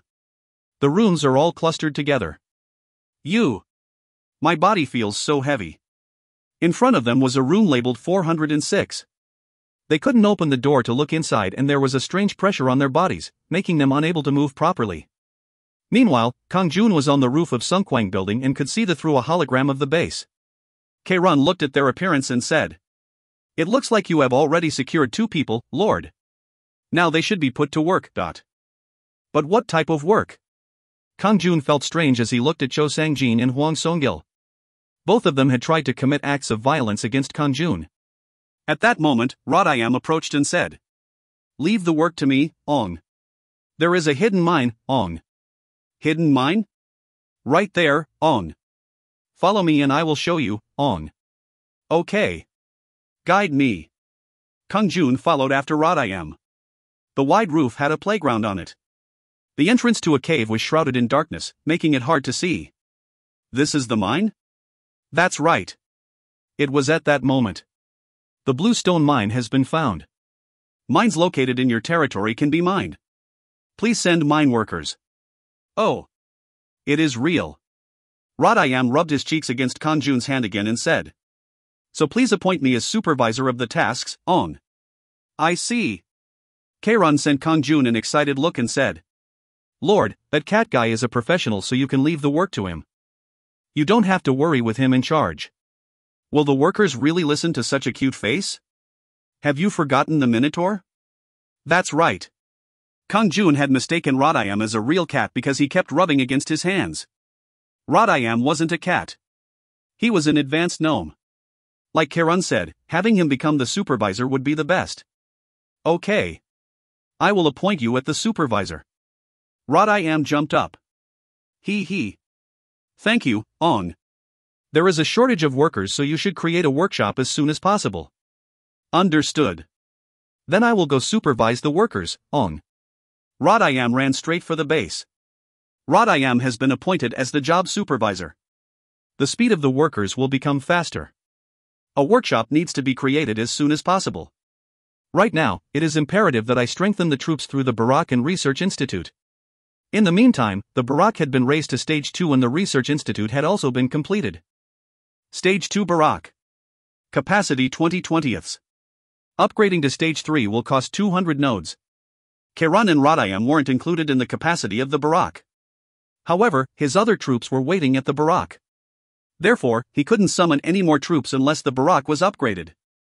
After Rodayam and his 10 gnomes joined, the Barak was at its maximum capacity. It was full, but he wasn't satisfied with this much. Kang-jun immediately started upgrading the Barak. Upgrade to a Stage 3 Barak, 1%. Next was the Research Institute. List of possible research. Combat Studies Stage 1. Combat Studies Stage 1. There will be a slight increase in the combat capabilities of your army. It will cost 500 nodes. To his surprise, there was a study to raise the combat capabilities of all his troops. In addition to the troops in the Barak, Kang, Hwan, Rodian, and even Kang-jun's power would rise. But the price of 500 nodes was expensive. Fortunately, Kang-jun received that much as compensation for today's mission as well as occupying the Sunkwang building. Therefore, he immediately carried out the study. The combat study has started. Combat Studies Stage 1, 1%. He was able to catch his breath after that. Isn't it almost time for me to go back? That's correct. Lord has been here for a while, so you will soon return to reality. Rather, I wanted to ask Lord something. Tell me. What did Kang want to ask? He bowed to Kang-jun and said. Right now Lord requires someone to oversee your base. Kang, I know. So I wanted to ask you a favor. Please appoint me as the military advisor. If you ever gain a more outstanding subordinate, then I will step aside. If you find any errors, ads pop-up, ads redirect, broken links, non-standard content, etc., please let us know. Report chapter so we can fix it as soon as possible. Chapter 38. Chapter 38, Trampling Those with Gold Spoons, 1. A military advisor. A window describing the position immediately appeared. If you have a competent military advisor, then the operations of the base will become more effective. Do you want to appoint Kang as the military advisor? Yes/no. The military advisor was the representative of the sovereign. He could summon troops and secure resources without Kang-jun present. Naturally, Kang-jun wanted it. Barak upgrades, research institutes, mines, workshops, etc. There were so many things to think about that he was started to get a headache. If Kang-jun installed a military advisor, then they could do such tasks on his behalf. Kang-jun only needed to receive the report. Okay. Kang, you will be the military advisor from now on. Kang bowed again and said with a thrilled expression. Kang is Lord's subordinate. I will faithfully perform my duties as Lord's military advisor. Kang has become the military advisor. Strength of all allies has risen by 10%. Surprisingly, the strength of his allies was raised by 10%. This also applied to Kang-jun. That wasn't all. The status of the sovereign has risen by appointing someone as the military advisor. Charisma has increased by 1. This effect will disappear if the military advisor is fired. His charisma rose by 1 just because he promoted someone to the position of military advisor. This was called killing 2 birds with 1 stone. You should have asked me this sooner. Kang-jun just smiled and replied. A sovereign needs to be higher than LV10 before appointing someone as a military advisor. This also goes for the supervisor position. It was due to the level. Kang-jun was currently LV12. Kang-jun looked at his status window with a proud grin. LV.12, EXP 0%. War, Beginner. Health, 310/310. Black Magic Energy, 45/310. Strength, 15. Agility, 16. Intelligence, 13. Good luck, 6. Charisma, 8, +4. Additional effects. Combat power increased by 10%. He was so much stronger compared to when he was LV1. However, this was only the beginning. Kang-jun committed to focusing on his level even more in the future. On the one hand, there was the bluestone mine located on the roof of Sunkwang building. 2 somber figures were using pickaxes in the mine. Pack! Pack! They were Cho Sang-jin and Hwang Song-gil. Their faces were blackened as they struck down with the pickaxes. Ah, fuck.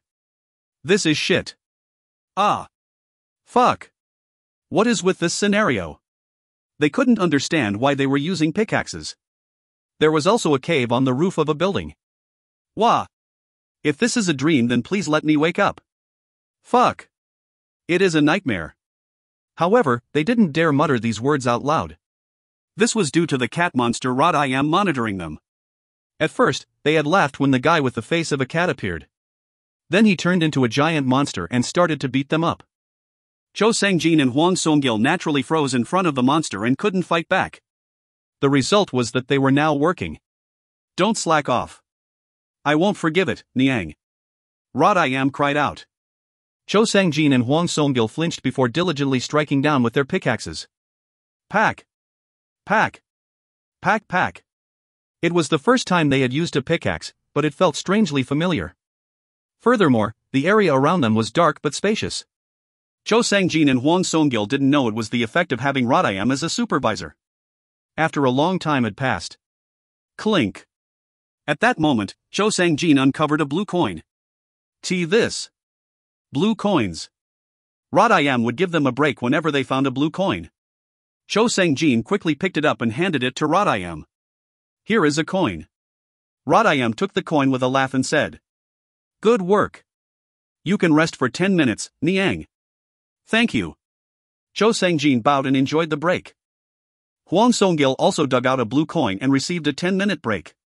1 node has been stacked in the base's warehouse.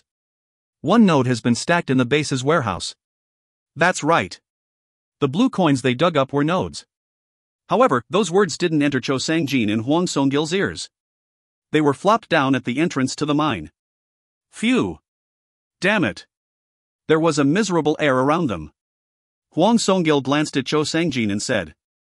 Do you have a cigarette? I don't have any, Hyung-nim. Cho Sang-jin was also thinking about cigarettes. They stared ahead blankly. Eat, Niang. Rod-I-am handed something to them. It was a small candy. They placed it in their mouths as soon as they received it. Chewing the candy would help with the boredom. Chew chew. Jap jap.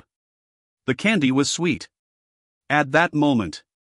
You have taken candy from Supervisor Rod-I-am. The fatigue while working is decreased. You have become motivated to work again. Cho Sang-jin and Hwang Song-gil had no idea what was going on. Their fatigue from working was reduced. That seemed to fit. Eating candy would help relieve some fatigue. But they also felt a desire to work again. That really didn't seem possible. Your 10-minute break has ended. Get back to work, Niang. Rod-I-am exclaimed. Cho Sang-jin and Hwang Song-gil voluntarily jumped up and ran inside the cave. Ugh, it is strange. Why do I want to pick up a pickaxe? My hand spontaneously moved towards the pickaxe. That damn cat must be doing something to us, Hyung-nim. I was thinking the same thing. Bloody cat. It can go to hell. Then Rodium's ears pricked up and he asked. What did you just say, Niang? Ah, nothing. I would never. At that moment, Rodayam changed to an enormous size. Ku! Don't lie to me. Do you want to die? Cho Sang-jin and Hwang Song-gil freaked out. I did it. I was wrong. Ku Huk. I was wrong. I won't do it again. Rodayam returned to his original appearance. You will die if you do it again. Get back to work, Niang. Yes. I understand. I'll work hard.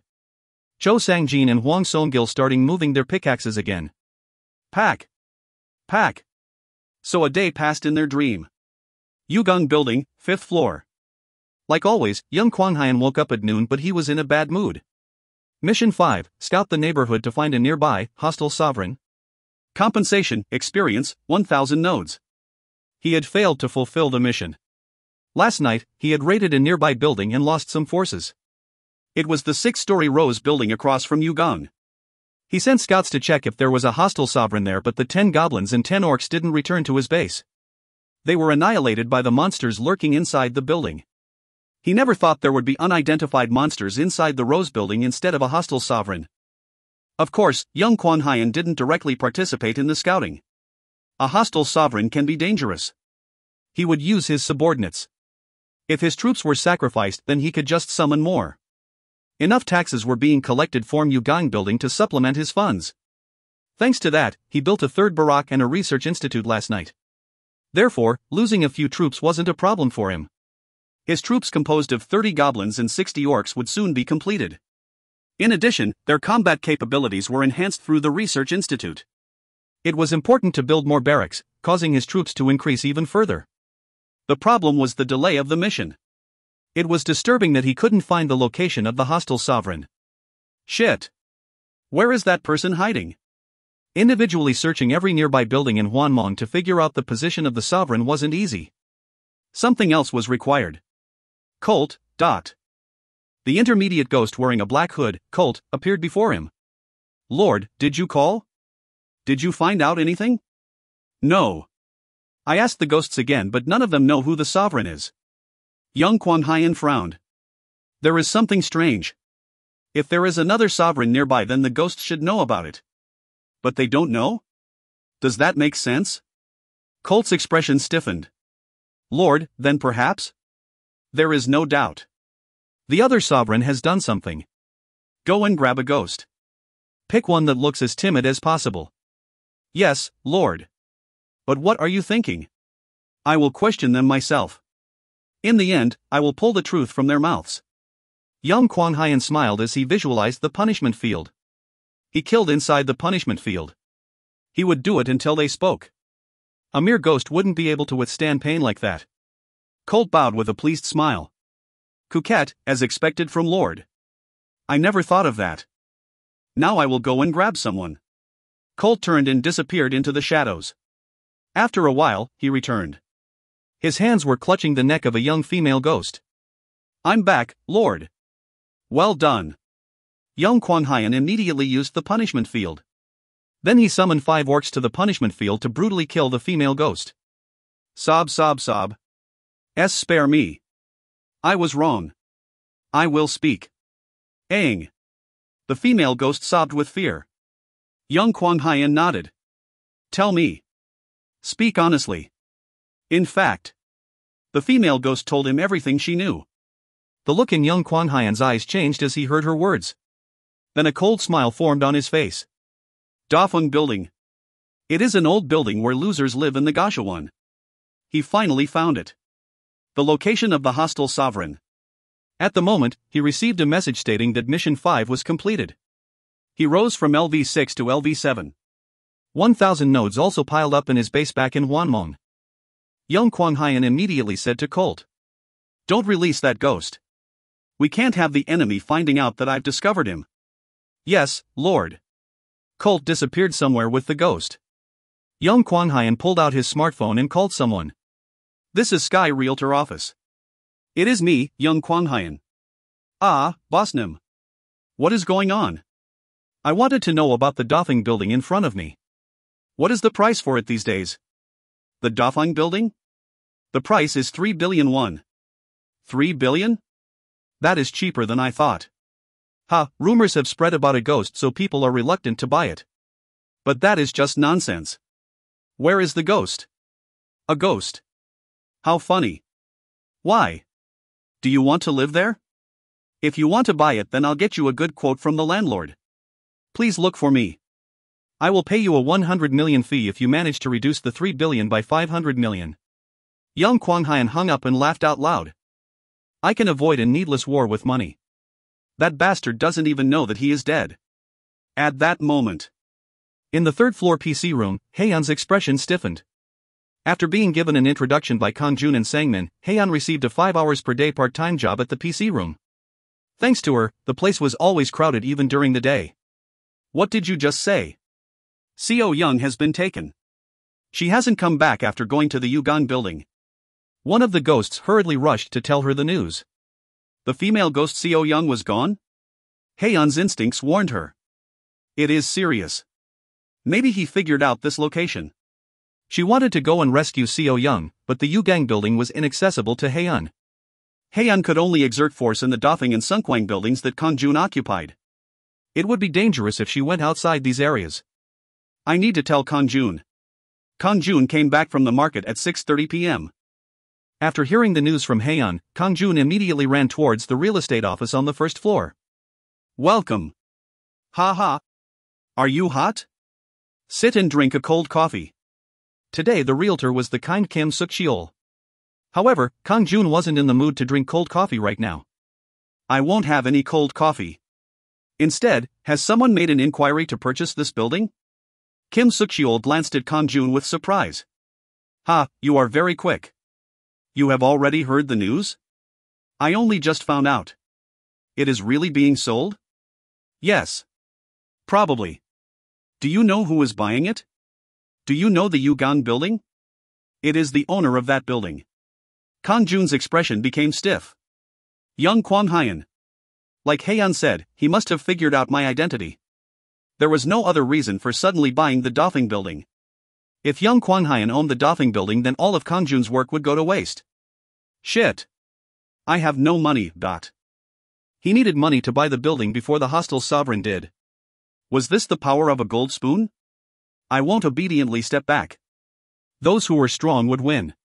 Kang-jun exited the real estate office and stared coldly at the Yugang building. If you find any errors, ads pop-up, ads redirect, broken links, non-standard content, etc., please let us know. Report chapter so we can fix it as soon as possible. Chapter 39. Chapter 39, Trampling Those with Gold Spoons, 2. Young Kwang-hyun couldn't destroy Kang-jun's base at the Dafeng building immediately.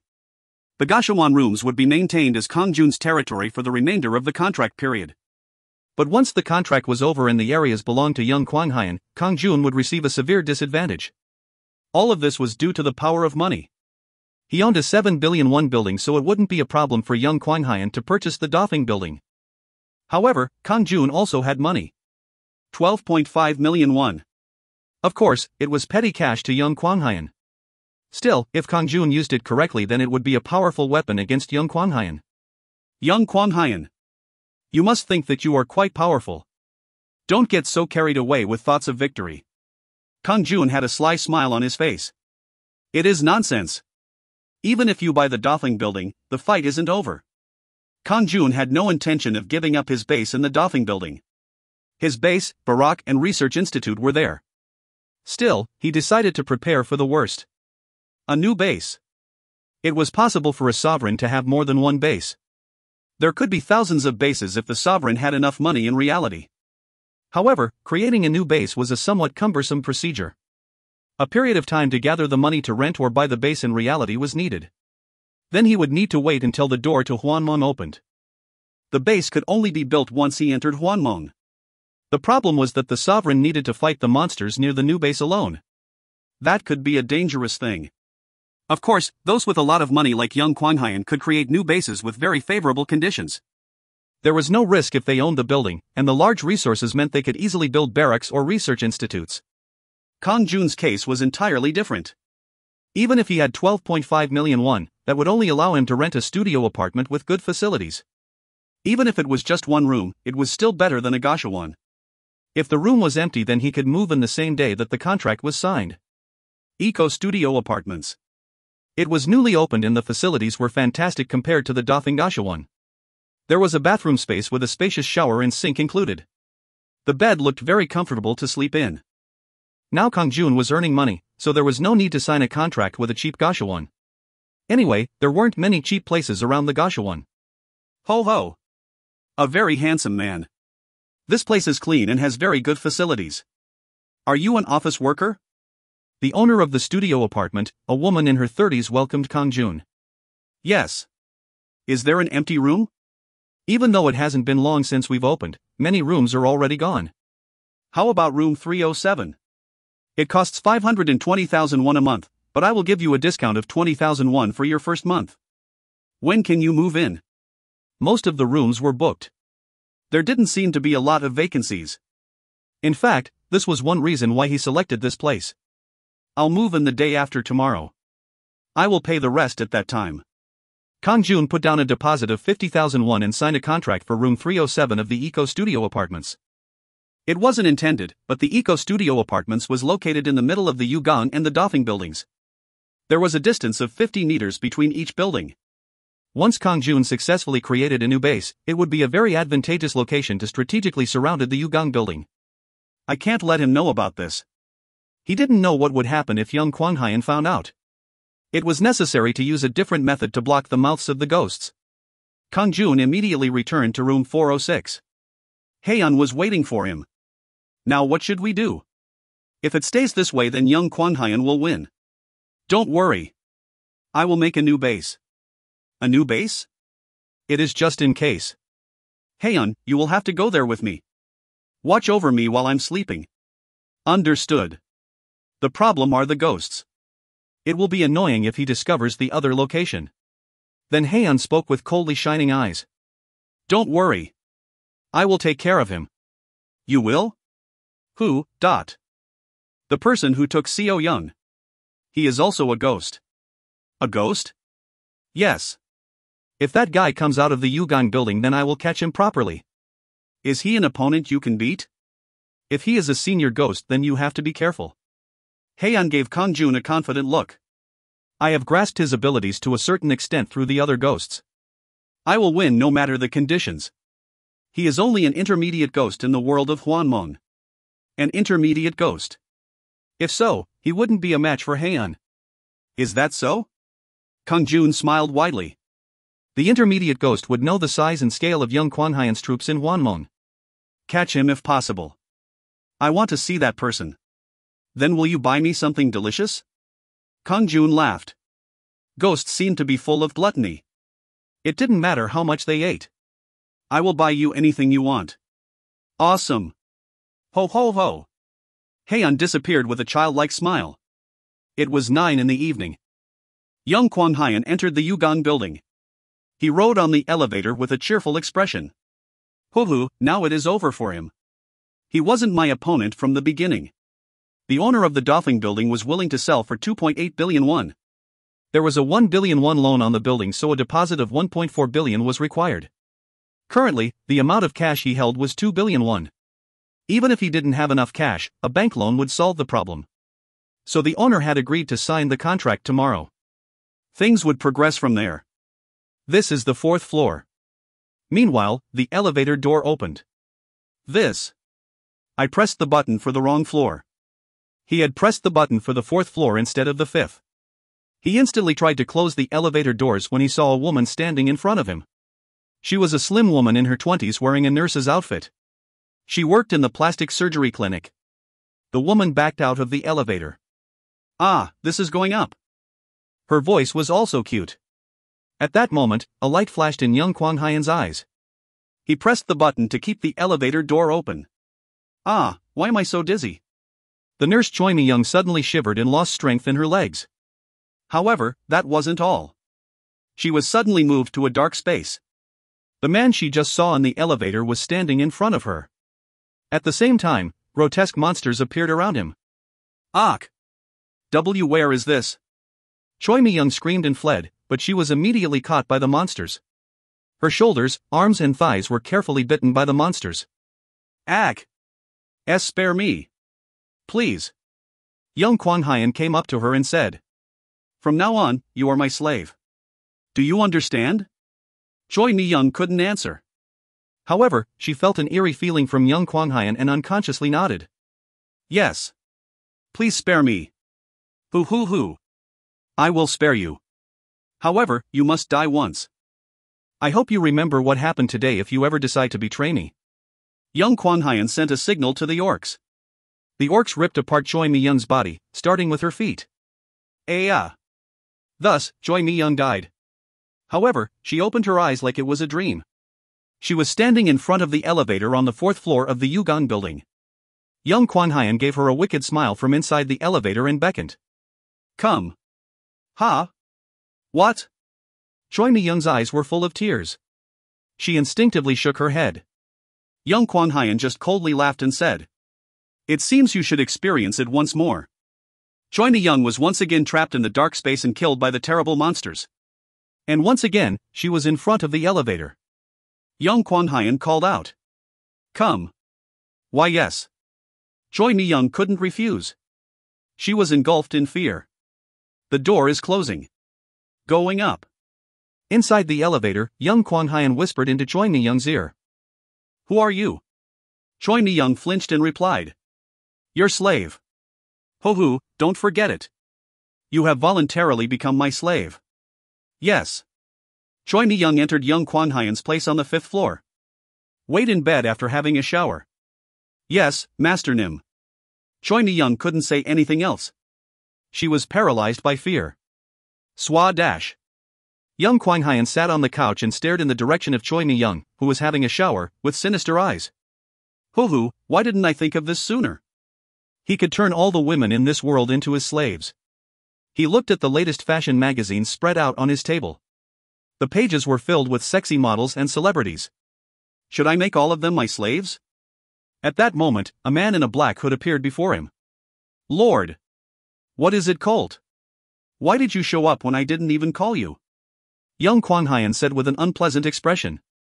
He didn't want anyone else watching his private life. Even if that person was his subordinate. Colt lay flat on the ground and said, I beg your forgiveness, Lord. However, if black magic energy is abused in such a manner, then your charisma might fall. Young Kwang-hyun was startled by the words. He had 4 charisma points. It was a fixed stat, so it didn't increase when he leveled up. Really? Of course. Your charisma will fall after a few more uses. I was concerned and decided to warn you. It won't be easy to get subordinates if your charisma falls. I also can't be a subordinate of someone with less than 4 charisma. Young Kwang-hyun waved his hand and interrupted Colt. Shut up. Did I ask you to speak so much? I am really sorry, Lord. It doesn't matter if I enjoy it occasionally as a hobby. Yes, of course. Though you should be careful. In the meantime, Choi Mi-young had exited the shower. Young Kwang-hyun turned towards her as he said to Colt. Stop. Go to your fellow guests and check what that guy is doing. Yes, Lord. Colt bowed and left young Kwang-hyun's residence. The expression inside the deep hood turned indifferent. He looked around the Yugang building for ghosts. He had to carry out the orders of his lord. But strangely, he couldn't see any inferior ghosts this time. Where is everybody today? He finally found one inferior ghost in the alley between buildings. Over there. He immediately tried to grab the neck of the ghost, only to be startled. There was another ghost present. A female ghost wearing a white dress was sitting cross-legged. Heek. Colt's body trembled the moment he met her eyes. If you find any errors, ads pop up, ads redirect, broken links, non-standard content, etc., please let us know. Report chapter so we can fix it as soon as possible. Chapter 40. Chapter 40, Trampling Those with Gold Spoons, 3. This, of all people. Colt guessed the identity of the female ghost. He already heard from the inferior ghost that Sovereign Lucan had an advanced ghost called Hyeon. He didn't need to ask why she was here. Damn it. This is bad. She isn't someone I can beat with my strength. Normally Colt wouldn't have jumped into this alley so carelessly. However, he had been so disappointed by Sovereign Herod that his judgment had blurred for a moment. Anyway, she should be avoided. Colt immediately turned and ran towards Yugang building. It was the territory of Sovereign Herod, so he could survive if he reached it. The advanced ghost couldn't chase him inside. He only managed to get a few steps before being blocked by Hyeon. Get lost. Colt grabbed a dagger and stabbed it towards Hyeon's neck. Bah! Hyeon just snorted. She avoided the dagger and moved her arms around Colt like a snake. Crunch! Ugh! Colt's arm broke and the dagger dropped to the ground. Hyeon then went behind Colt and grabbed his head. Crunch! Cuck! His neck was broken and Colt's body slumped. Hyeon dragged Colt by his hair into the Dolphin building. The inferior ghosts watching from a distance trembled with fear. After a while, they arrived at room 406. Kang-jun was resting after a shower when someone knocked on the door. Knock knock. Who is it? Hyeon. I have him. Come in. Hyeon opened the door and entered. Her hands were holding Colt's bloody head. Anyone seeing this scene would freak out. However, Kang-jun didn't even blink. It wasn't surprising, but Hyeon and Colt's spiritual bodies couldn't be seen by ordinary people. Even if Hyeon could look human in the Dothing building, there was no need to worry about this being revealed to others. What's wrong with him? Is he dead? I just briefly stunned him. Although the neck was broken, a ghost couldn't die. They needed to be destroyed. Wake up. Hyeon snapped Colt's neck back into place. Crunch. Colt's body trembled. He painfully opened his eyes.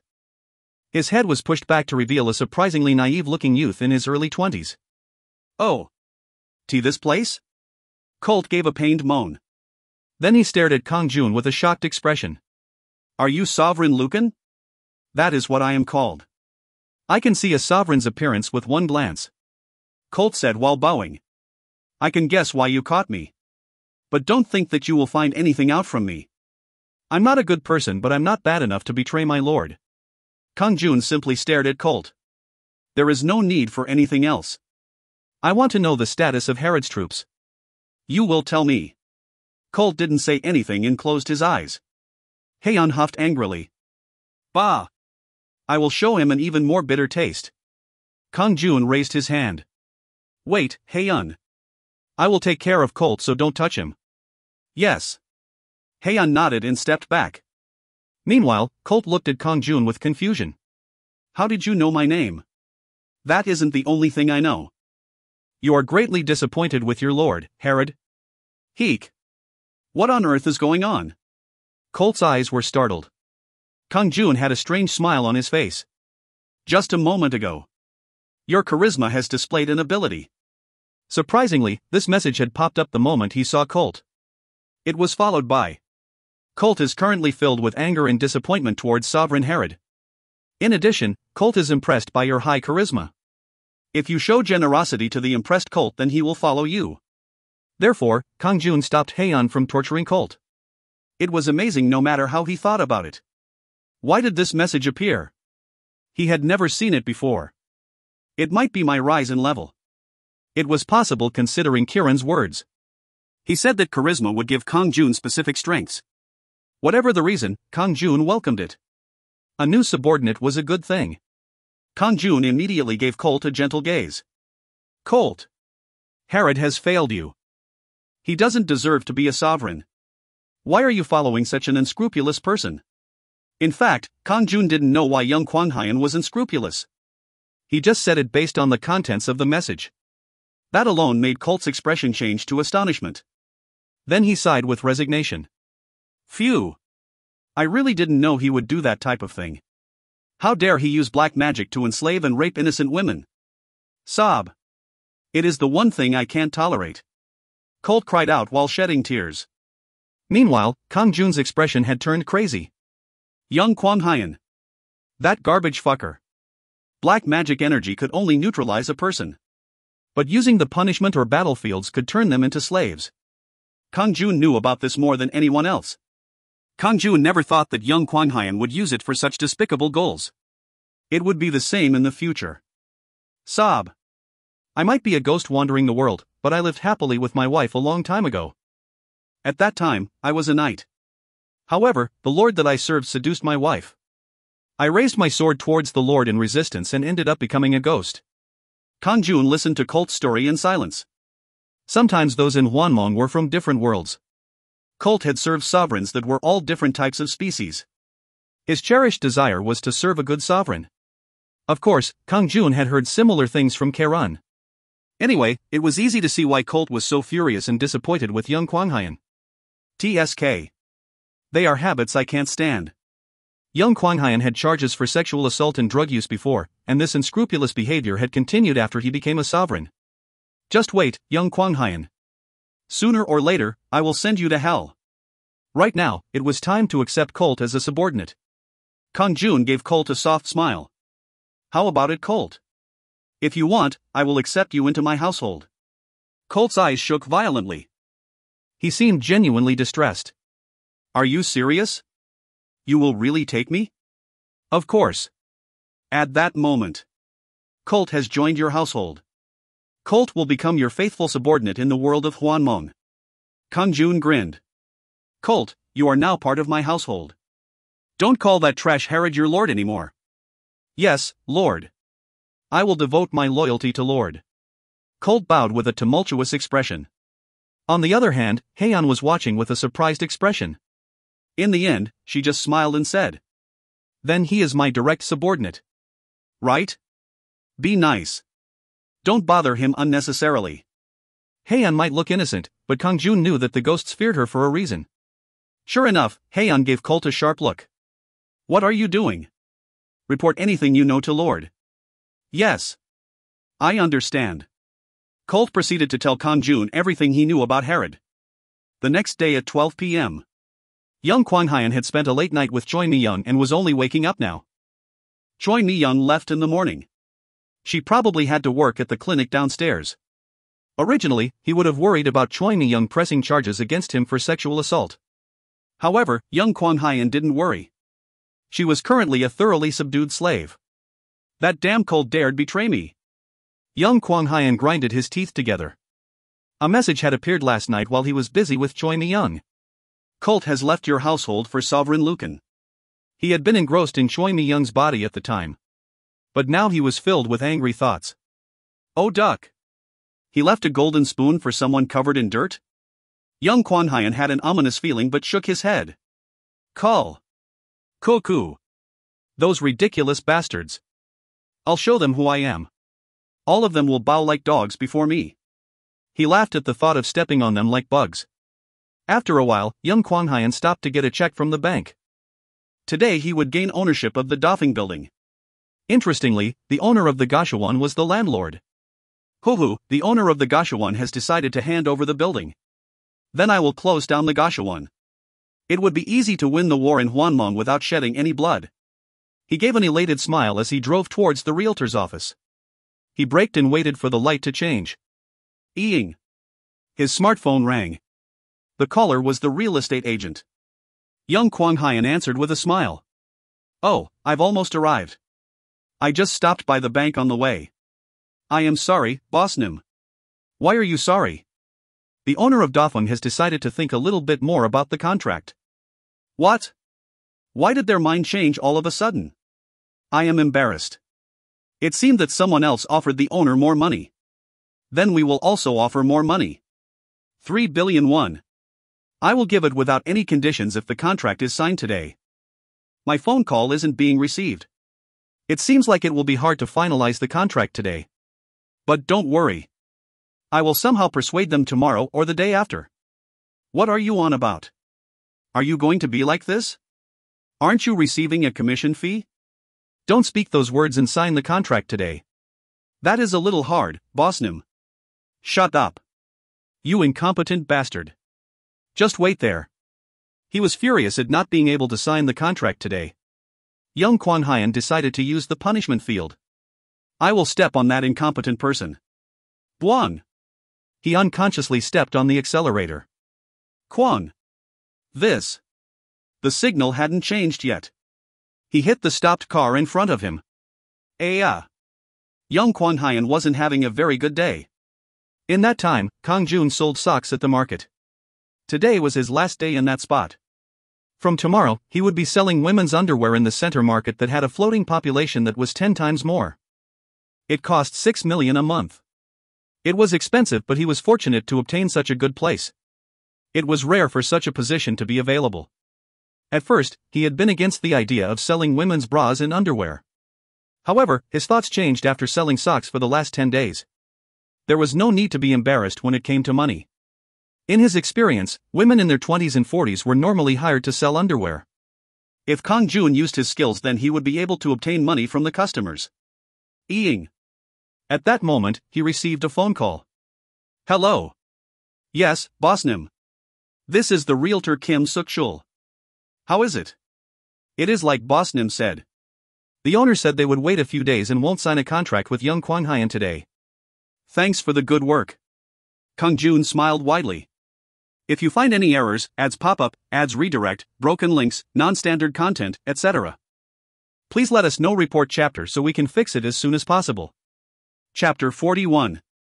Chapter 41, Trampling Those with Gold Spoons, 4. Kang-jun finished his final day selling socks at 7 p.m. A profit of 1.52 million.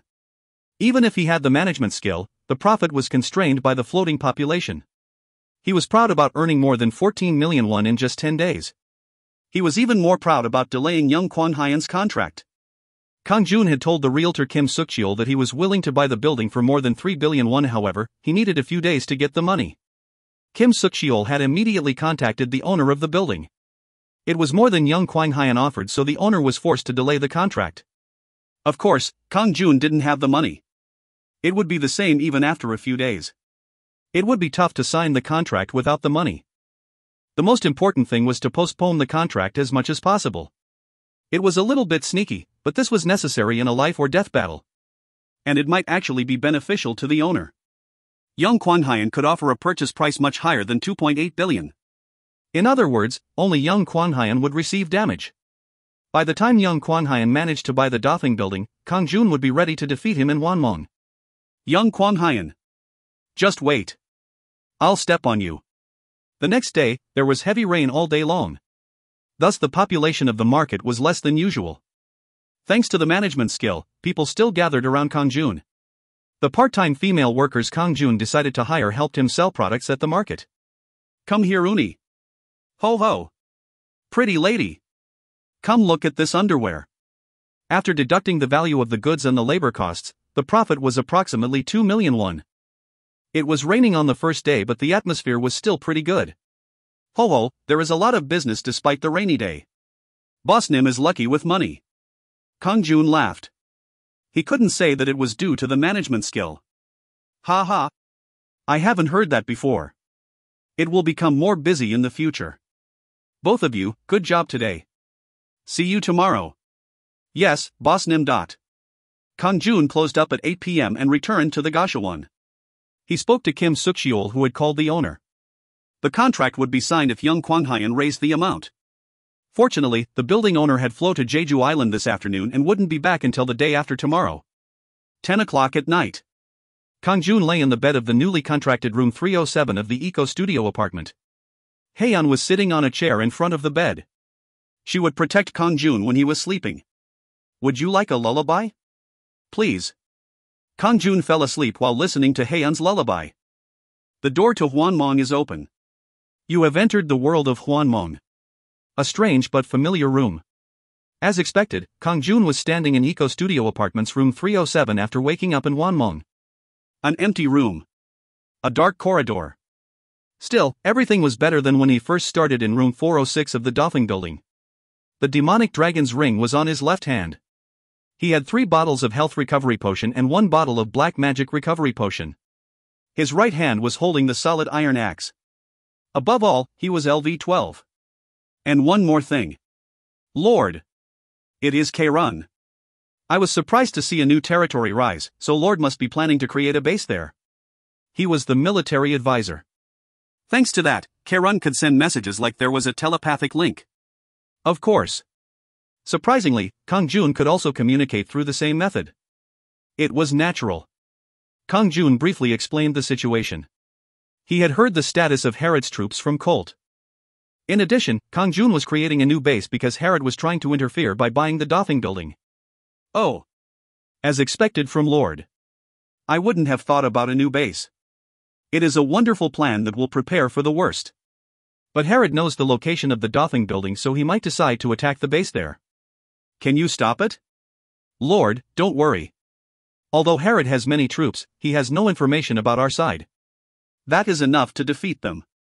Herod had 35 orc infantry and 15 goblin archers.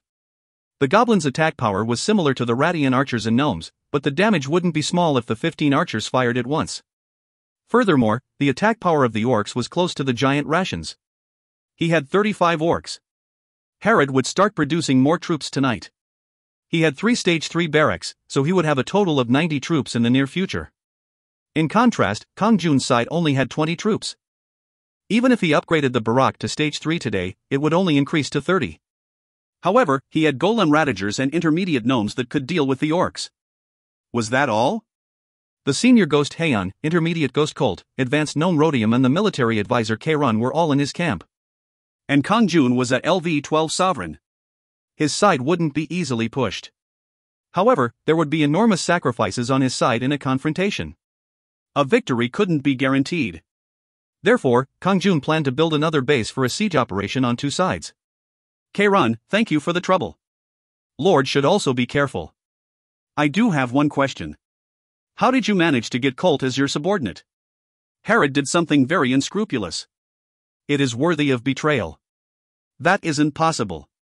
Like I said last time, treachery is impossible unless the Lord releases the subordinate. Even if charisma falls, there is no way. Then what is going on? Let's see. Something very strange has happened. I wonder if you have awoken the hidden power of a sovereign. The hidden power of a sovereign? It isn't a certain guess. I've never developed any powers. I don't know. A message just appeared. Anyway, it is a good thing.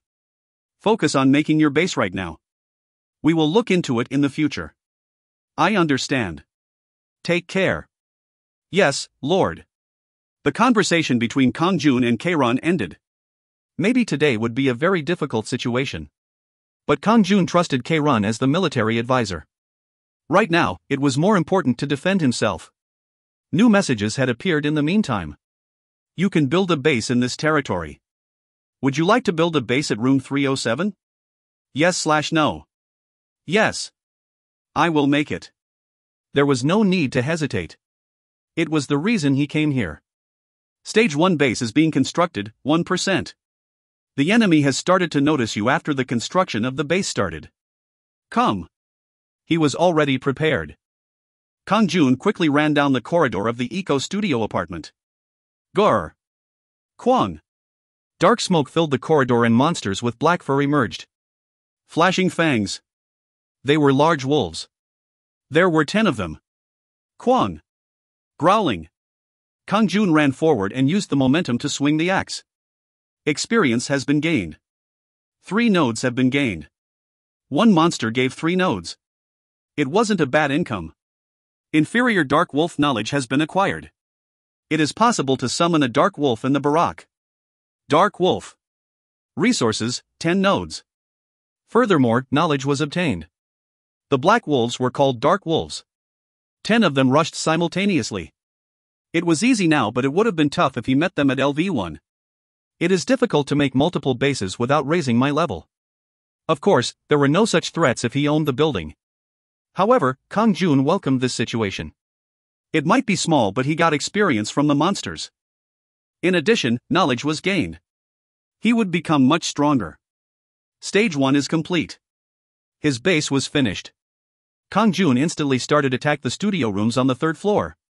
Sometimes giant dark wolves would pop out, but they weren't too hard.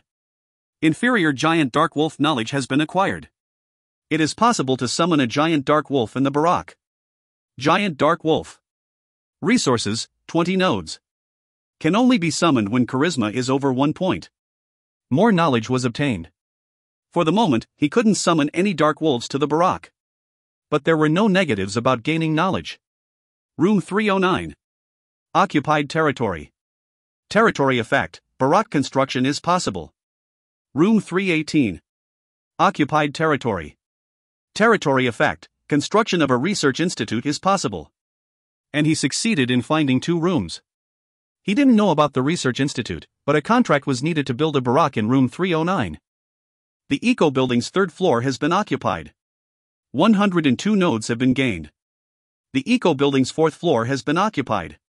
A solid iron sword has been obtained. Kang-jun took over the Eco Studio apartments located on the 3rd and 4th floors of the building. His earnings were surprisingly high. He obtained money and a new weapon. However, Kang-jun had never learned kendo, so he was more comfortable with the axe that could deal a large blow. I will store the sword. He didn't continue to climb up to the rooftop. Finally, he went down to the seafood noodle restaurant on the 2nd floor, the pub on the 1st floor, and the kendo school in the basement. Strongest Kendo Dojo. The name seemed plausible, but no sword-wielding monsters emerged. Only dark wolves appeared. Naturally, they were just snacks for Kang-jun. The strongest Kendo Dojo has been occupied. The Eco Building has been occupied. A rare treasure chest of good luck has been obtained. A rare treasure box of good luck? This wasn't the first time he had found a treasure chest. Yet this was the first time Kang-jun had found one with such an unusual name. What will be in here? Kang-jun excitedly opened the chest. A glittering gold scroll was inside. Heaven's Blood Sword Style. Learning restriction, Sovereign. What is this? It was a name that seemed like it would appear in a martial arts novel. The blood part of the name gave him a feeling of horror.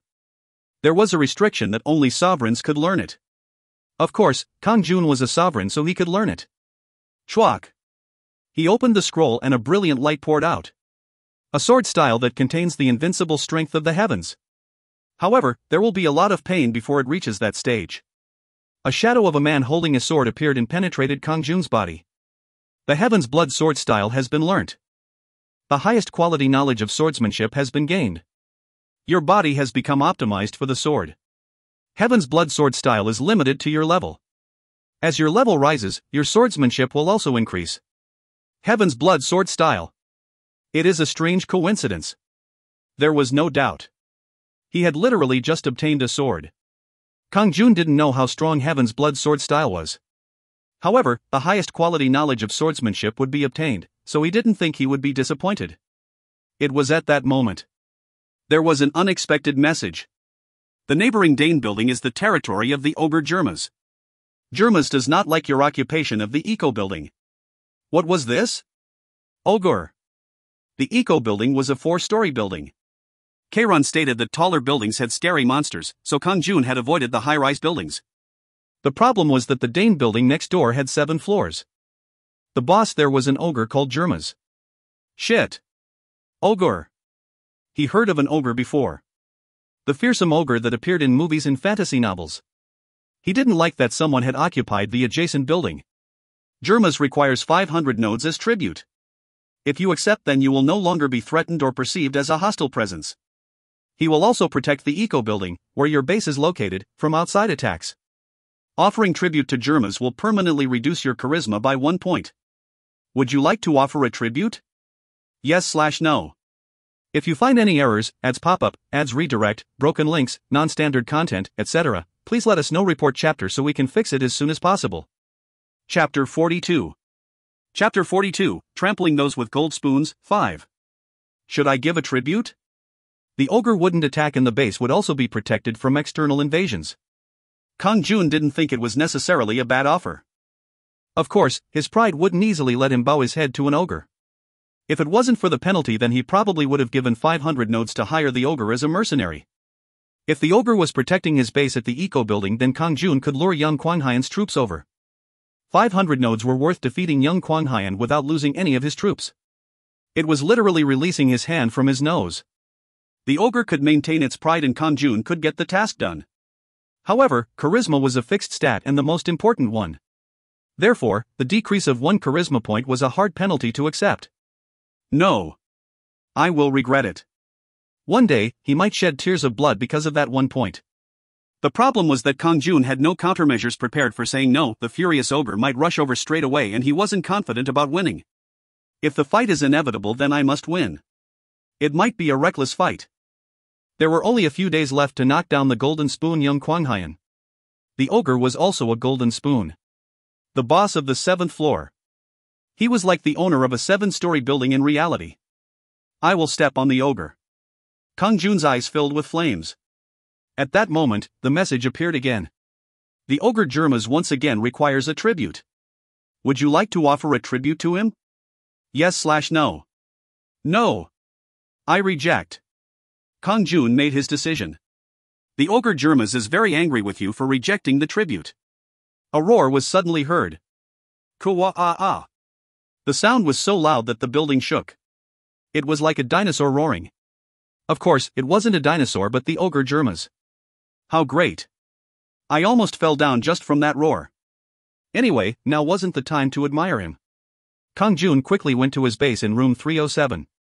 He picked up the iron sword that he had previously stored. Suck. He felt a strange thrill as he held the sword. What was this feeling? The sword felt so familiar, it was like Kang-jun had been training in swordsmanship for a long time. It was incomprehensible but swordsmanship felt more familiar than taekwondo. Is it because of that? After learning Heaven's Blood sword style, Kang-jun's body had changed into the best condition for the sword. This will be worth it. Then a message appeared. Mission 7, Repel the Ogre Jermas. Compensation, experience, 1000 nodes, warrior's sword, rare. In the end, a mission showed up. A mission to repel the ogre Jermas. Enormous rewards. A huge 1000 nodes. It also gave a rare grade weapon, the warrior's sword. I have to defeat him anyway, so it is better to do it for a mission. It wasn't wrong to say that a sovereign was given a mission they wanted. But if the difficulty was raised like this from the beginning, what would mission 100 turn out to be? Common sense told him that mission 100 would be much harder. Let's just think about the current mission, It was something he brought upon himself. And it wasn't a bad thing that the mission was difficult. It was hard but the rewards were huge. In other words, even if 100 missions were passed, the rewards would differ depending on the difficulty level of the missions. Kwong. It was at that moment. Did a bomb hit the building? The building shook as there was huge roar. Kwa-ah-ah. The ogre's shout. The roof. Kang-jun's expression stiffened. It was clear that the ogre Jermas had jumped from the roof of the Dane building to the roof of the Eco building. He is a really ignorant bastard. Anyway, he had decided to fight so there was no time to hesitate. Kang-jun headed directly to the roof. The center of the roof was expanded like a school playground. Something was standing there. He was 4 meters tall. He was similar to the Minotaur that Rodayam had transformed into not long ago. However, he was even tougher. There were bones and skulls hanging from his waistband. They were human and monster skulls. Coo. Puppy Sovereign, you came after hearing my roar. It still isn't too late. Swear that you will give me a tribute. Then I will save you. The dark eyes covered in gray hair were shining eerily. A wild-looking appearance. His entire body was muscular and his heart is steel. One tight fist seemed to be larger than an adult's head. An ogre looked like this. One hit from those fists seemed capable of killing him. Just one hit. It would be enough to send someone to hell. Indeed, that strength really seemed capable of killing him. However, Kang-jun just smiled and shouted. You dare to ask me for a tribute? Why don't you become one of my subordinates? Then I will spare you. What? Jermas was stunned and stared at Kang-jun with an incredulous expression. Kang-jun's words about sparing Jerma's life were completely ridiculous. Jermas lifted one of the skulls hanging from his waist and said, Puppy Sovereign, do you know what this is? It is the skull of a sovereign who dared to resist me like you are doing. Sovereign's skull. Was that true? There had been a sovereign here. Kang-jun was surprised. Kukuku, you don't seem to believe it. Look. The cloak I'm wearing now is the sovereign token I took from him. Jermas swiftly turned and showed off his cloak. The cloak was worn like a scarf and made him look ridiculous. Kang-jun laughed. What about it? Do you think you have become a sovereign just because you have the sovereign token? Jermas scowled. No, I am not a sovereign. The ones who will become a sovereign are already fixed. But it is my destiny to eat those who reject my offer. I will subdue the sovereigns and rule over them. Kokakakot. That is just a dog's dream. What? What did you say just now? I will show you that dream is false. Now stop talking nonsense and attack. Jermas stared at Kang-jun like he was prey to be eaten. Then he started crazily laughing. Cook. Kukukuk. Kokakakot. It seems like I will gain one more skull today. Jermas pounded his chest with his fists and ran towards Kang-jun. Kang-jun's eyes became cold. If I don't kill him, then I will die. He forgot everything else for the moment. The fact that he was a sovereign and that he needed to make money. He was only absorbed in the duel. Kung kung kung kung. Jerma's was 10 meters in front of him. Aura of the wind. His movement speed and attack speed were accelerated by the wind, so it was the most beneficial skill. Kokakakot. Die, you little sovereign. The ogre's fist flew in front of Kang-jun. If hit by that punch, it would be like having a truck moving at 120 kilometers per hour slamming into him. Swaying. If he didn't avoid this, then he would die. Kang-jun moved quickly. Swaying. Swing swing. Jerma's fists kept on moving. He seemed infuriated that Kang-jun had avoided it. Swee swing. Papa pat, dot. However, Kang-jun was able to avoid Jerma's attacks in a stable manner. Su suck. Su su su su. Su su suck. His feet moved in a strange trajectory and suddenly rotated. Kang-jun's body reacted and avoided being damaged by Jerma's. Surprisingly, the footwork of Heaven's Blood sword style unfolded by itself. Kang-jun's level was still too low to show its true power. Fortunately, it combined with Aura of the Wind and allowed him to avoid Jerma's attack. But that was it. Kang-jun hurriedly dodged the attack. Shit. I don't have time to strike at all. He barely even had a chance to breathe. However, he shouldn't be too impatient. If he lost even a little bit of concentration, then it would be all over. In the meantime, Jerma screamed as his attacks were constantly dodged. Qua! This rat! At that moment, Kang-jun leapt forward. His sword instantly sliced across Jerma's neck like a ray of light. Supak! It was a hit. He had aimed for the hole in Jerma's stance. It truly was the unconscious use of Heaven's Blood sword style. But Jerma's pulled away at the same time. Kang-jun's sword only swiped Jerma's neck a little bit. The thick, solid skin was only slightly scratched. Shit! Kang-jun inwardly swore. A normal person would have suffered a deadly injury. Yet Jerma's only suffered a scratch, even with the added wind attribute damage. Jerma's skin was hard, but the power of the iron sword was also bad. Cool. Nice move.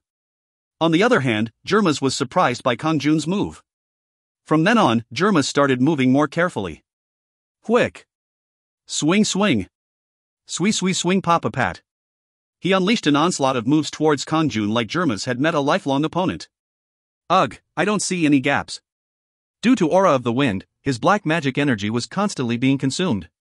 He had black magic recovery potions, but there was no chance to drink while avoiding the ogre's fists. The same went for his health. Even if Kang-jun was injured, he couldn't help but fight. At this rate, I will be defeated. Kang-jun took a deep breath. Jerma's was running amok. Kang-jun was putting in a lot of effort while Jerma's had a leisurely smile on his face. After some time, Kang-jun's cold eyes shone. It can't be helped. It is dangerous but will be worth it. Kang-jun's body jumped as Jerma's fist headed towards his head. No, he seemed to jump forward. Swaying. Jerma's thought that Kang-jun had jumped, so he swung his fists. However, Kang-jun had leapt towards the other side of Jerma's. Sidewalk. Jerma's was shocked but quickly blocked the sword with his hand. Kang-jun's expression became awful. It failed. Jerma's really had amazing reflexes. Kong. Then something unexpected happened. Kang-jun's sword that hit Jerma's hand was broken. At the same time, the broken fragments of the sword flew towards Jerma's eyes. Pak. Quayak, dot. Kang-jun didn't miss the moment when Jerma's was staggering around with his eyes covered. The remaining part of his sword sliced across Jerma's neck. Chwack. Although the blade was shorter, it succeeded in dealing a deep wound. Kuwa-ah-ah. I will kill you. Jerma's roared and rushed towards Kang-jun. Kang-jun blocked Jerma's fist with his sword. Bam! Quack! Kang-jun was pushed back 20 meters. Ugh, shit. He immediately jumped up after falling. Health, 162/310. Only one hit. It was blocked by the sword, yet almost half of his health was still gone. Blood fell from his mouth, but Kang-jun just glared at Jerma's. In the meantime, Jerma's had disappeared. He turned and saw that Jerma's was climbing the wall of the building next to the Dane building. Oh duck. Why, you will see soon. I'll let you go today, but next time will be different. After that, Jerma's could no longer be seen. He ran away? Kang-jun could barely regain his spirit as he looked around. Mission 7 has been accomplished. A message appeared at that moment. As a reward, enough experience will be given to increase your level. 1,000 nodes will be given as compensation. The warrior's sword has been given as compensation. Phew! I barely succeeded. Kang-jun placed a hand over his heart. He was fortunate enough to repel the ogre Germas. Thanks to fulfilling Mission 7, Kang-jun reached LV13. In addition, a black sword had appeared in front of Kang-jun. If you find any errors, ads pop-up, ads redirect, broken links, non-standard content, etc., please let us know. Report chapter so we can fix it as soon as possible. Chapter 43. Chapter 43, Trampling Those with Gold Spoons, 6. Warrior's Sword. Rating, Rare. Properties, Earth. A long sword with strong durability that won't break easily. If Aura of Earth is used, the physical defense given by the skill will substantially increase. Wearer restrictions, 15 strength. A sword with the property of Earth? Aura of Earth was a physical defense-oriented skill. However, using the skill increased the physical defense of the skill even further. The last time he used Aura of Earth was when he was fighting Kang-jun. Serious damage from Kang-jun's dagger only caused a slight scratch. Yet now the physical defense would soar even higher? Would his body become like iron? Maybe Kang-jun could now defend against the ogre's power. It has restrictions on who can wear it. 15 strength?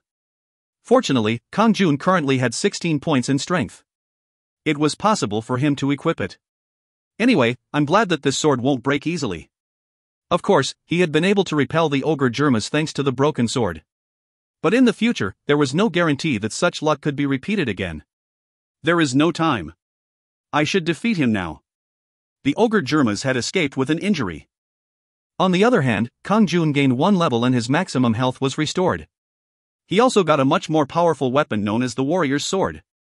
Although it was specialized in defense, the attack power was still higher than the iron sword. Ogre. It would be pretty useful if I could make him my subordinate. He didn't know if it was possible because the ogre had an ego that pierced the sky. Kang-jun, is the base okay? Kang-jun asked his military advisor while running towards the Dane building. Yes, Lord. The base is still safe. Is Lord okay? Kiran's voice through the telepathic link was quite relaxed. Of course. I built the base here safely. The eco building has been occupied. Then keep working.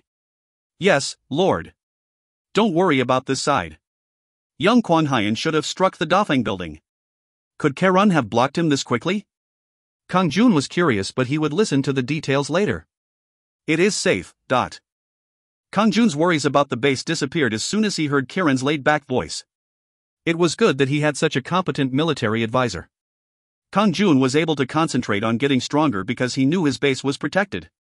The neighboring Dane building is the territory of the ogre Germas. Do you want to enter? Yes/no. Yes. Enter. Then a new mission appeared in front of Kang-jun. Mission 8, occupy the Dane building, defeat the ogre Germas and gain the sovereign token Cloak of the Wind. Experience, 1,500 nodes, 5 Essence of the Wind. As expected, it was a mission. Cloak of the Wind. I wonder what type of power it has.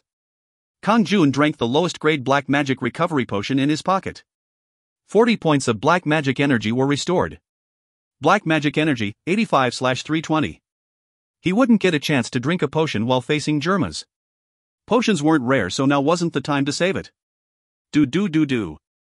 At that time, the ground shook and a barrier formed in front of Kang-jun. Dane building's barrier, 100%. It looked much harder than the barrier that recently appeared around the Sunkwang building. He had the Radagers to help him then, but now he was alone. Could he smash it? Pack. Kang-jun struck the barrier with the warrior's sword. Dane building's barrier, 97%. It decreased by 3%. The building's barrier boasted a tough durability. Yet it was reduced by 3% with one cut. Amazing. I can break it very quickly by myself. This was because Kang-jun's level rose, as well as the highest quality Heaven's Blood sword style increasing his power. Along with the destructive power of the warrior's sword, he was able to show much higher capabilities. But at that moment... Ping! Psywalk! Arrows came flying from above the barrier. Kang-jun could see monsters with the head of a rat and the body of a monkey. They were very familiar to Kang-jun. Radian archers. The ogre Germas had rations as subordinates?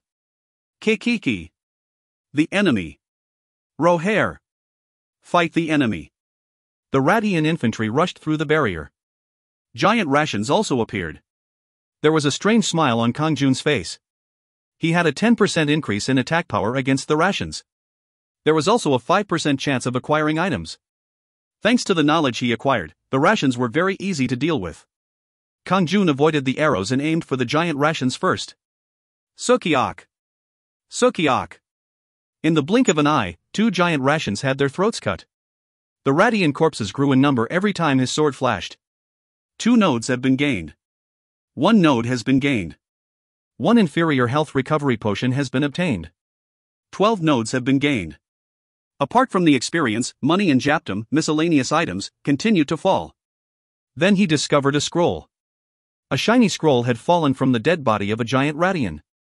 Kang-jun quickly opened it. A giant Radian is filled with courage while using an axe as a weapon. They are capable of wiping out the vanguard of the enemy. Glittering letters whirled around Kang-jun's head and were absorbed. Intermediate knowledge about the giant Radian has been obtained. Oh. Intermediate knowledge?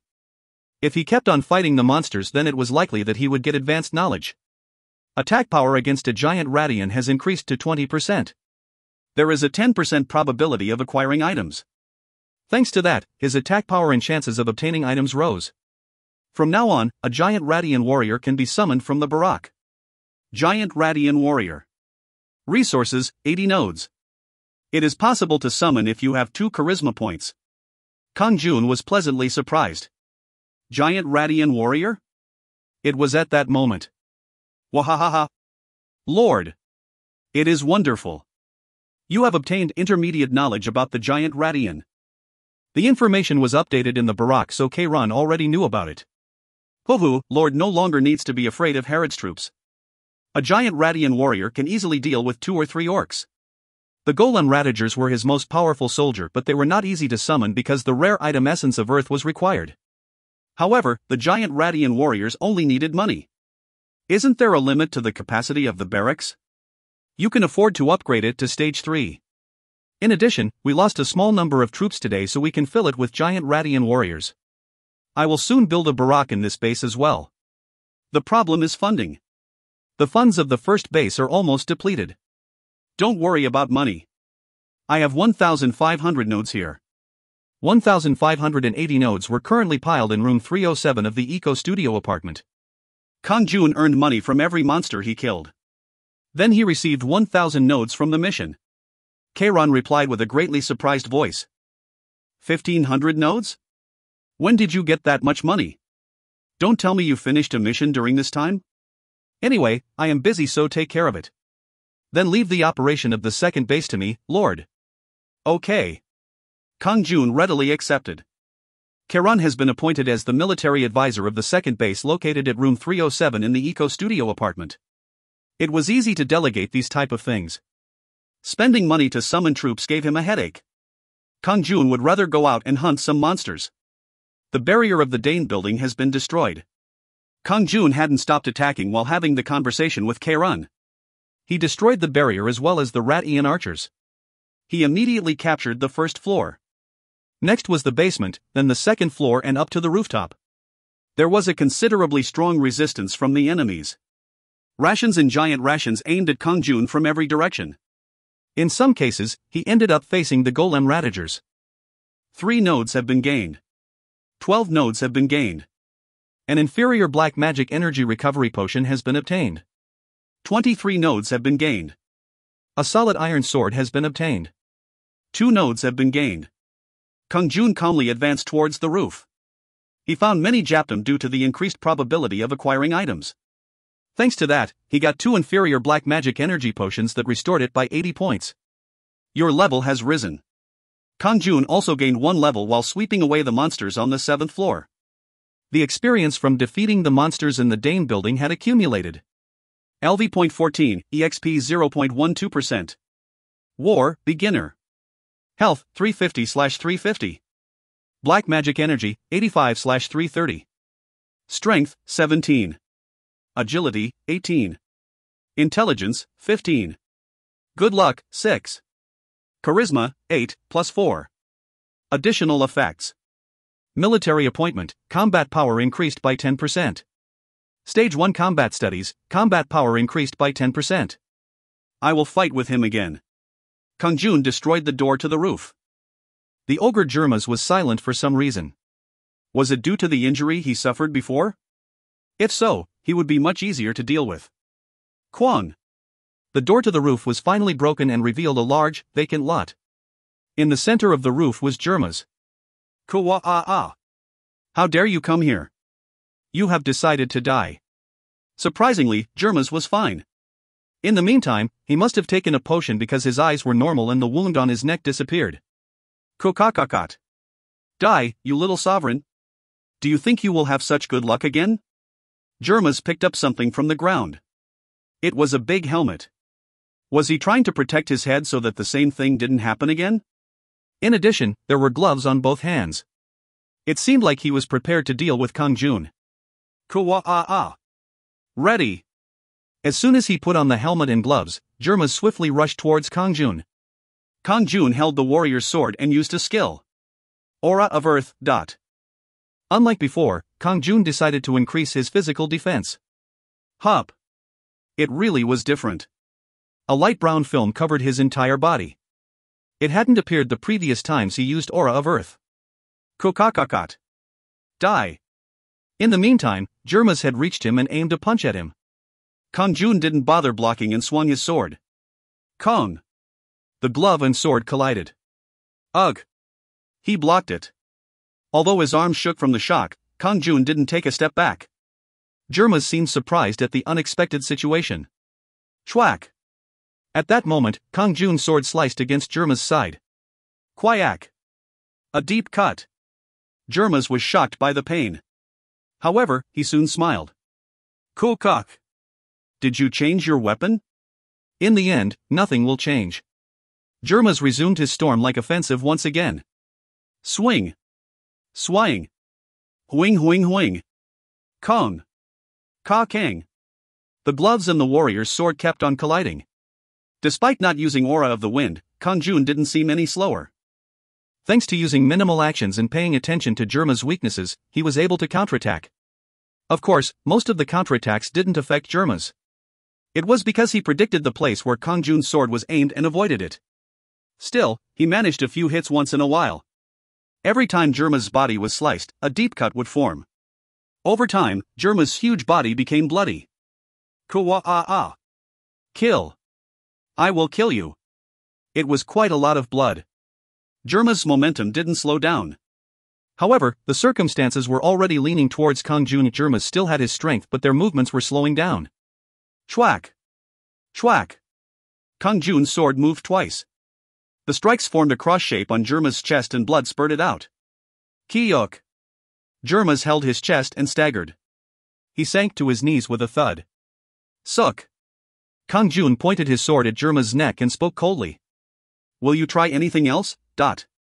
In the meantime, Kang-jun's body had also become bloody. Thanks to the warrior's sword and the strong physical defense from Aura of Earth, it was possible for Kang-jun to fight equally with Jermas. Despite that, it was inevitable that he would receive damage. A few HP points flew away with every hit. Once it accumulated, the damage was impossible to ignore. He had quite a few bruises and blood was dripping from a cut on his forehead. His face was tinged red from the blood. Yet his eyes were brilliantly shining. I require strong subordinates. You are qualified. I won't kill you if you become my subordinate. Jerma's eyes shook wildly through his helmet. Silence. The fact that he didn't refuse meant he was thinking about it. Kang-jun pulled out 2 health potions and poured them on Jerma's wounds. I will treat your wounds. Or you will die. Unlike Jerma's, Kang-jun would recover as soon as he leveled up. But now he was worried about Jerma's. The problem was that the wounds on his chest were so deep that he could die before making a decision. Therefore, Kang-jun poured the potions on the wound. Jerma's body trembled. Kang-jun couldn't see his face because of the helmet, but Jerma seemed shocked. Suddenly, Jerma's body moved forward. Kung. The ground shook. Was he dead? That wasn't it. Jermas had slammed his head against the ground. Lord! Jermas immediately raised his head. He untied the cloak from around his neck and handed it to Kang-jun. Cool cock. You are eligible to become my lord. This is something I don't need, so I hope Lord will accept it. If you find any errors, ads pop up, ads redirect, broken links, non-standard content, etc., please let us know. Report chapter so we can fix it as soon as possible. Chapter 44. Would you like to take Jermas into your household?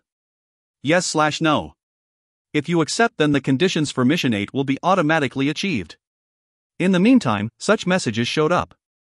Kang-jun nodded as he received the cloak from Jermas. From now on, you will be part of Sovereign Lucan's household. I will swear my loyalty to you, Lord. Jermas took off his helmet and bowed politely to Kang-jun. Jermas has joined your household. Jermu will become your faithful subordinate in the world of Hwanmong. At that moment, a glowing light surrounded Jermas and his body was restored. Kang-jun was also covered in a brilliant light. Mission 8 has been accomplished. A large amount of experience has been given as compensation and you have gained 2 levels. It wasn't just 1, but 2 levels. LV16. Thanks to this, Kang-jun's body was neatly restored. 1,500 nodes will be given as compensation. 5 Essence of Wind will be given as compensation. 1,500 nodes and the rare Essence of Wind. K-Run should know about this. As a result, he had 3,500 nodes piled up in his second base. With this much money, wouldn't he have caught up with young Kwang-hyun, who had the advantage of tremendous resources? No. Maybe Kang-jun was still losing when it came to resources. Colt mentioned that young Kwang-hyun collected hundreds of nodes in taxes every time he entered the world of Hwanmong. A 5-story building. It was 6 floors if he included the basement. Therefore, that was over 2,000 nodes received as taxes every time. This was all without having to kill a monster. Huge resources. High quantity of troops. The power of a golden spoon was terrible. However, Kang-jun had the Heaven's Blood sword style and the Ogre Jermas. Furthermore, he was LV16. Despite young Kwang-hyun having the ability to summon orcs and goblins with his huge resources, Kang-jun was no longer afraid. To be honest, Kang-jun didn't see young Kwang-hyun as an opponent anymore. Rather, he was scared of sovereigns with a more terrifying power. Those people who existed in the high-rise buildings. The problem was surviving a war with them. Kang-jun touched the cloak Jermas gave him and stared in every direction. Numerous buildings stretched out endlessly like the sea. Various single-family homes. Villas. Commercial buildings. High-rise apartments. The skyscrapers seemed to reign high in the sky above everything else. Kang-jun's expression changed as he gazed at the skyscrapers. Is there a sovereign in such a place? Or is there really something like a dragon? The thought of a sovereign made him sweat. Would a tycoon in reality become a sovereign in Hwanmong? Even though they were all golden spoons, they were on a different standard from young Kwang-hyun. They would have infinite resources and a huge supply of troops for raids. He wouldn't be able to resist. If so, would he rather face a dragon? That also wasn't possible. A dragon had absolute power in a fantasy novel, so it might be scarier than a sovereign. The conclusion was clear. A tycoon sovereign or dragon boss. They were formidable existences that Kang-jun might encounter one day. The only way was to become stronger. If he wasn't stronger than them, he would die. There is no support. The strong will survive. Until the end. Kang-jun grabbed the cloak tightly. Jermas watched Kang-jun staring at the skyscrapers. Determination filled his eyes and he said to Kang-jun, Lord! I don't know what Lord's goal is, but please consider me your spearhead. I will keep fighting for you until my time of death. Kang-jun just smiled. I have high hopes for you, Jermas. And I am grateful for this cloak. Jermas scratched his head. Cool cock. I didn't get any effect from the cloak, so I just wore it to look cool. Obviously there would be a large difference if a sovereign wore it. Go ahead and try on the cloak, Lord. Yes. Cloak of the Wind. Rating, only 1. A sign that you are a sovereign in Hwanmong. Agility +5 when worn. When using Aura of Wind, its black magic energy consumption will be reduced by 20%. Sovereign title, Ziphos. The cloak that Jermas took was a sovereign token for the sovereign called Ziphos. However, Jermas killed him and the sovereign token ended up in Jermas' hands. However, he was a monster, so the sovereign token had no effect on him. That's why he tied it like a scarf or handkerchief around his neck. Once Kang-jun wore the cloak, it adjusted nicely to his size. A blue cloak that emitted a soft light. Kang-jun's agility rose by 5 points after he put it on. Agility, 20, plus 5. Thanks to the cloak of the wind, he had the agility of someone who was LV 21. His body was in the best condition, and the increase in agility made Kang-jun feel as light as a feather. Anything else? Suddenly, one of the actions of Heaven's Blood sword style started to be vividly imprinted in his mind. Su-suck. Su-su-suck. Kang-jun moved his body according to the actions. He just thought about it, but his body moved naturally. Then his sword cut the space in front of him. Pa-at. Then a new message appeared. The power of the heavenly sword that can break down everything. Who can stop this sword? The skill Heavenly Cut has been learnt. Heavenly Cut. A powerful slash attack against a single target. The higher your strength and agility, the more powerful the attack will be. Can be used with a sword. Consumes 40 black magic energy. Restrictions: muscular strength 18, agility 25. This?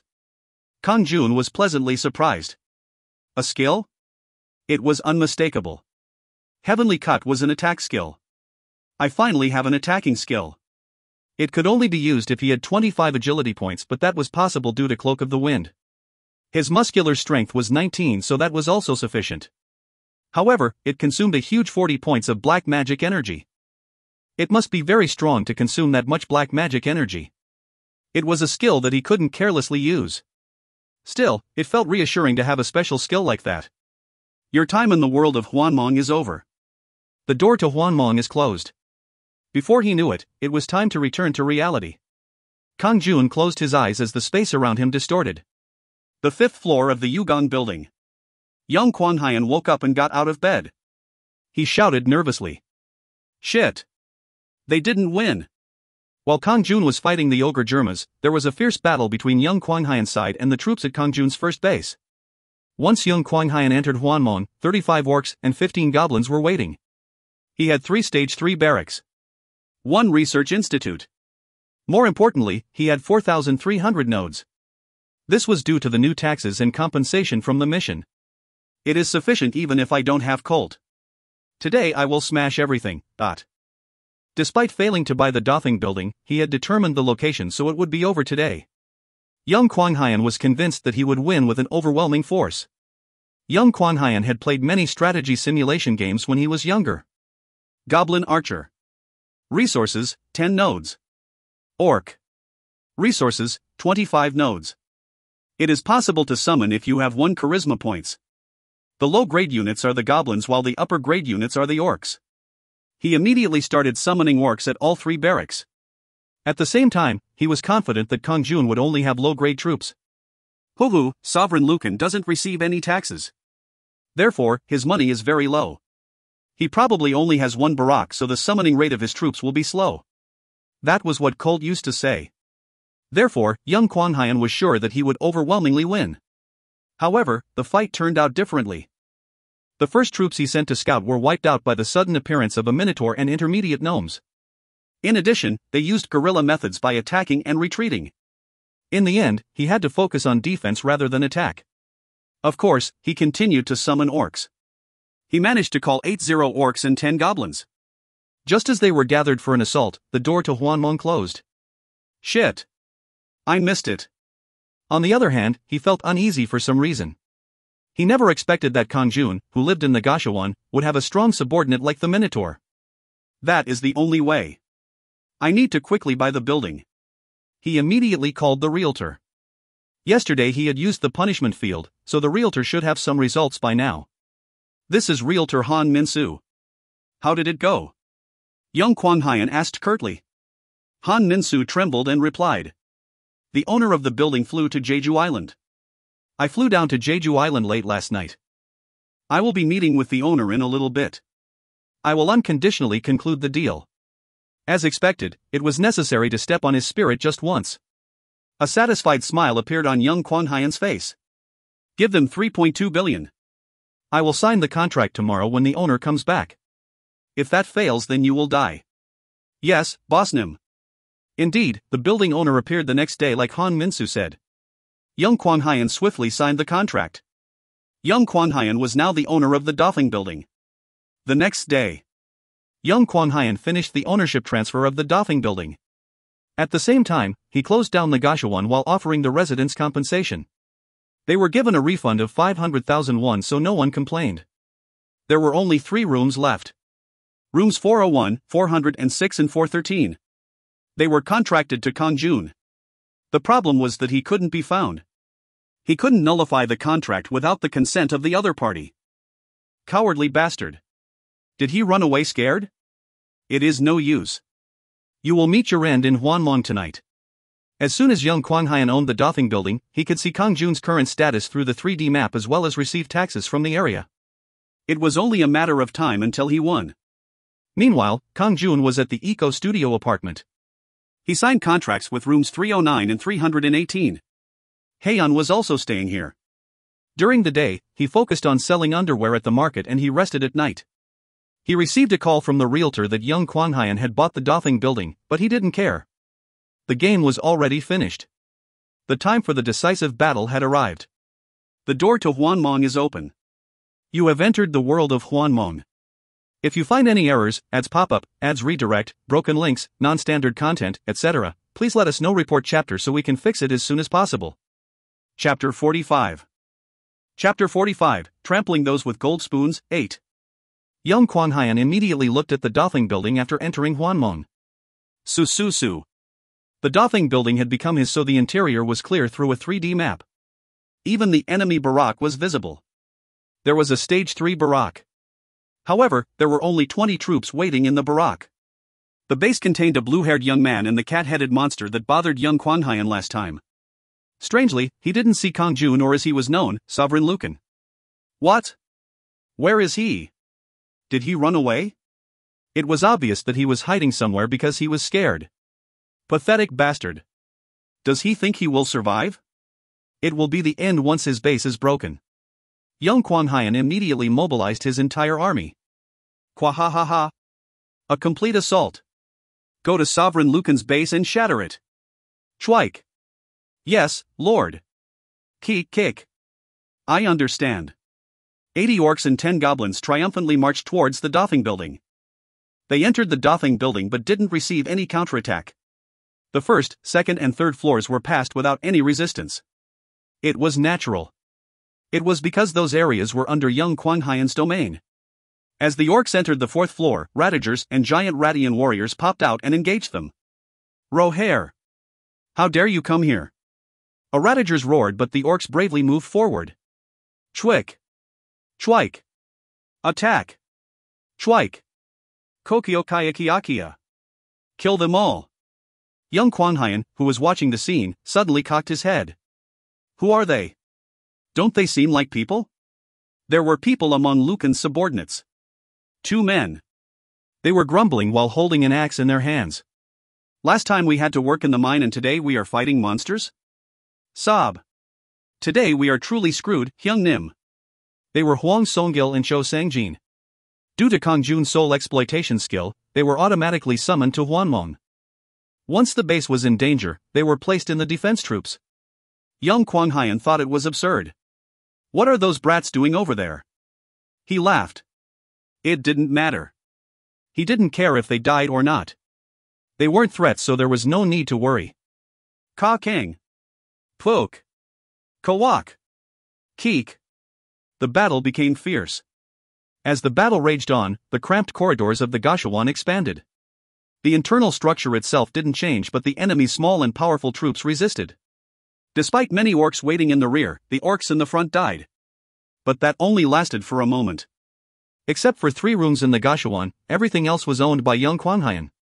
He activated the defense capabilities of the place to attack Lucan's men. Kuwang. Siwak. A door popped open and arrows were fired. That wasn't all. Buffs were applied and the orcs' health gradually recovered. No matter how much pain they were in, they kept fighting. In the end, the Radagers and giant Radian warriors were pushed back. Ho, Lucan. Are you watching? This is the ability of a golden spoon that you must envy. Poor bastard. From the very beginning, you were not my opponent. Cool cock. Ha ha ha. Young Kwang Hyun was convinced of his victory as he watched the battlefield. If Lucan is dead, then I can obtain his sovereign token. His level would also rise after achieving the mission. Am I becoming too strong? Everything was going smoothly so far. There was nothing to fear in the world. Now he only needed to wait, so there was a leisurely smile on his face. After solving today's problem, he would enjoy the real world in the future. Now that I have that nurse, should I aim for a doctor next? Female plastic surgery doctors tended to be beauties. Young Kwang Hyun recalled the nurse's defeated expression. Gulp. Hoo-hoo, my mouth is watering. This war would soon be over and the door to Hwanmong would close. It was at that moment. The enemy has appeared. The barrier is under attack. What does that mean? The enemy. Who was it? Currently, all of Lucan's forces were trapped in the Dafeng building. So it didn't make sense that the Yugang building would be attacked. Yet this ridiculous situation was actually happening. Su. At that moment, he expanded the area being attacked on the 3D map. Kwa-ah-ah. There was a huge roar as a monster punched the barrier. It was an ogre. Heek. That guy? Young Kwang Hyun freaked out. A giant ogre normally seen in movies had appeared. Of course, Hwanmong was a dream world. It was a world where such monsters could show up. The question was why an ogre suddenly appeared to attack Yugang's barrier. Kwang. The barrier's durability fell at a frightening rate every time the ogre's fist hit it. Yugang building's second stage barrier, 87%. Yugang building was owned by Young Kwang Hyun so he could strengthen the barrier. He didn't worry about money and upgraded it. Yet the ignorantly strong ogre just sneered and smashed the barrier. Yugang building's second stage barrier, 76%. The durability kept falling. At this rate, it was only a matter of time before the barrier broke. Young Kwang Hyun hastily issued a command. Pull out. Withdraw right away. Kill the ogre destroying the barrier. Now wasn't the time to destroy Lucan's base. He can do that at any time. If he left the ogre alone, then the Yugang building would be shattered. The orcs withdrew and hurriedly headed to the Yugang building after Young Kwang Hyun's order. At this time, the durability of the barrier was already at the bottom. Yugang building's second stage barrier, 12%.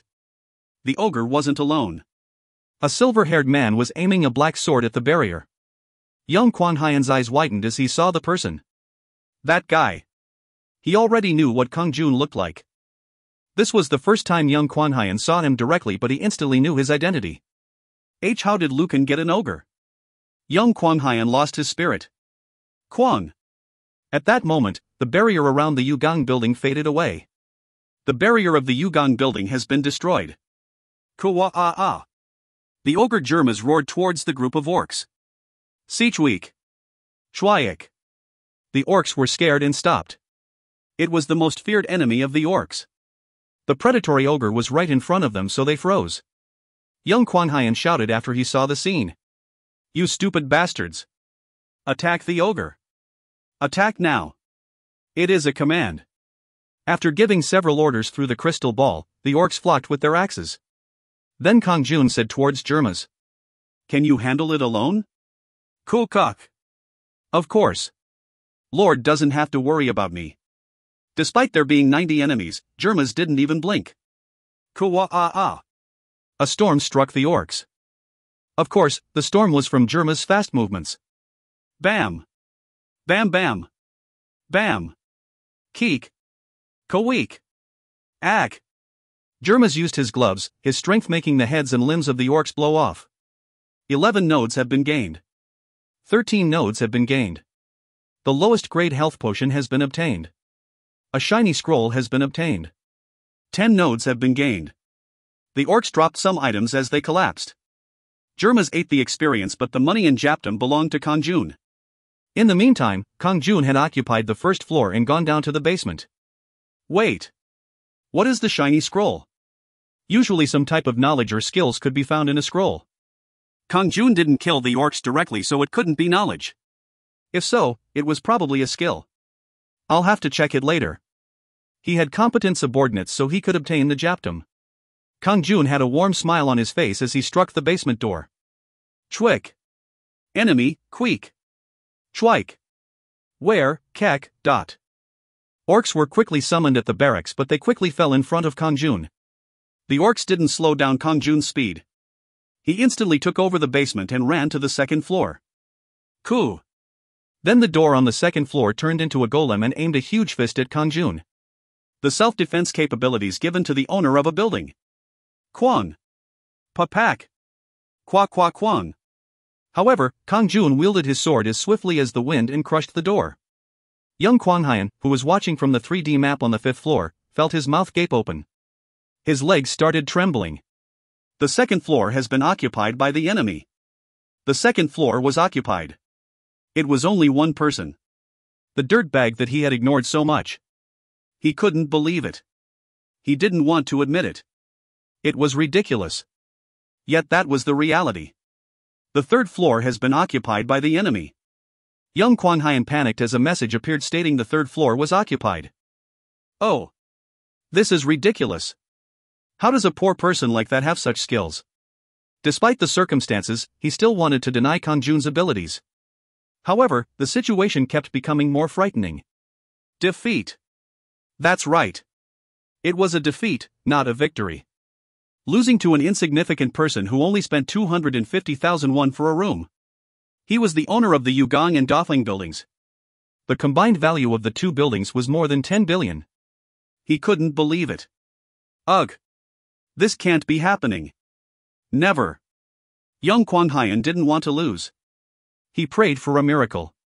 Even if it meant selling his soul to the devil, he wanted to escape this situation somehow.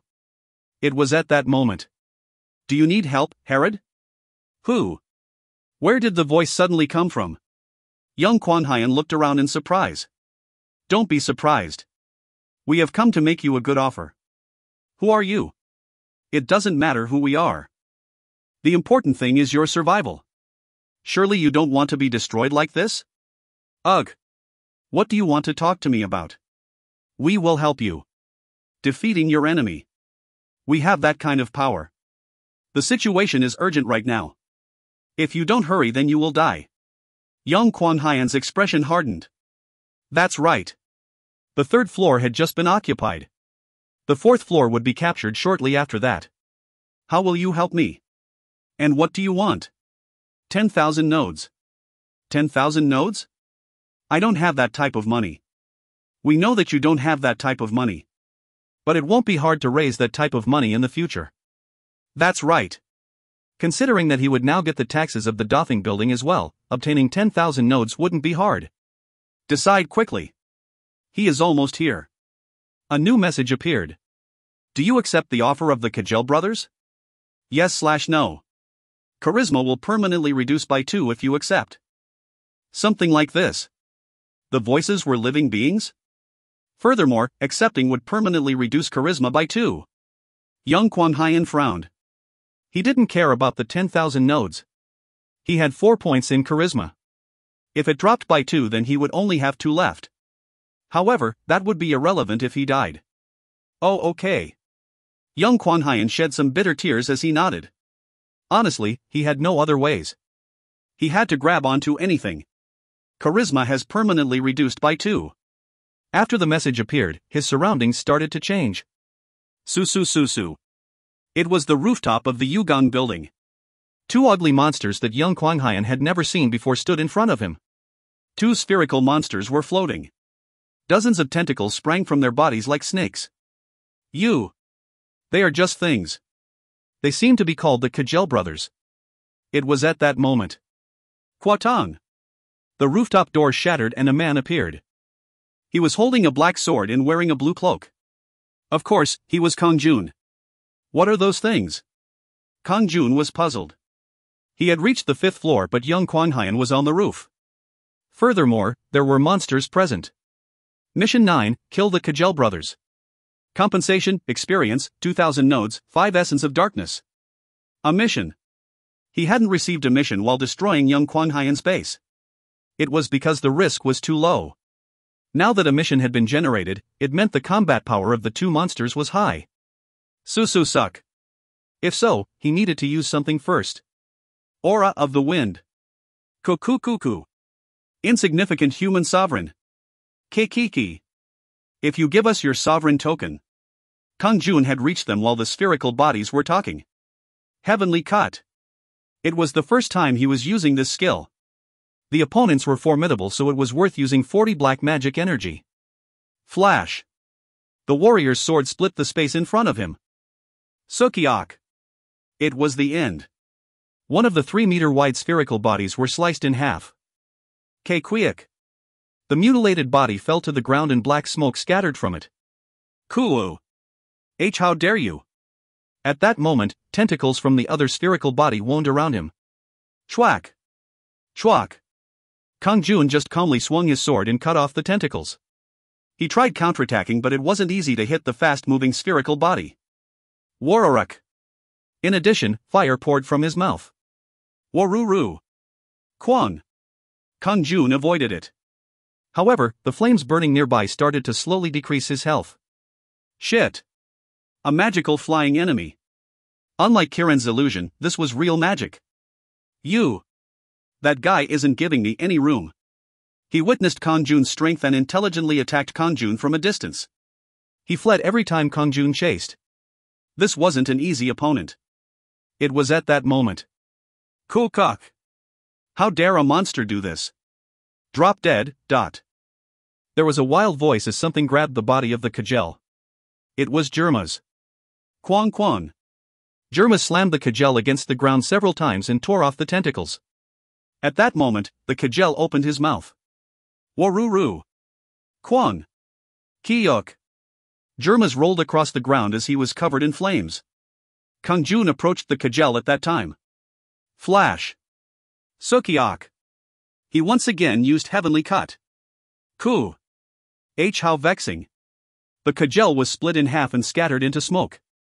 Mission 9 has been completed. As a reward, enough experience will be given to increase your level. 2,000 nodes have been given as compensation. 5 Essence of Darkness will be given as compensation. What were they? Well, he reached LV-17 thanks to them. Meanwhile, Germas had put out the flames on his body. Ku. I was caught off guard, Lord. That goddamn bastard. Agu, it was hot. Are you okay? That's okay, Lord, watch your back. Germas hurriedly exclaimed and pointed behind Kang-jun. Young Kwanghyun was running towards Kang-jun's back with an axe. Koku. Die. Swike. However, Kang-jun acted faster. Pack. His black sword crossed young Kwanghyun's neck in a flash. Kwayak. Young Kwanghyun's body trembled. His hands rose to his neck before he fell with wide, open eyes. Kung. It was the end of Sovereign Herod. If you find any errors, ads pop-up, ads redirect, broken links, non-standard content, etc., please let us know. Report chapter so we can fix it as soon as possible. Chapter 46. Chapter 46, Becoming a Building Owner in Gangnam, 1. A dark cloud swirled in the sky after young Kwanghyun collapsed. Wororuru. In addition, there were loud rumbling thunder sounds. Kang-jun had never heard such loud cracks of thunder. Kwang. Kwang. What was going on? Was the sky falling down? It was like the end of the world. Then the thunder disappeared. The surrounding scenery completely changed. The sky was full of beautiful clouds and the ground was a wilderness. On top of that, the collapsed figure of young Kwanghyun was in front of Kang-jun. Where was this place? Su. At that time, black shadows reminiscent of Hell Reapers appeared before Kang-jun and young Kwanghyun. They bowed politely towards Kang-jun. Then they shouted in unison. The winner will have everything. The loser will give everything to the winner. All the possessions that belong to Sovereign Herod will be given to Sovereign Lucan. Voices like thunder. Then a message appeared. You have obtained the Sovereign Token, the Wyvern Ring. Wyvern Ring. Rating, only 1. A sign that you are a sovereign in Hwanmong. Strength +5 when worn. Immune to fear and confusion when worn. Sovereign title, Herod. It increased strength by 5 points and gave the wearer immunity to fear and confusion. Kang-jun naturally wore it on his right hand. His left hand had the demonic dragon's ring. His right hand had the wyvern ring. Kang-jun was stunned for a moment before asking the shadows. Who are you? One of the shadows bowed again and answered politely. Sovereign Lucan. You will naturally discover who we are if you are defeated. We despise the losers and are in awe of the winners. He continued. Today we appeared in celebration of your first victory. If you win after this, we won't show up. All the possessions of the loser will naturally belong to you. The shadow kept talking. But if you lose, you will see us again. I hope that such an unfortunate thing won't happen. In the meantime, two shadows had grabbed young Kwang-hyun's arms. All the shadows bowed to Kang-jun once again and spoke softly. Then we will go. We wish you luck. They started to drag young Kwang-hyun away. Where are you taking him? One of the shadows stopped after hearing Kang-jun's question. He turned his head and replied. There is only one place for a defeated sovereign to go. Where is that? The winner doesn't need to know. The shadow turned back and walked away. Perhaps it is hell? Kang-jun suddenly recalled Kiran's words. It is a little different from the commonly known hell. Rather than for sin, it is a place to go after losing the war. After being defeated, you will have to spend unimaginably long years in agony. The loser went to prison. There was no doubt that young Kwang-hyun was being dragged there. Oh. Who are you? Where are you taking me? It was young Kwang-hyun's voice. He woke up. He soon heard creepy voices. Coo. A place filled with other losers like you. Kakakakot. You just have to go there. The shadows trampled on young Kwang-hyun. Bam bam. Bam bam bam. Ack. Quiet. Ack. Help me. Horrifying screams. Young Kwang-hyun shrieked as he was surrounded by shadows. The scenery in front of Kang-jun faded away. Heek. Kang-jun opened his eyes with a surprised expression. This place? It was his bed in room 307 of the Eco Studio apartments. What? I am already awake? He checked his watch and saw that it was 6:30 a.m. It was a similar wake-up time. While meeting the strange shadows, time had passed in Hwanmong. The scene of young Kwang-hyun being dragged by the shadows lingered. His screams as he was dragged to hell was clear. Shit. Even though he was a bad guy in reality, he seemed somewhat pitiful. But now wasn't the time to sympathize with him. Kang-jun didn't know when he would be in such a disastrous situation. He had won. However, he couldn't settle for this victory and needed to prepare for a larger war. And he needed to unconditionally win. He had seen with his own eyes the result of defeat. At that time, Hyeon looked down at Kang-jun and grinned. You woke up. She was sitting on a chair in front of the bed with a towel in her hand. What is that towel? What? I was wiping the sweat from your face. Did it wake you up? No. Anyway, you worked hard all night. Go and rest. Ah, that's right. Can you please make me some ramyun? It wasn't hard for Hyeon. She made ramyun surprisingly well, so he felt like eating. Hyeon wasn't bothered by doing such things for him, especially if they were going to eat together. Then I should eat some ramyun as well. Should I boil a few?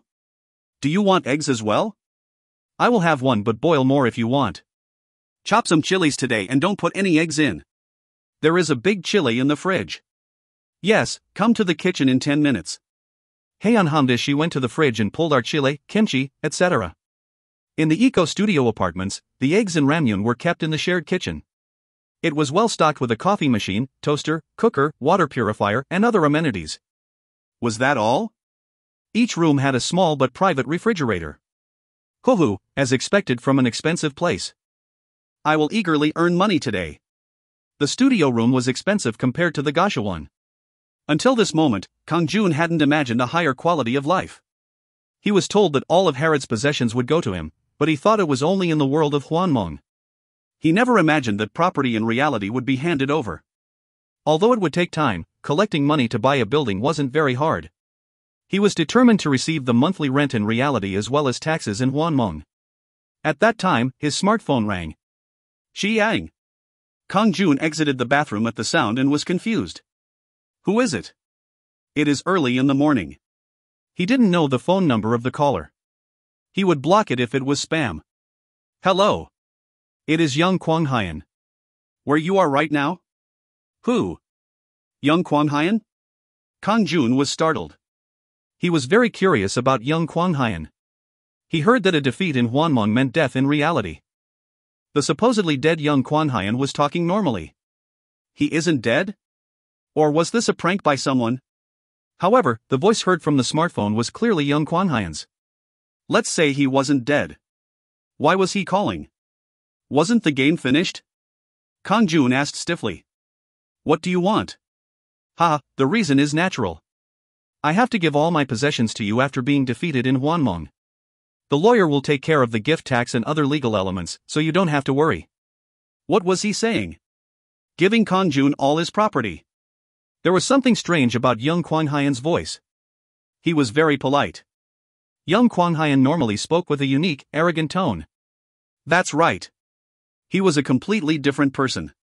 Then please come to the 5th floor of the Yugang building. I look forward to seeing you. Anyway, it will end up being your home. Young Kwon Hyun hung up. Kang-jun sat idly for a moment. Hand over his property, Was that really true?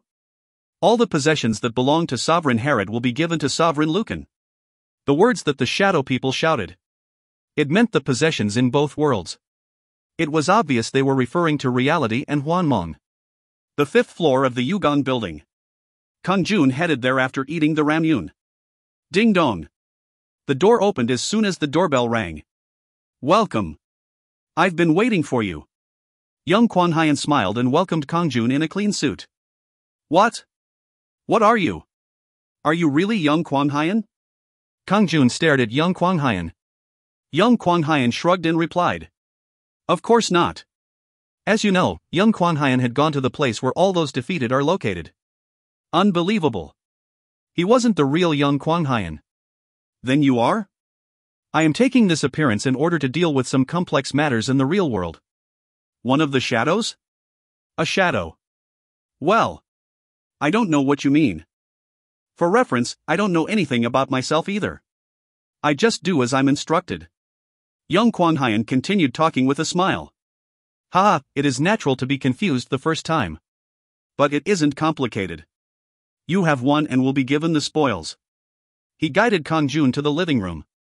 A woman in her 20s wearing glasses was sitting on the couch in the living room. Tidy hair. A black dress. A perfect face. But there was something mysterious in her eyes. Kang-jun felt an unknown thrill when he saw her. Was it the beauty too perfect to be human? That wasn't it. He instinctively felt something. He never felt it when he saw Hyun. What was her identity? Young Kwon Hyun introduced her. This is Han Yunsu, a lawyer from the Black Dragon law firm. She will handle all the legal issues. Han Yunsu got up and extended her hand. It is nice to meet you, Lee Kang-jun. Nice to meet you. Kang-jun shook her hand with an uneasy look. A strange energy could be felt from her hand. Han Yunsu smiled a little at Kang-jun's expression.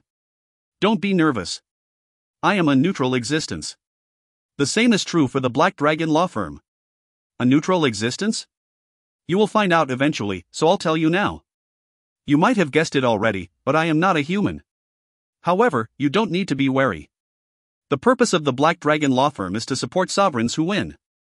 In particular, we ensure that the loser's assets are passed to the winner without any fuss. Kang-jun didn't know what to say and just sipped his cup of coffee. For example, there can be tax problems. According to the laws of South Korea, 50% of your property needs to be paid as gift tax. If so, that would violate the rule of Hwanmong that the winner receives everything. Kang-jun nodded. So that means you will take care of it. I understand. Then what am I supposed to do? There is nothing you can do. Just appoint me as your legal representative and I will handle it. So what is the fee? We don't receive any fees from you. No, we would actually spend money to support you. Once again, the purpose of the Black Dragon law firm isn't to make money but to support the victorious sovereigns. I understand. It was confusing. However, Kang-jun had a lot of work to do in Hwanmong, so the current situation was enough. Rather, the existence of Han Yunsu and the Black Dragon law firm gave it a realistic feeling. The winner would receive the loser's properties without any legal problems, so Kang-jun could just sit back and eat good food. Han Yunsu briefly gave an overview of young Kwon Hyun's assets. Yugang Building. Dafeng Building. There was a 200 million won foreign car. 230 million in his bank account. His other stocks and bonds were worth 300 million. Excluding the tenant deposits, the Yugang building had a 2 billion won bank loan while the Dothing building had 1 billion in bank loans. Inheriting everything also meant receiving the loans. But even with the tenant deposits and debts subtracted, he had a tremendous wealth of over 7 billion. He wouldn't have cared if it had been cut in half due to the gift tax, but he was still glad it didn't happen. All procedures will be finished by tomorrow. If you have any questions, then please contact me. Han Yunsu handed him a business card. Only Kang-jun and young Kwang-hyan remained. Young Kwang-hyan told Kang-jun the password to the safe that contained various valuables. Sovereign Lucan. Starting today, this is your house. The same is true for the Dothing building. Then I will be going. Young Kwang-hyan left the place. Kang-jun was alone. So this will be my home from now on? That wasn't all. Kang-jun was the owner of the Yugang and Dothing buildings. A Gangnam building owner. He was now the owner of 2 buildings. If you find any errors, ads pop up, ads redirect, broken links, non-standard content, etc., please let us know. Report chapter so we can fix it as soon as possible. Chapter 47. Chapter 47, Becoming a Building Owner in Gangnam, 2. Phew. I can't believe it. This is really all mine. Kang-jun sat on the couch and looked through the property report that Han Yunsu gave him. Dothing building was recently sold for 3.2 billion won and Yugang building had a market value of 7 billion. There was an annual 350 million rental income. Then it was roughly 30 million a month. So even if he just sat down, he would receive 30 million won a month. Of course, the auction income was decreased due to the interest on the 3 billion in loans and the taxes on the rental income. But even so, this was enough money to last a lifetime for an average person. Damn. This is why people become landlords. Kang-jun felt somewhat bitter. People live differently in this world. Somebody who worked to death might barely get 800,000 to 1 million won a month, while others could just sit around and earn several hundred million a month. The owner of a building would be on top. Young Kwang-hyan was born with a gold spoon from the beginning, but Kang-jun knew the woes of living on the bottom better than anyone. So he was both happy and pained to become a building owner. However, he didn't obtain it for free. He risked his life fighting monsters and raising his level. This was the loot he received from winning in the war. If he had been defeated by young Kwang-hyan, Kang-jun would be the one suffering in hell right now. Chorek. Kang-jun continued looking at his assets. 230 million won bank deposit. It would be transferred to Kang-jun's account tomorrow. And there was 300 million won in stocks and bonds. This would be disposed of and put into his account as cash. This was what Kang-jun wanted. Kang-jun had no idea about stocks or bonds. It was possible for it to drop, so it was better to have it as cash. Then 530 million won would be generated. It was better to use the money to pay off the bank loan. Now that he had money, there was no need to do business at the market in the future. Yes. My management skills effectiveness will increase if used in my territory. The Gashawon on the 4th floor of the Dothing building was empty. Young Kwang-hyan had gotten rid of all the residents of the Gashawon except for Kang-jun. Rather than renting the rooms out again, he was going to open a business. Opening a cafe would allow him to improve his management skills. Of course, he didn't intend to throw away his current contract. He would continue to sell underwear until the contract period ended. After that, he would consider setting up a business in this area. He wouldn't need to worry about people renewing their contracts and it would be a stable business. Chorek. Kang-jun looked at the picture of the foreign car in the property list. It was a Venta S-Class black sedan. Anyone who looked at it could see that it was an expensive car. 6,000 cubic centimeters, grade 5 fuel economy, 6 kilometers per liter. It was literally throwing oil on the road. I will sell the car. It was burdensome for him to drive such an expensive car. Kang-jun preferred SUVs over sedans. He would buy an SUV if he needed a car. However, he would certainly receive some damages if he sold it as a used car. He would hold it for the moment. Kang-jun didn't need to sell the car right away, so he would think about it slowly. Should I look at the house? Kang-jun got up from the couch and looked around the house. There was a living room, 5 bedrooms, and 2 bathrooms. There was a marble floor, separate kitchen, and large balcony. The appliances were top of the line. I am living alone in a place like this. Most of the personal items related to young Kwang-hyan had disappeared. Only the expensive-looking jewelry and decorations remained. Now that the fake young Kwang-hyan was gone, Kang-jun would have to dispose of the expensive things he didn't need. The house was neatly cleaned and could be used today. Wasn't there a safe? There was a safe in the dressing room connected to the bedroom. Young Kwang-hyun had given him the password, but he didn't know what was in it yet. Kakakukuku. Diririri. The 6-digit number was entered and the door opened. There were 10 bundles of 500,000 won. It was a total of 5 million won in cash. Money is everywhere. Since it wasn't on Han Yunsu's list, it was money that couldn't be discovered by the National Tax Service. Perhaps that was why he left it in the safe instead of his bank account. By the way, there was something other than money in the safe. What is this? It was a bag containing an unknown white powder. There was also a strange capsule.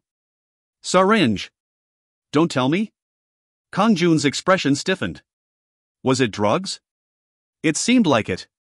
It was clear that young Kwang-hyun was a drug trafficker. Crazy. Why is he doing something like this? Kang-jun couldn't understand young Kwang-hyun. However, there was no point in understanding him. He was already dead. The important thing was how to handle this. Should he just throw it in a rubbish bin on the street? Or perhaps he should bury it in the mountains. Yes.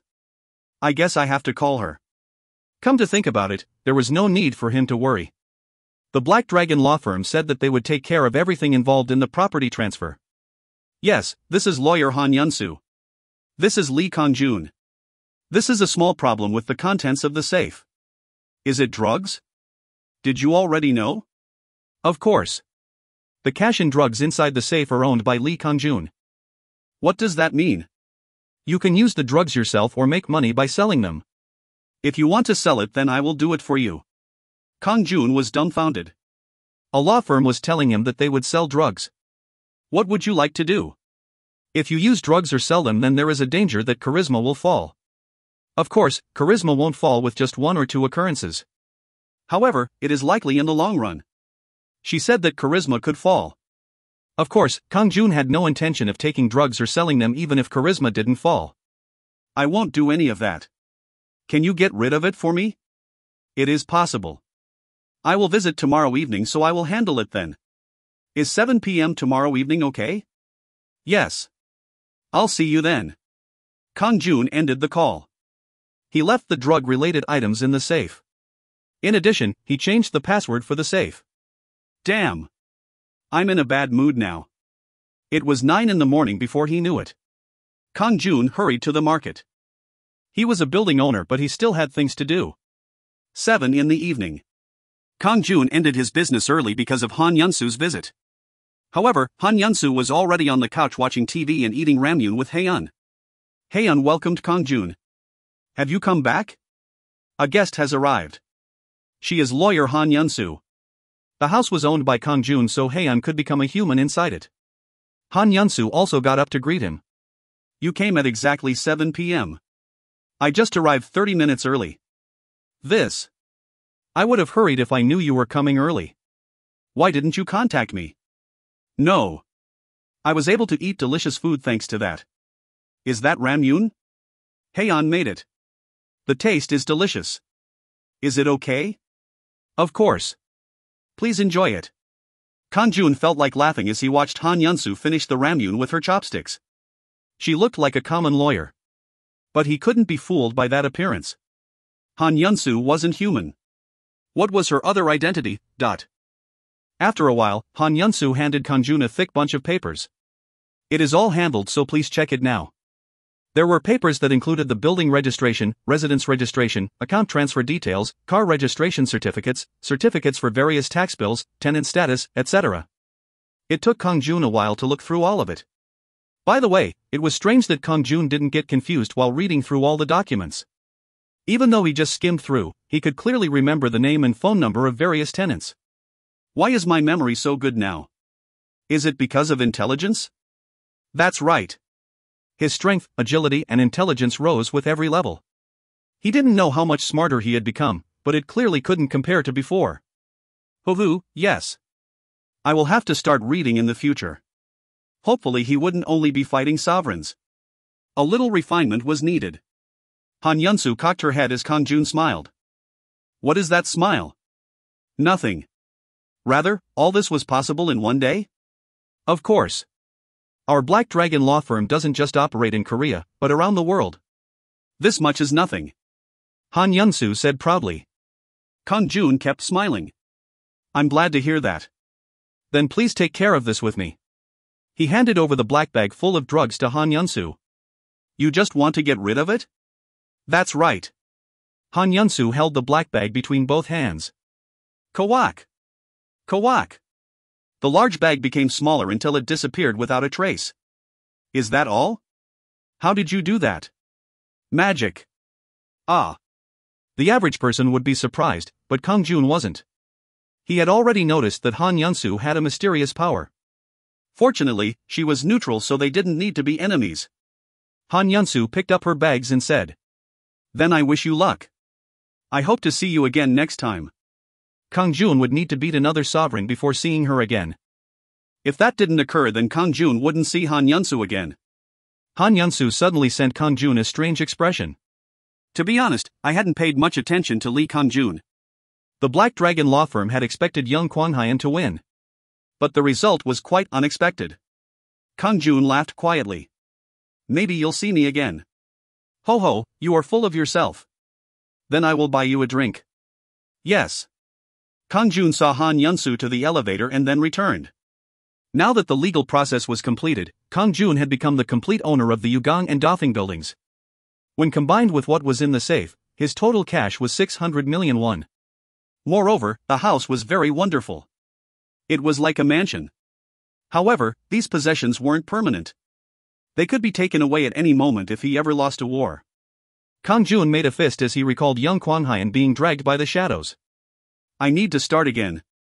Kang-jun called Colt. The black-hooded Colt showed up and bowed. Did you call, Lord? Did you do it? Yes, I used the inferior ghosts to look around the surrounding buildings. The intermediate ghost Colt's primary mission was to collect information. Although his combat power was lower than Hwan, his ability to gather information was excellent due to his experiences in Hwanmong. Have you found other potential places where a sovereign might be located? I've found a few locations that I am suspicious of. Colt handed Kang-jun a map with some marked buildings. If you find any errors, ads pop-up, ads redirect, broken links, non-standard content, etc., please let us know. Report chapter so we can fix it as soon as possible. Chapter 48. Chapter 48, Becoming a Building Owner in Gangnam, 3. Kang-jun looked at the map and asked. The buildings are quite far away. Why are they suspicious? The ghosts and I are unable to access them. In that case, it is likely to be a sovereign's territory. A sovereign affected both reality and Hwanmong, so Colt's words weren't wrong. Ghosts also weren't permitted to access Kang-jun's territory. Colt continued. In case an enemy sovereign investigates, I told my subordinates to report if any suspicious ghosts comes near Lord's area. That's good. By the way, are there no other suspicious places except for these ones? Colt scratched his head. The inferior ghosts can't investigate 7-story or higher buildings. Therefore, we only surveyed the 6-story or less buildings located nearby. 6 stories? Yes. If Hwan Nim goes directly, then she might be able to investigate more. Hwan, who was listening, nodded. Then I will investigate the 7-story or higher buildings. Colt continued with a worried expression. But the buildings with more than 10 floors are impossible to approach. If there is a strong presence, then you might not be able to come back. A strong presence, ... It is unknown if there is a dragon, demon, or equivalent strength creature there. You should be careful. Kang-jun nodded. Hwan, only investigate up to the 10-story buildings. I will investigate the others later. Yes. Hwan smiled. Kang-jun headed to meet Kim Suk-cheol, the realtor on the first floor of the Dafeng building. Oh. Welcome, Boss Nim. Sit over here. It is amazing that you became the landlord. Kim Suk-cheol greeted Kang-jun with a smile. He was normally kind to Kang-jun, but today he was even friendlier. Kim Suk-cheol was one of the tenants of Dafeng building. Han Yun-soo had informed him that Kang-jun had become the landlord. Since the lease contract automatically came to him, the rent for the next month was deposited into Kang-jun's account. Was that why he became more friendly? I don't know if I dropped by too late. No. Please stop by at any time. I came to see some advertised buildings. Kang-jun pointed to some buildings on the screen. Kim Suk-cheol looked at it for a moment before replying. Siang Building, Chengdu Building, Eden Building. All of these are owned by one person. The total value is 30 billion won. Who is it? That person.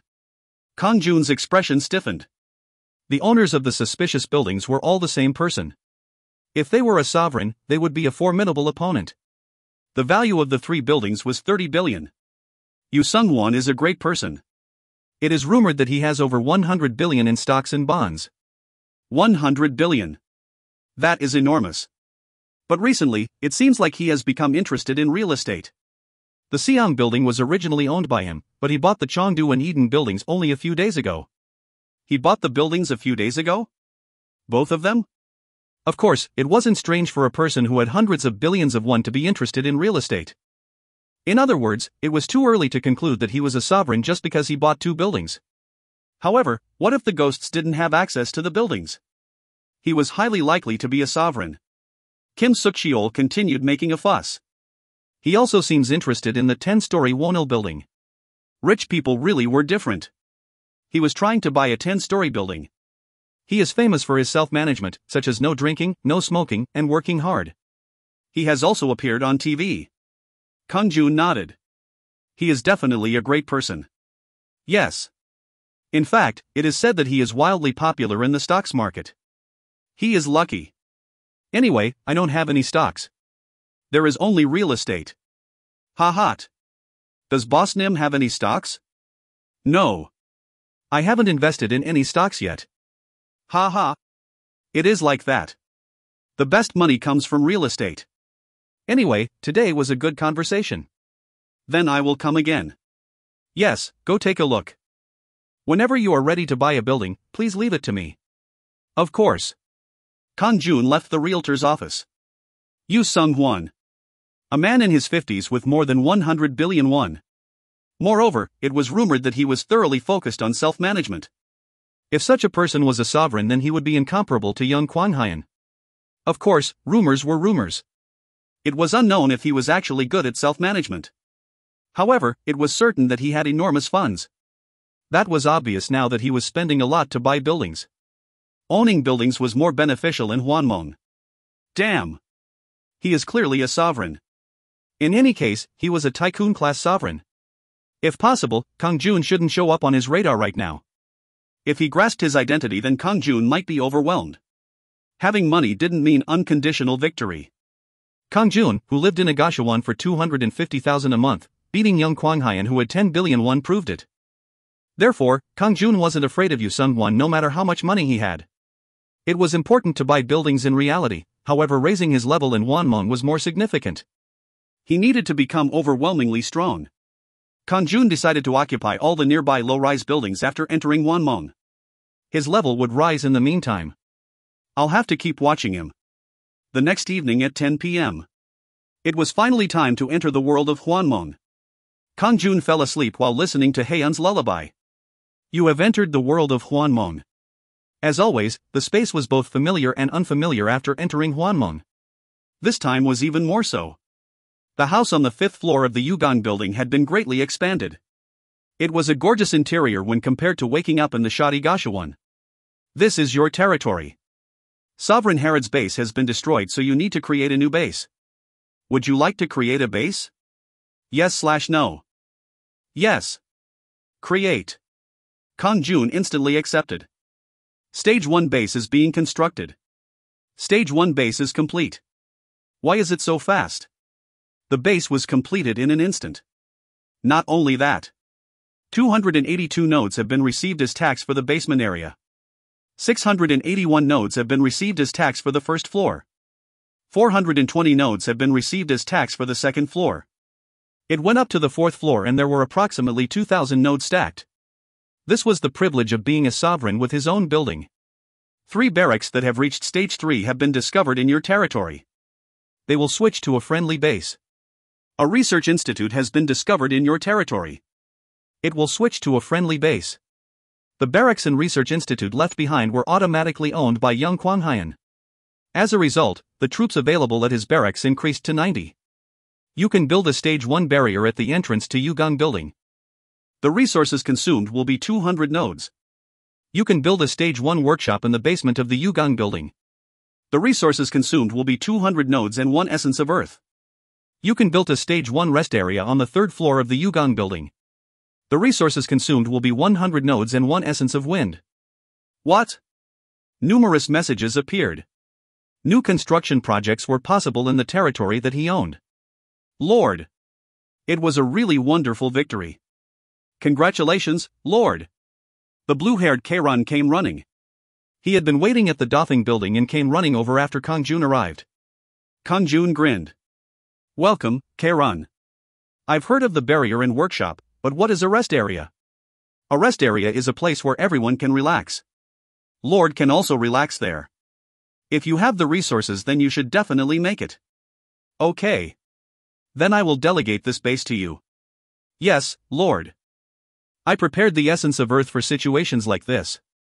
The workshop and rest areas will be constructed immediately. Then if we have enough resources, the barrier will be upgraded to Stage 3. Kang-jun continued. In addition, the Dothing building has received 1,400 nodes. I also plan to raise its barrier to Stage 3. Okay. You are doing very well. Then I will leave it to you. Kang-jun smiled and nodded. As he was about to leave, Kang-jun asked him with surprise. Where are you going, Lord? Where do you think? I am going to fight. Take care of the matters here. He didn't intend to be complacent with just 2 buildings. Kang-jun was going to become stronger. Kang-jun smiled. I understand, as expected of Lord. Please be careful. Try to only attack the low-rise buildings nearby. Of course. And watch the Seong, Chengdu and Eden buildings carefully. Kang-jun told Kang-jun the information he discovered in reality. Kieran's expression stiffened. It is very likely that Yu Sung-won is a sovereign. We should be careful not to catch his attention, and to raise our strength as much as possible. I will do that. Then take care. Yes, Lord. Don't worry about the bases. Kang-jun exited the Yugang building and heard cheering. Kwahaha. Lord. Have you come out? Germas, help Kang-jun with the bases while I'm not here. Please take me. I would like to help Lord. I will be stubbornly waiting. I will call you if it is necessary. You should be here so that I can fight with confidence. Yes, Lord. I will follow your words. There was nothing he could do, so Germas bowed. It was at that moment. The enemy. The enemy has appeared. The giant Radian warriors standing guard hurriedly exclaimed. Enemy? At that moment, he saw strange things approaching the Yugang building. They were 2 spherical bodies floating in the air. They were monsters with the same shape as the Kagel he faced last time. What? These guys? They aren't dead? The spherical bodies didn't approach Kang-jun and shouted from afar. Sovereign Lucan. We came to reclaim the debt. The debt? It is the debt left behind by Herod. He promised to give us 10,000 nodes in exchange for our help. That was it. Kang-jun had been wondering why they suddenly appeared. Why are you telling me this? Kukuku, it is only natural that you have to pay back the debt that Herod left behind. We want peace. We will go away if you give us the 10,000 nodes. If you find any errors, ads pop up, ads redirect, broken links, non-standard content, etc., please let us know. Report chapter so we can fix it as soon as possible.